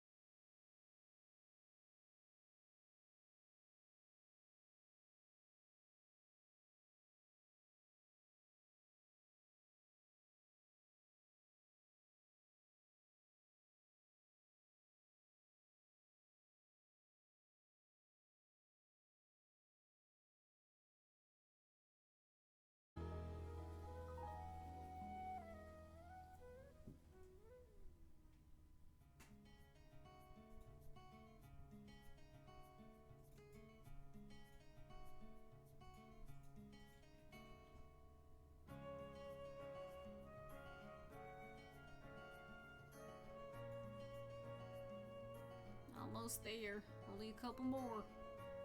Ah, Stardew.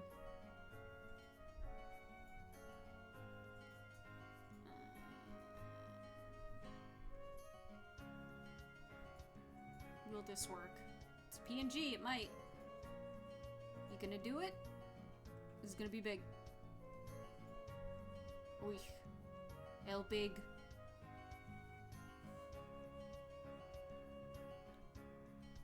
Come on, you can do it. Okay. So these are the things I have for reference. For the maps. This looks really bad. This looks really bad. Rune Factory 2's map is unreasonably good. It's got a great loop.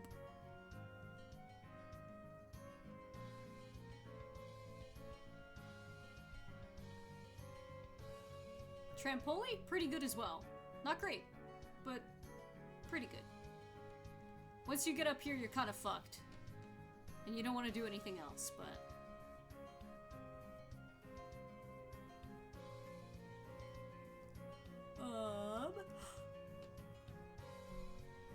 Tranquility and Animal Parade.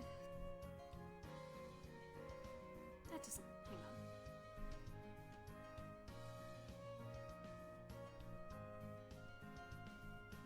Yeah, I guess that is. Looks a bit shit, innit? Make up your mind, bro!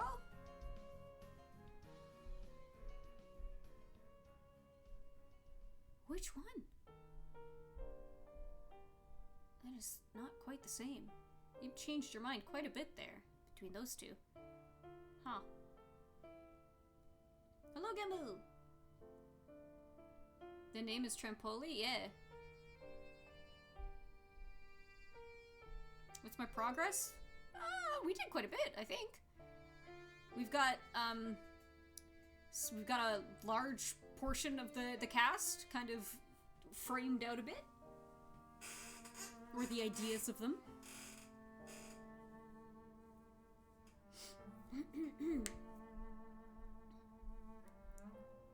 Aesthetic references? No, I'm looking at maps. These are maps for various Harvest Moon and Rune Factory games. Because they all do things I like and dislike, and at some point we're gonna go down the list and see. So small. So itty bitty.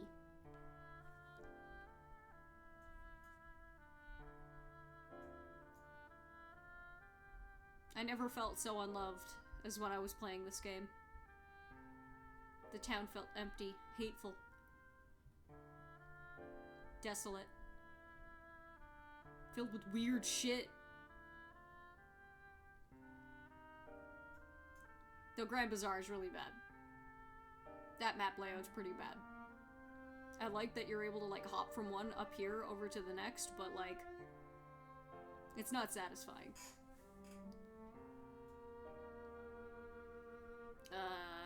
This is from the new Story of Seasons, like the first of the new ones.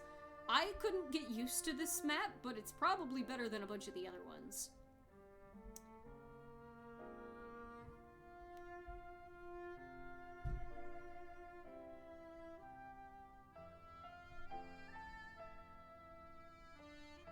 Flubber Beast. And then Mystery is, which is pretty good, I guess.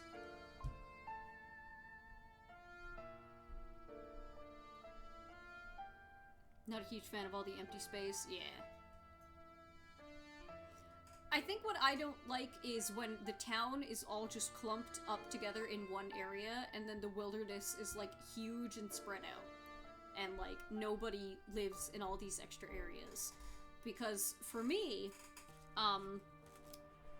each area should like flow into the next in a way where you aren't sitting there like, ah, fuck, I have to go all the way over there and do all this shit. But like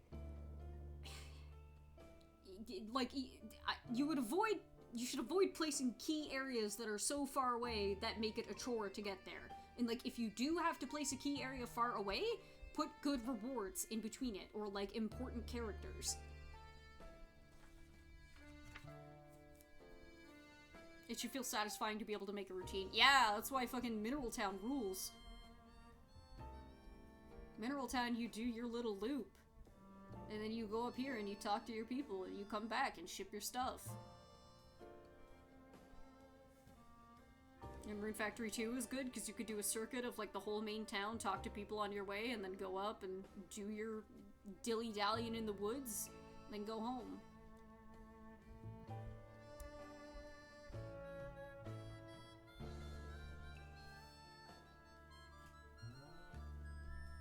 Feeling that with 14. Oh, you're gonna not stop feeling that with 14. That will keep happening. Sorry to say.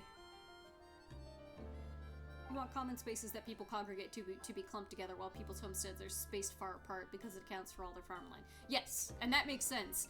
But I want there to be, like, sections that are accessible and they don't feel useless or a chore to get to. You can have your central part of town, but try and break it up such that, like, it doesn't feel desolate.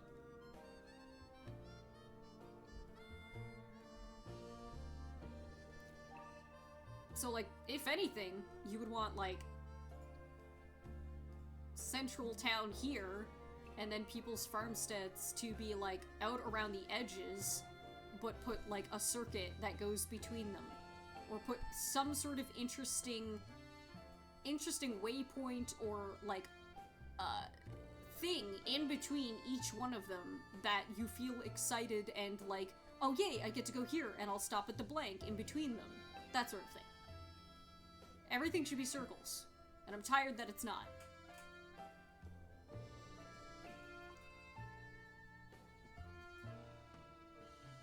Maybe looking at Monster Hunter maps would be good for studying this. Not right now, but when you want to learn more practicality. Oh! Are Monster Hunter maps known for their being good?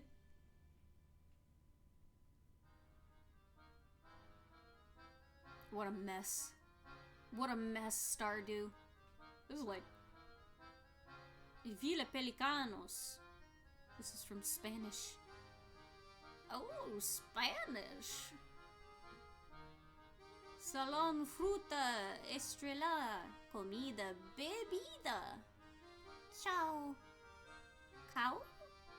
I don't know how to pronounce that. I don't know what to do with the wiggly A.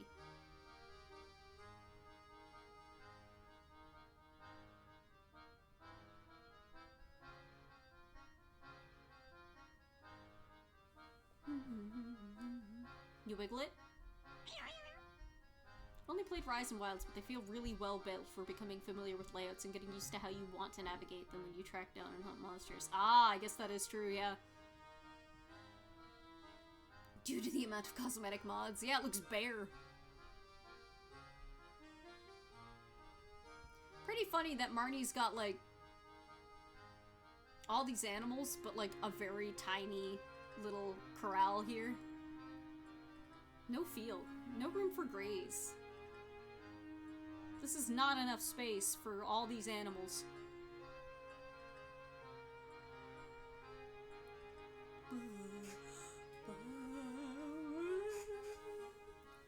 Having the pathways each contain something interesting is a good thought. One of my least favorite parts about many RPGs is when between areas is used simply for connecting 2 points and then become irrelevant, especially if fast travel is present. Yes! Yes.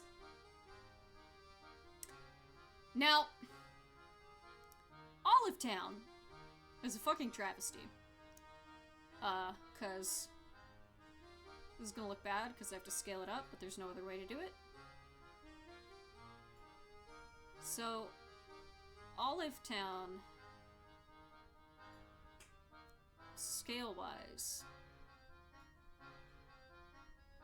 is around that, right? I don't mind that the town is all clumped together. It's not really easy to remember what is what.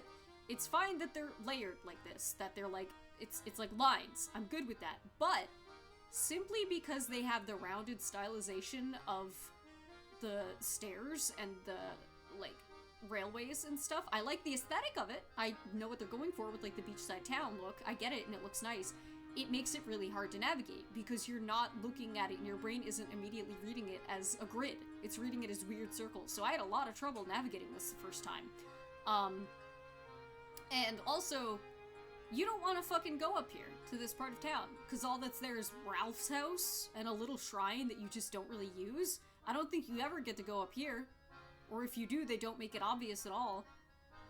And then all your other shit, the mine, all the way down there. And then you just get these big, giant plots to terraform, and it feels awful.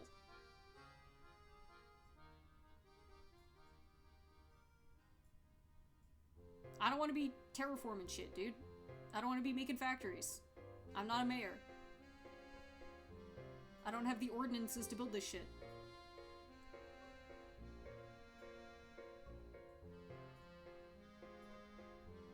Several little towns plotted around the maps, but with each of the wilderness areas has to have unique aspects and notable landmarks on top of being environments that make sense for the monsters to live in, which a lot of attention is paid to. Good!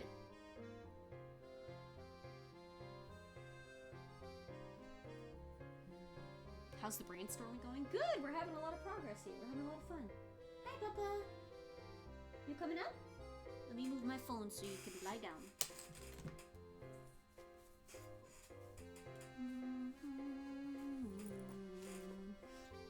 Don't lie down. Yeah, beep.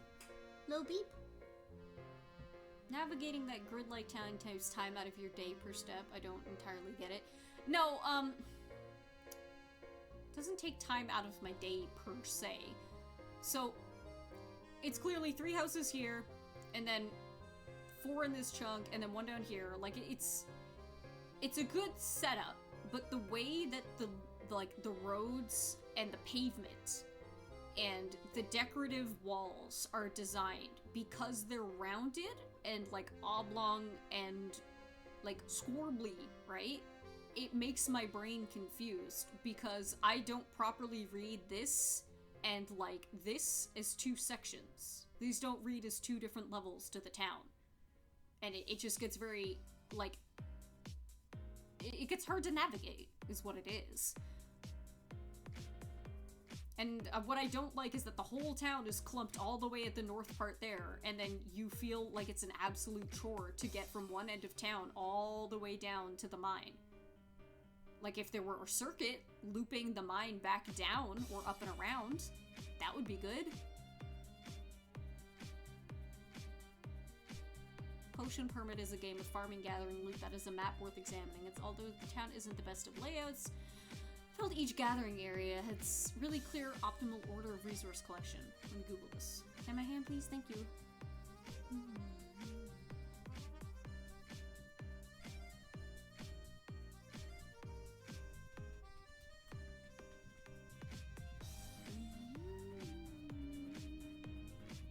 Oh, I wouldn't even know which one I'm looking at here. Hang on.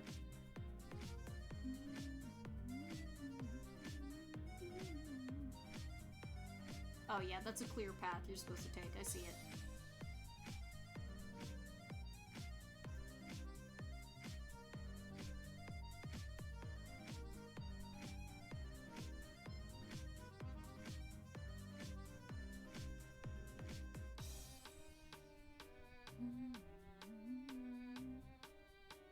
Yeah, the reason this works is because it's a loop.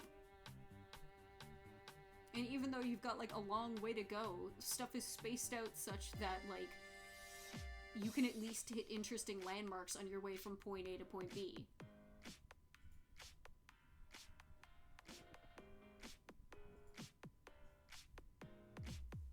Hiya.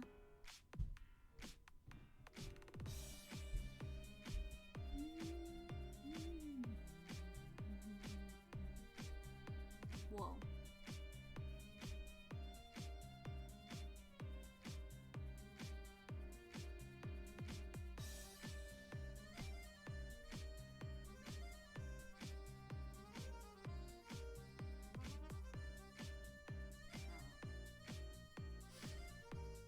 Well, gang, what do we think?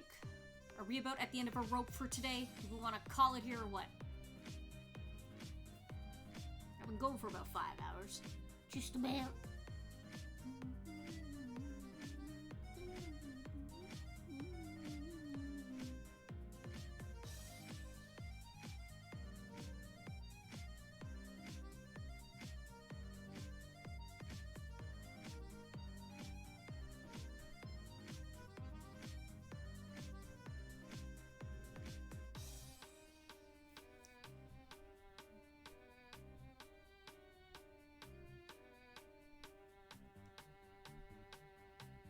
The objective that you're trying to achieve with your town map design is that you want to be able to loop around each location one time each with minimal inputs. I wouldn't say minimal inputs. I just want it to feel like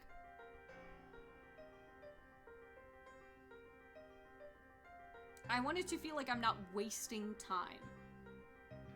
And, like, the items and characters and stuff and locations that I'm trying to get to are worth the time I'm putting in to get there.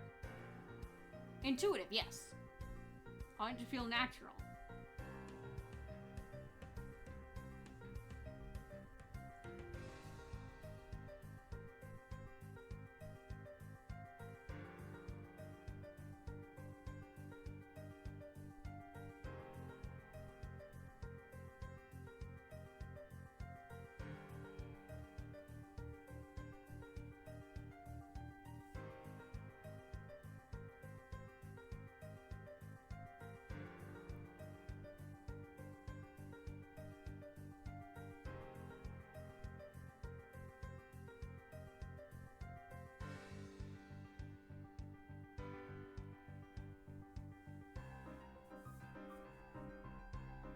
If a player has a long journey from get to A to B, how do you make sure there's enough between those points to make the journey feel worthwhile? Have, like, good quality forageable items, or have, like, characters who you want to interact with, have that be part of their daily route. Have there be, like, if there's fucking monsters or some shit in the game, have there something like that. Or have there, like, some part of the environment that changes every day, or has, like, a neat little critter that runs past or something, like. Procedurally generate. Towns don't really get built with this idea in mind. The structures tend to come before their function, and residents just gotta deal with the geography. That's true. That's true. The time is being lost when I have to go up to collect a fucking mushroom or rock or some shit from one end of town, but I have to get to my shipping bin on the complete other ass end of town by 4 p.m.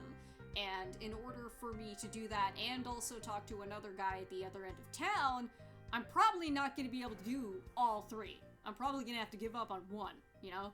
That's what the time being wasted and being lost feels like.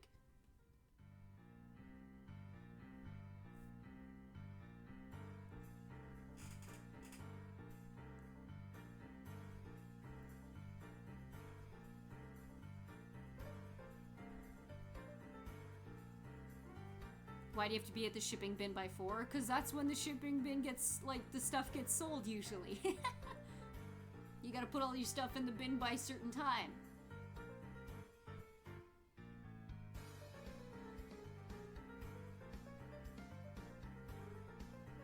Is that type of time element something that's set in your mind? I guess not, like, inherently. But that's something I find annoys me when I play these games.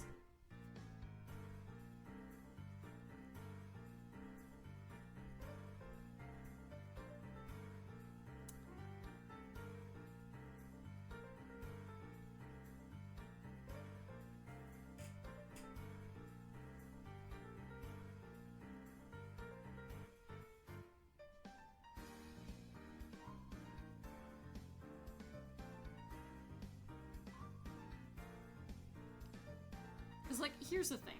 With this game, the mine is right there, and the peak of the mountain is there. And they'll usually have forageable items, like, right here, all the way up here, a couple down here maybe, and then maybe they might put one there. But for the most part, the forageable items, I don't know if it's RNG or what, in this game, but, like, you'll end up wasting time going all the way to one end hoping there will be items there, and then there's not, and then you gotta snake your way all the way back down and all this shit. And it's just a headache, I find.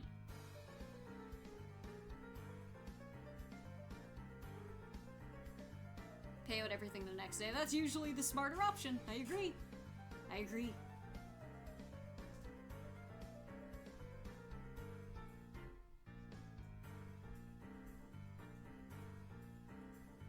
Ooh. Snorf sniff. I think I am gonna call a stream here though, because my friends are playing Elden Ring and I want to watch, and I think we've done an excellent job so far today.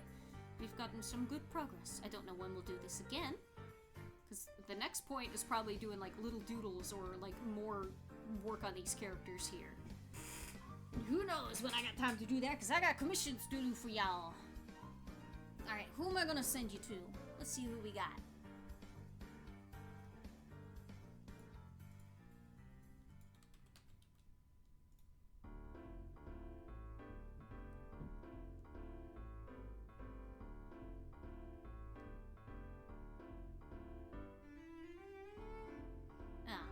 Of course there's a Piff Zero. Let's go get Piff Zero.